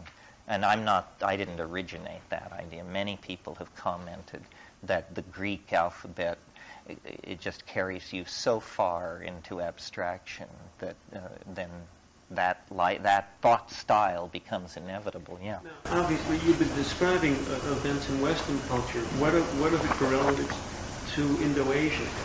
Yes, good question. In spite of the objection that the thing is culturally skewed toward European history, if you actually study world history, it's interesting. Great advances seem to occur simultaneously in different places. In and of itself, an argument for something like the time wave. So, while the Roman Empire is rising and establishing law and order and so forth and so on, the Han Dynasty is doing the same thing in China. As the Maya are reaching their cultural apex with their astronomy and their mathematics and so city building and so forth and so on, the Cordovan caliphates are doing the same thing. There's quite a bit of that sort of thing. Is there any antithesis here at all measurable? I mean, a contradiction? I don't understand. Well, in other words, where one series of events would describe homostasis, another series of events would describe a descent into novelty. In other words, have you located any contradiction within the prescribed system? No, because a descent into novelty, as it were, takes precedence. Equilibrium only counts if it completely pervades the system. You see what I mean? All right, let's go forward into this because I want you to see these later epochs. Oh, I guess I didn't enter the thing. I want you to see these later epochs because this is where we can really judge it more accurately. This is basically from 300 AD. AD, yes. This is from the fall of Rome to the present, not precisely. The fall of Rome it took a long time, and there were humiliation after humiliation. But generally, the kidnapping of Augustus Romulus in 375 is considered to be the final straw. So notice that what this says is that after the fall of Rome, here, history had a different character. It was not a steep and fairly uninterrupted descent into novelty, but it began to oscillate between periods of novelty and periods of intense recidivism. And notice also that this theory is not shy about making predictions. Now we're down on it. And this extraordinarily steep descent into novelty right here, that's the resonance to what's happening right now. That's 10th century Islam. This one, which precedes it over here, is the foundation moment of Islam. Muhammad is born in 570 and died in 630. That whole thing occurs along this descent. Islam is very important. I have to stress this because we all live in a culture that is totally anti-Islamic. And, it's perfectly legitimate to talk about ragheads and this and that. But I've got news for you. The science, the mathematics, the architecture, the poetry, the administrative skills, the knowledge of hydrology, so forth and so on.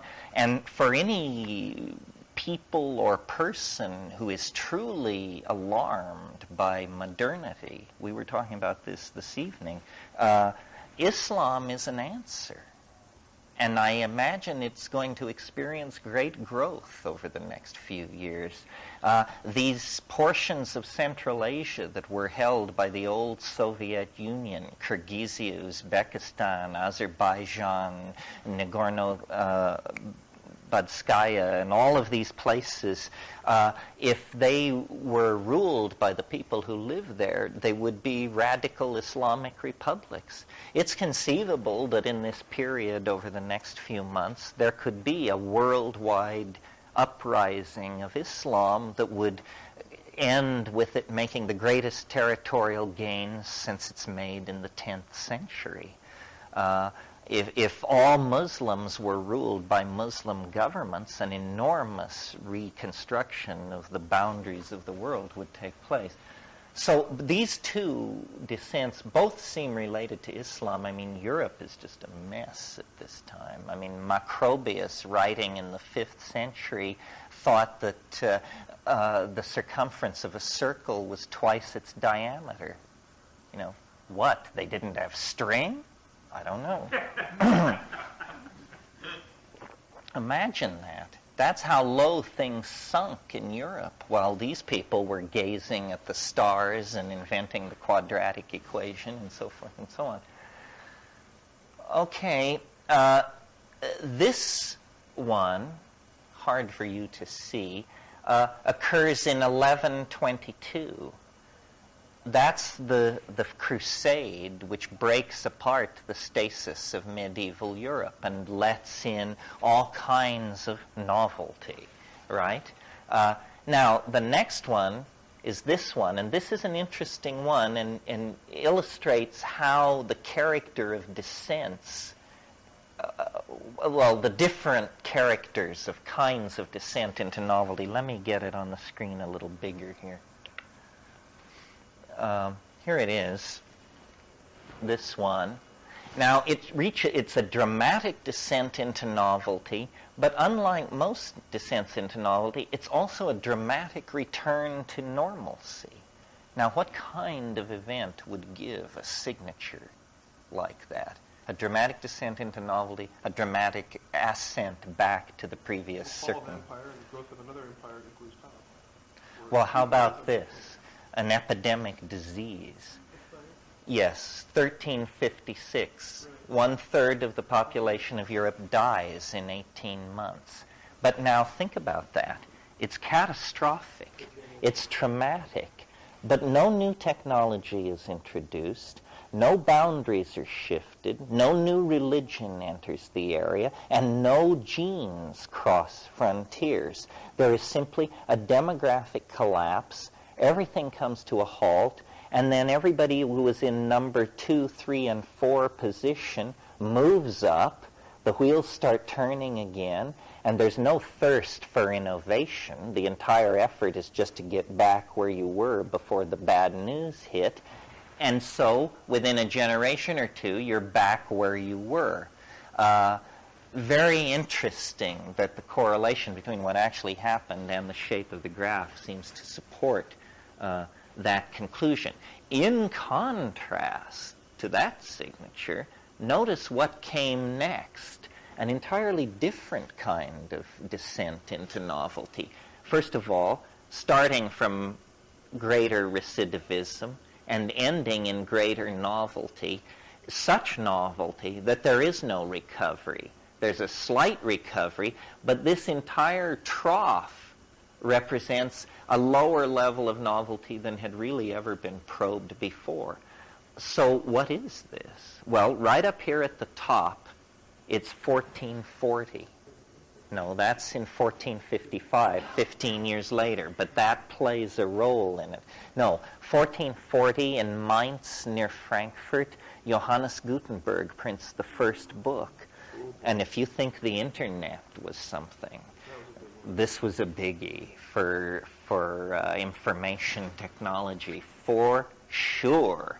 And as you mentioned, very shortly thereafter, the Ottoman Turks seize Constantinople, and Europe's access to the East is strangled. And it's a total crisis for European civilization. So what is done is these incipient capitalists pool their money, and they finance new techniques in shipbuilding and navigation. So this is all technical innovation and novelty. And they build ships, and they sail around Africa, and they reconnect to the East. Meanwhile, what's going on, and they get rich. That's what I meant to say. They get rich beyond their wildest dreams. these agricultural hill towns in northern Italy that had been dealing each other wine for centuries suddenly find themselves the center of the largest aggregation of capital ever gathered on the planet to that point. And they just pour money back toward their benefactors, not only the scientists that had created the technological revolution that allowed this, but into the arts and into their palaces and into the planning of their cities. And they create the Italian Renaissance. And everybody who is anybody is positioned along this descent, beginning with the proto-Renaissance, the Fra Angelico and all of that, and then coming down through Donatello, Donatello, Michelangelo, Leonardo da Vinci, Titian, Raphael, the whole bit, and the whole thing reaches culmination right down here at the bottom of the trough.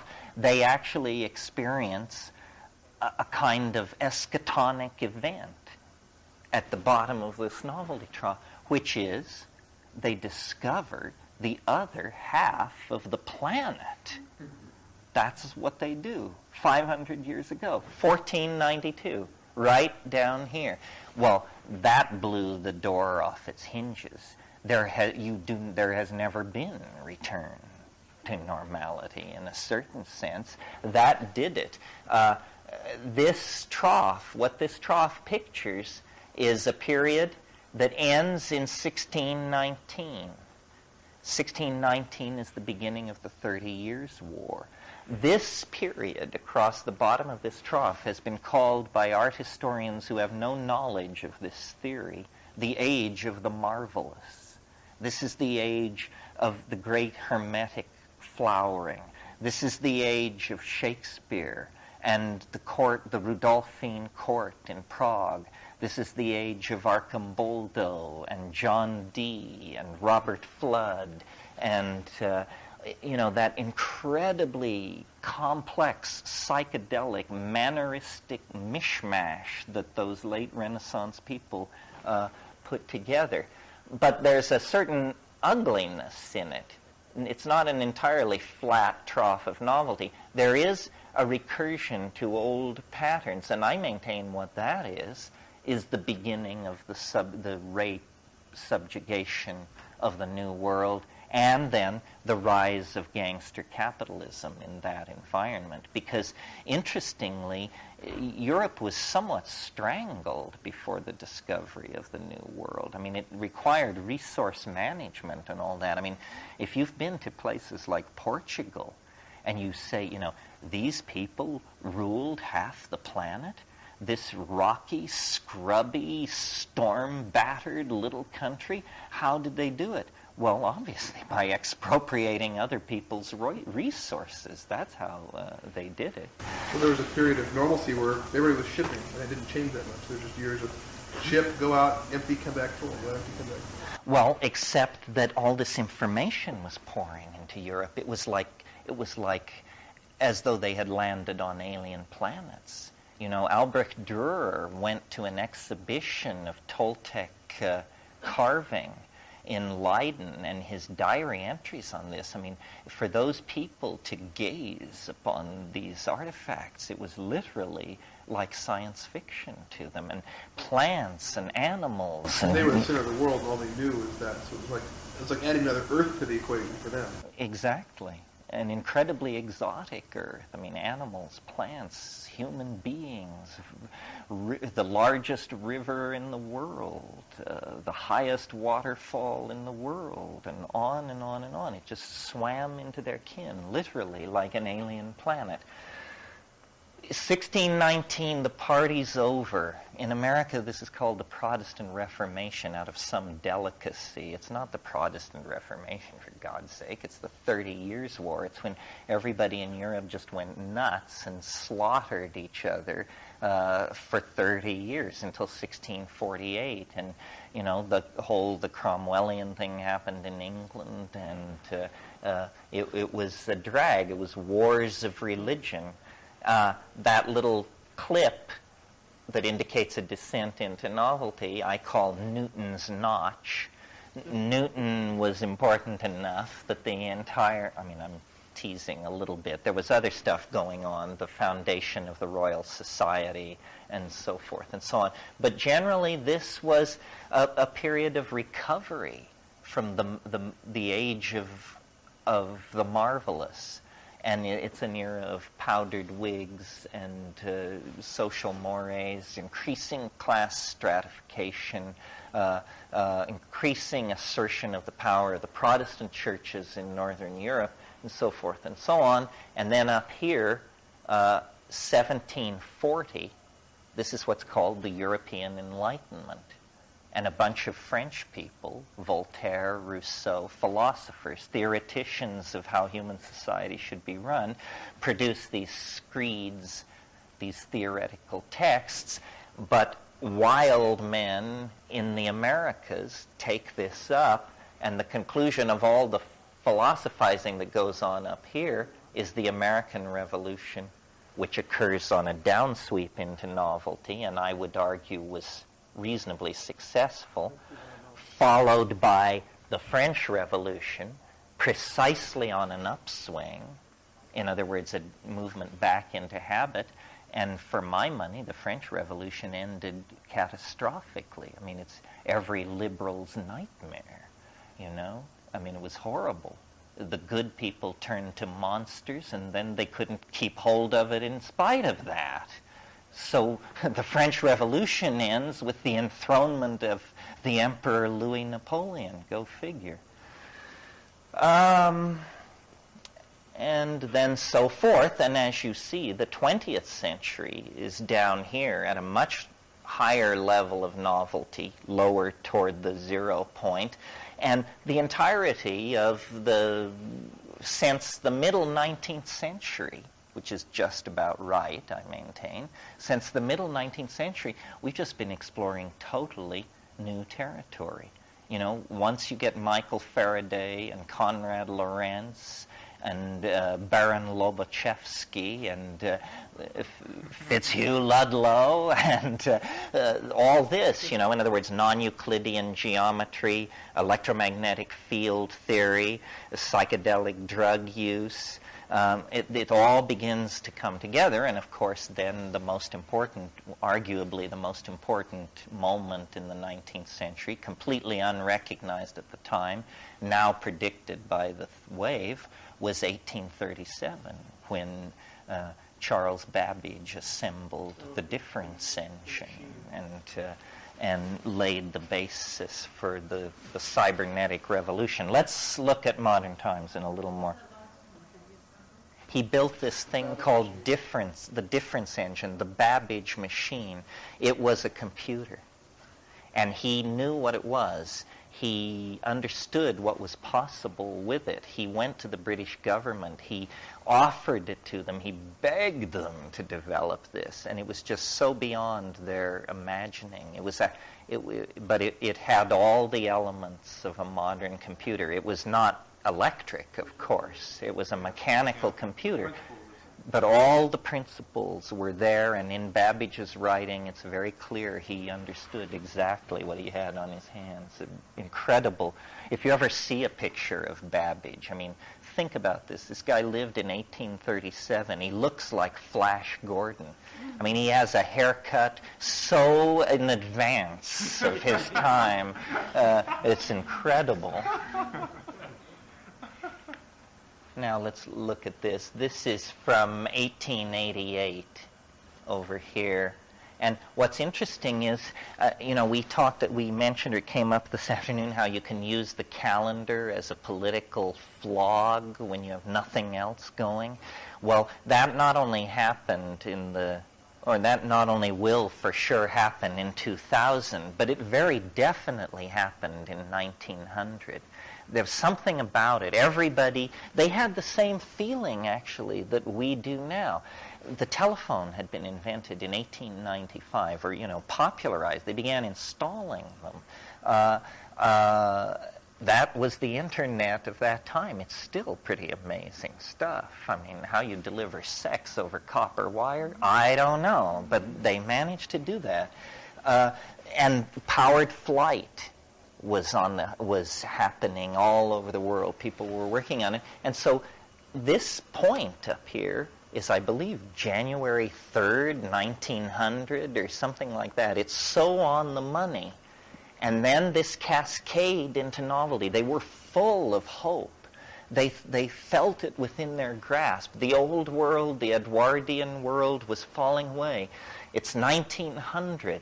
Radio is ahead. Relativity is 5 years in the future. Planck's constant is filling the physics journals.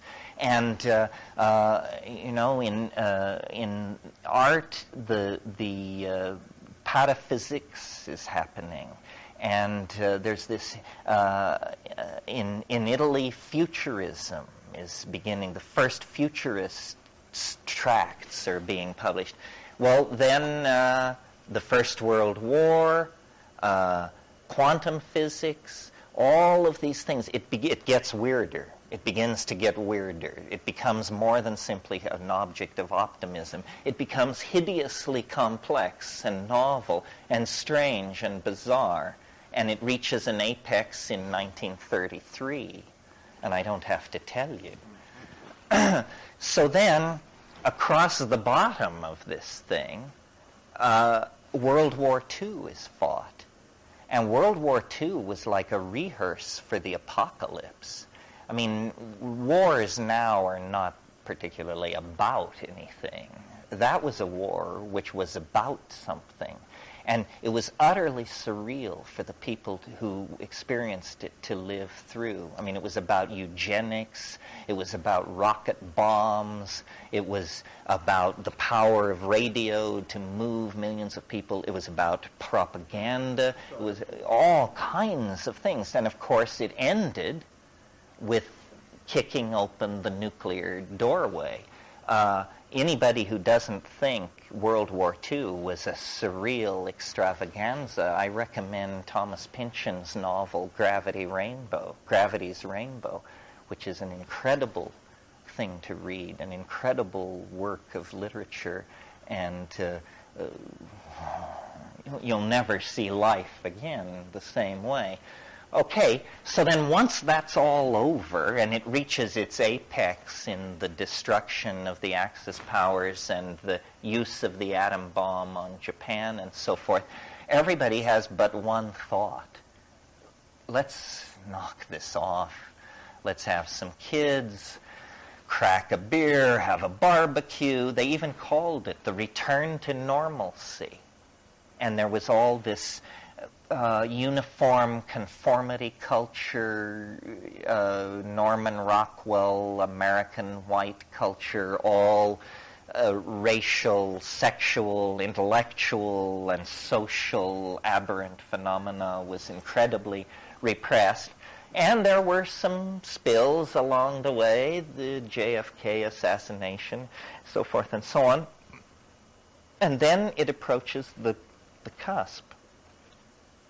The symmetry break. And if you have an incredible memory, you may remember that a few minutes ago I said Homer sang his song here, one cycle back, one fractal scale up.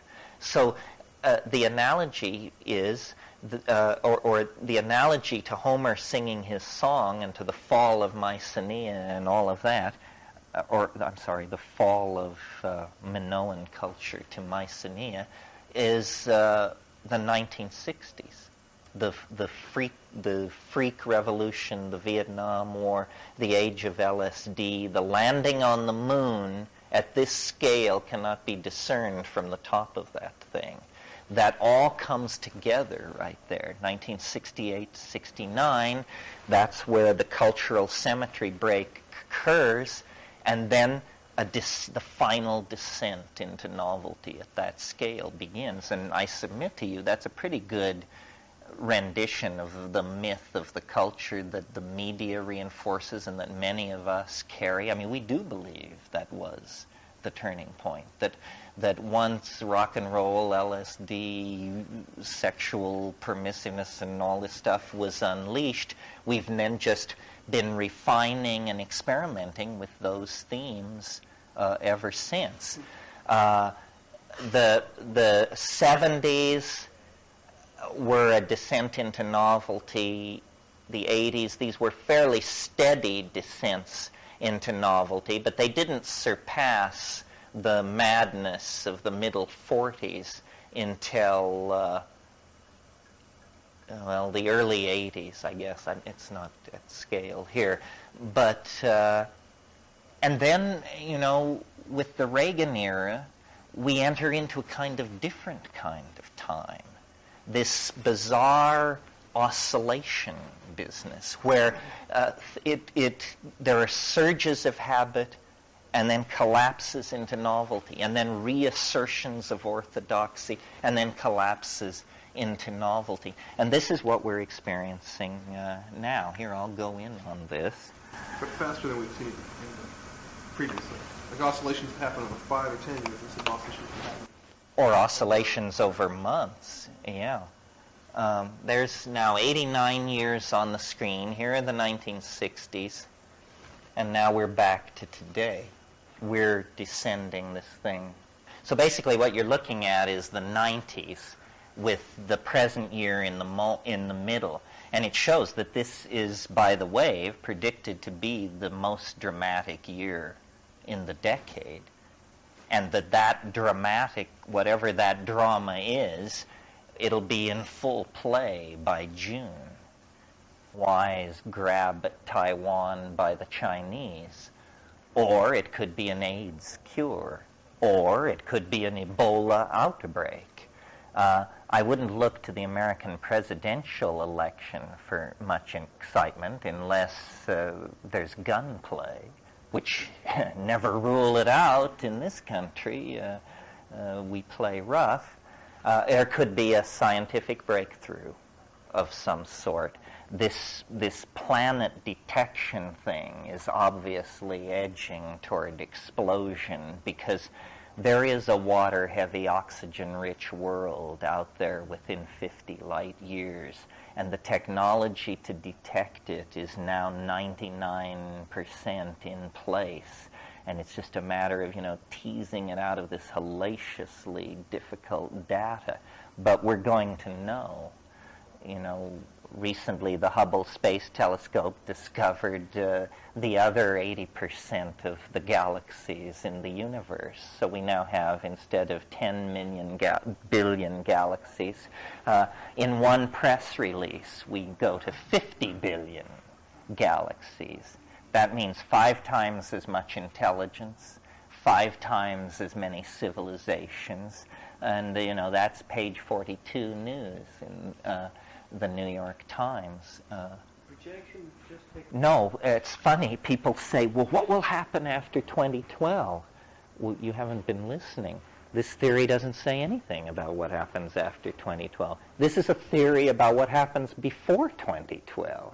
That's why waiting till 2012 to use it will be rather self-defeating, because it won't work after 2012.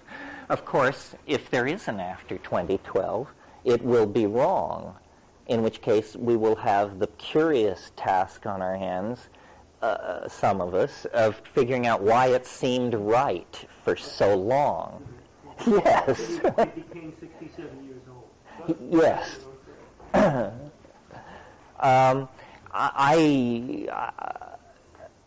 I've never heard of anybody having an experience quite like this. I mean, it's hard for you probably to appreciate who I am because I appear fully in command of this. But I am not interested particularly in the I Ching. I'm not a mathematician. Don't like predestiny it's just not my style, this whole thing.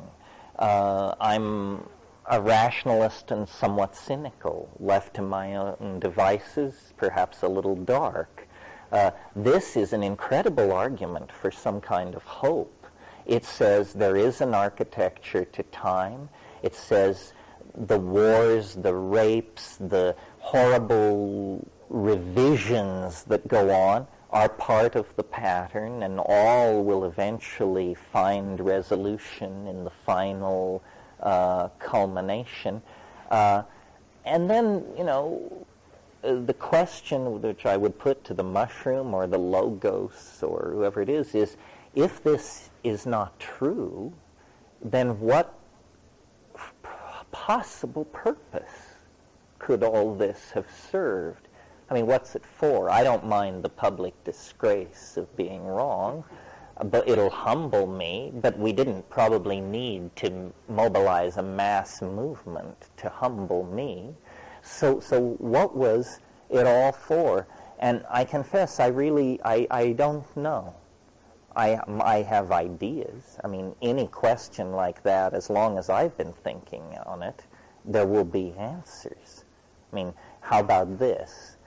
Suppose the unconscious is a kind of regulatory, has a kind of regulatory function, and of hysteria, of mass hysteria, and that what this prophecy made by me, made by the Maya, made by these Vedic people, what it's for is to smear expectations about the millennium. So that instead of having it all focus on January 1, 2000, there'll be dissenters. There'll be people who say, well, it isn't January 1, 2000. Haven't you heard? It's 2012. And so then a huge number of people will put their faith on 2000. They'll be disappointed, and they'll go away and get lives. And then the people who didn't contribute to that hysteria will delay their hysteria till 2012, and then it will fail, and then they'll get lives. And then by this ruse, the unconscious mind will have helped the species cross over this calendrical speed bump without, mass hysteria, nuclear war, or religious pogrom, which might otherwise be a factor. I don't feel the power, particularly, of this idea, but it's the only one I've come up which answers the question, if this isn't true, what the hell is the point? In Jung's work on the I Ching, does he touch on any cyclical historical reference? No, this is surprisingly absent, although in the Wilhelm Baines translation there is something called the sequence. And it's old, it's Joe, and it's a kind of a poem which attempts to make a logical transition from each hexagram to the next in the King-Wen sequence. There are curious statements in the I Ching which definitely support the idea that there must be big chunks missing. For example, hexagram 49 in the Wilhelm Baines translation is called revolution. So you turn to this expecting a dissertation on political reform of society, and and what it says is the shaman is a calendar maker. He orders the seasons and he sets things right. And it's a whole discussion about calendar making and as a way of creating political reform. Well, that's bizarre. Another interesting thing is hexagram 63 is after completion. Hexagram 64 is before completion. The logic of their order is reversed. Again, suggesting that reversing the order of things is somehow allowed. The middle hexagram, meaning the hexagram at the halfway point, if you believe that the sequence was designed as a structure, is number 32, is called duration. And the image is of a ridgepole.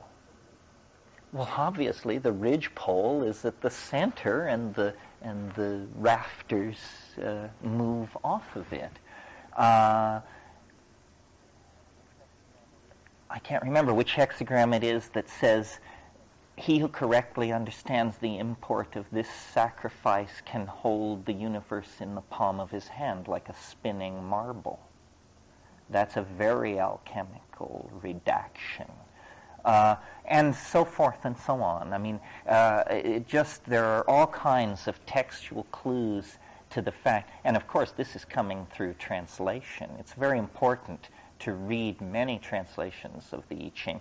The Wilhelm Baines is incredibly deep and poetic and wonderful and preferred by me because I grew up with it. But did you ever notice? It's not a translation of a Chinese book. It's a translation of a German book. It's the Carrie F. Baines translation of the German edition of the I Ching by Richard Wilhelm. There's recently been other translations of the I Ching, and they are, some bring one thing to it and some another. But I think we have been, for culturally biased reasons, as I said, incredibly naive about time.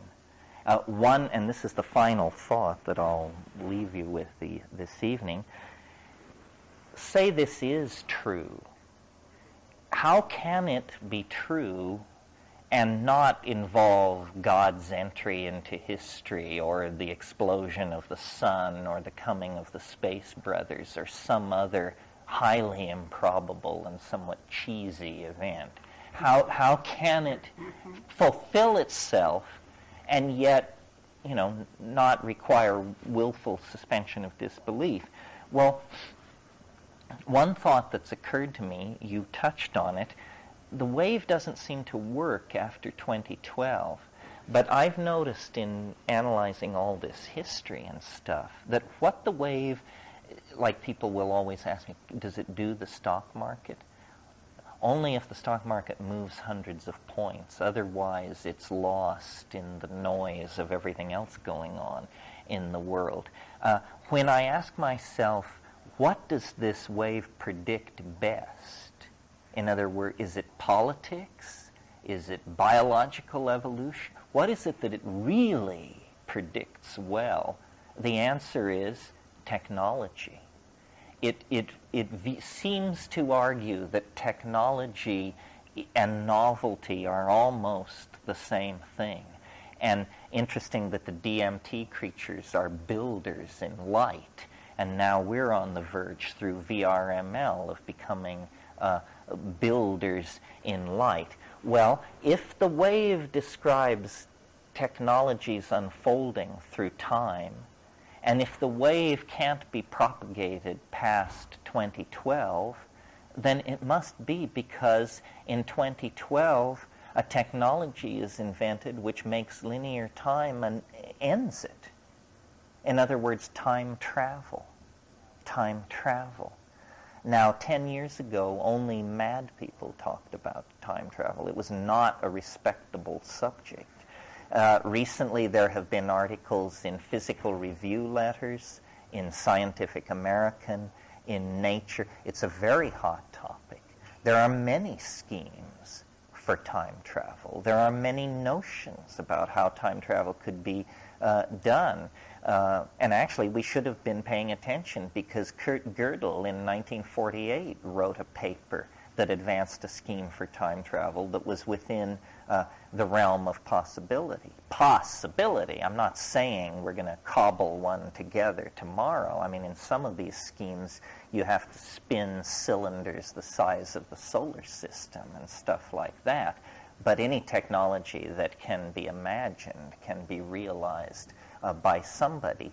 Well, if time travel were invented in 2012, that would explain why there was no longer possible a Cartesian graphical linear description of time's unfolding, because at that point time becomes multivectored and can no longer be portrayed in this kind of a matrix.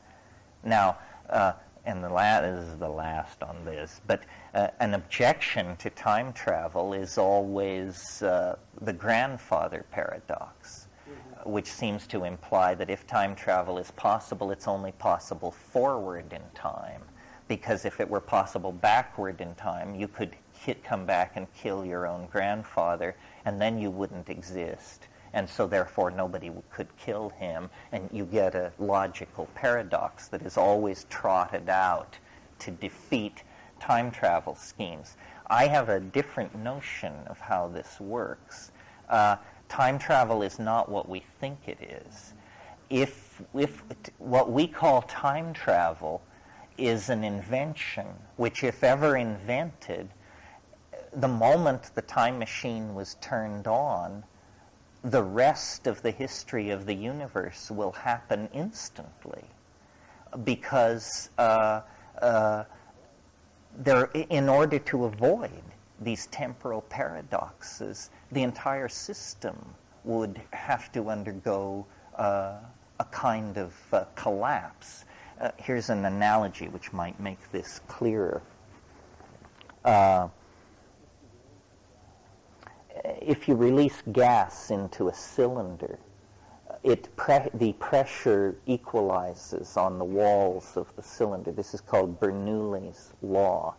Well, so imagine that we suddenly become able to travel into the future. At first I imagined that what would happen is thousands and thousands of time machines would appear instantly, having traveled backward in time to witness the first flight forward into time. It would be as though you could fly your Piper Cub to Kitty Hawk, North Carolina, to that windy morning in 1905 when the brothers W pushed out the flyer and took off. But then I realized, this bears with it the implication of the grandfather paradox. So instead, I think what happens is the moment the first time machine is turned on, the most advanced state of evolution arrives instantly at the other side of the boundary. I call it the God whistle. A time machine is not really a time machine. It's a way of destroying the rest of the history of the universe. And so, in a sense, we're back to the big picture again. The invention of the time machine is a self-initiated annihilation of space and time. This technological device explains why technology is critical in the history of the way. Yes, absolutely. And interestingly enough, if you think they wouldn't risk this, I told you yesterday, nothing comes unannounced. There's a very interesting story about the first atom test at Trinity in 1945. Yes, they had equations in front of them which led some people on the advanced team to believe that when the device was detonated, the nitrogen in the atmosphere would ignite, and that the entire atmosphere of the planet would burn.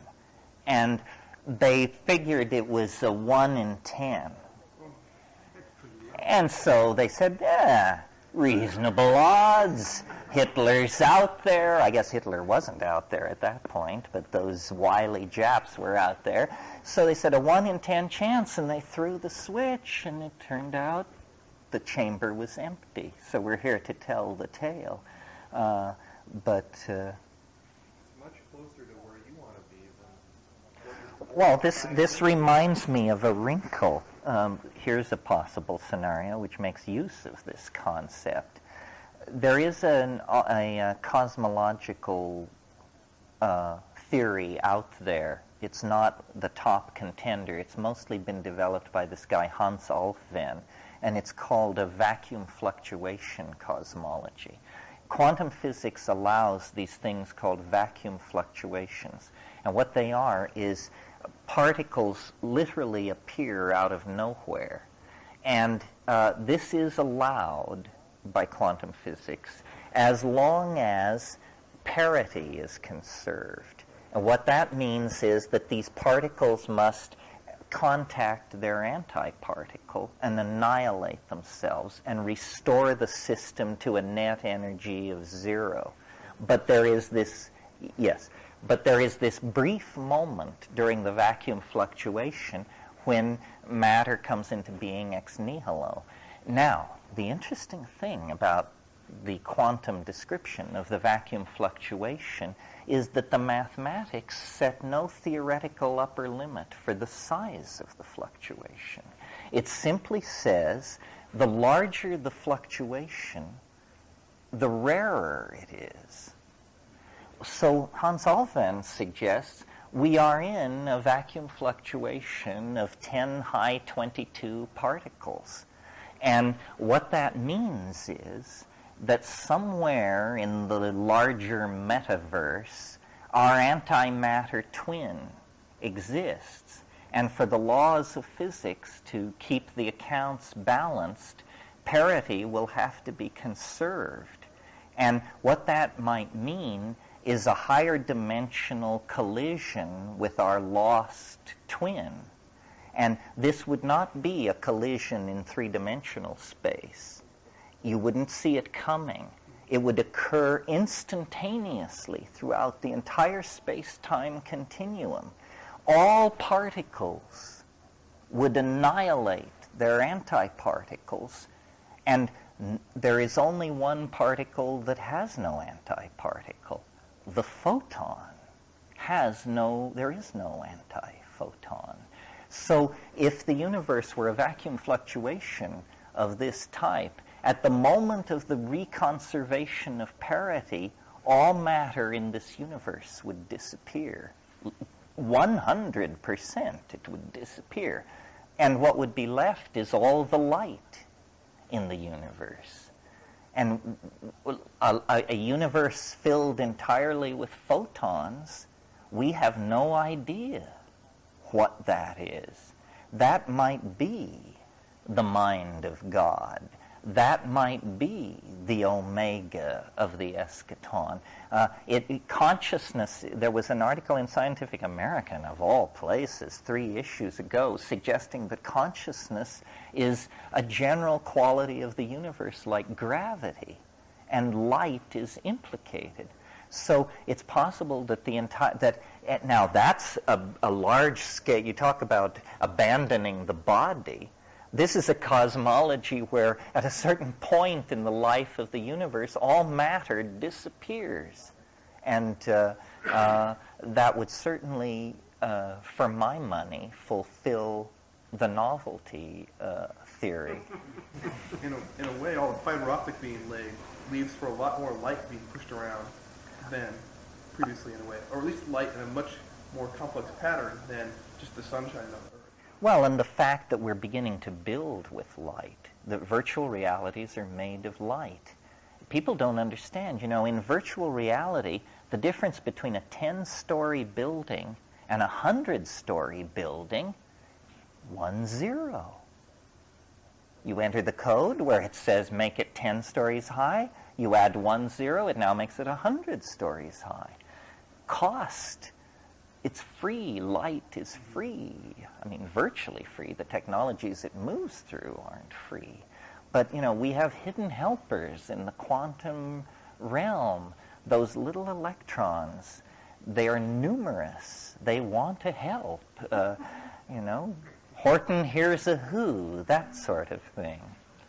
Well, that's the basic lay of the land on this. One last thing I should say in the interest of intellectual honesty is not everybody loves the time wave, and some of the people who hate it are very bright. And if you're interested in, Bear Duke's discussions about this, check my website. There's a young British mathematician who thinks he can take it apart, and we've been going at it hammer and tongs, and we're going to lift the curtain on our discussion pretty soon. I would like inspection. I mean, I invite, and those of you who are professional or amateur mathematicians, people should check my work. I told you the first night, my method is shamanic, but my techniques are shamanic, but my method is scientific and rational. The truth can defend itself.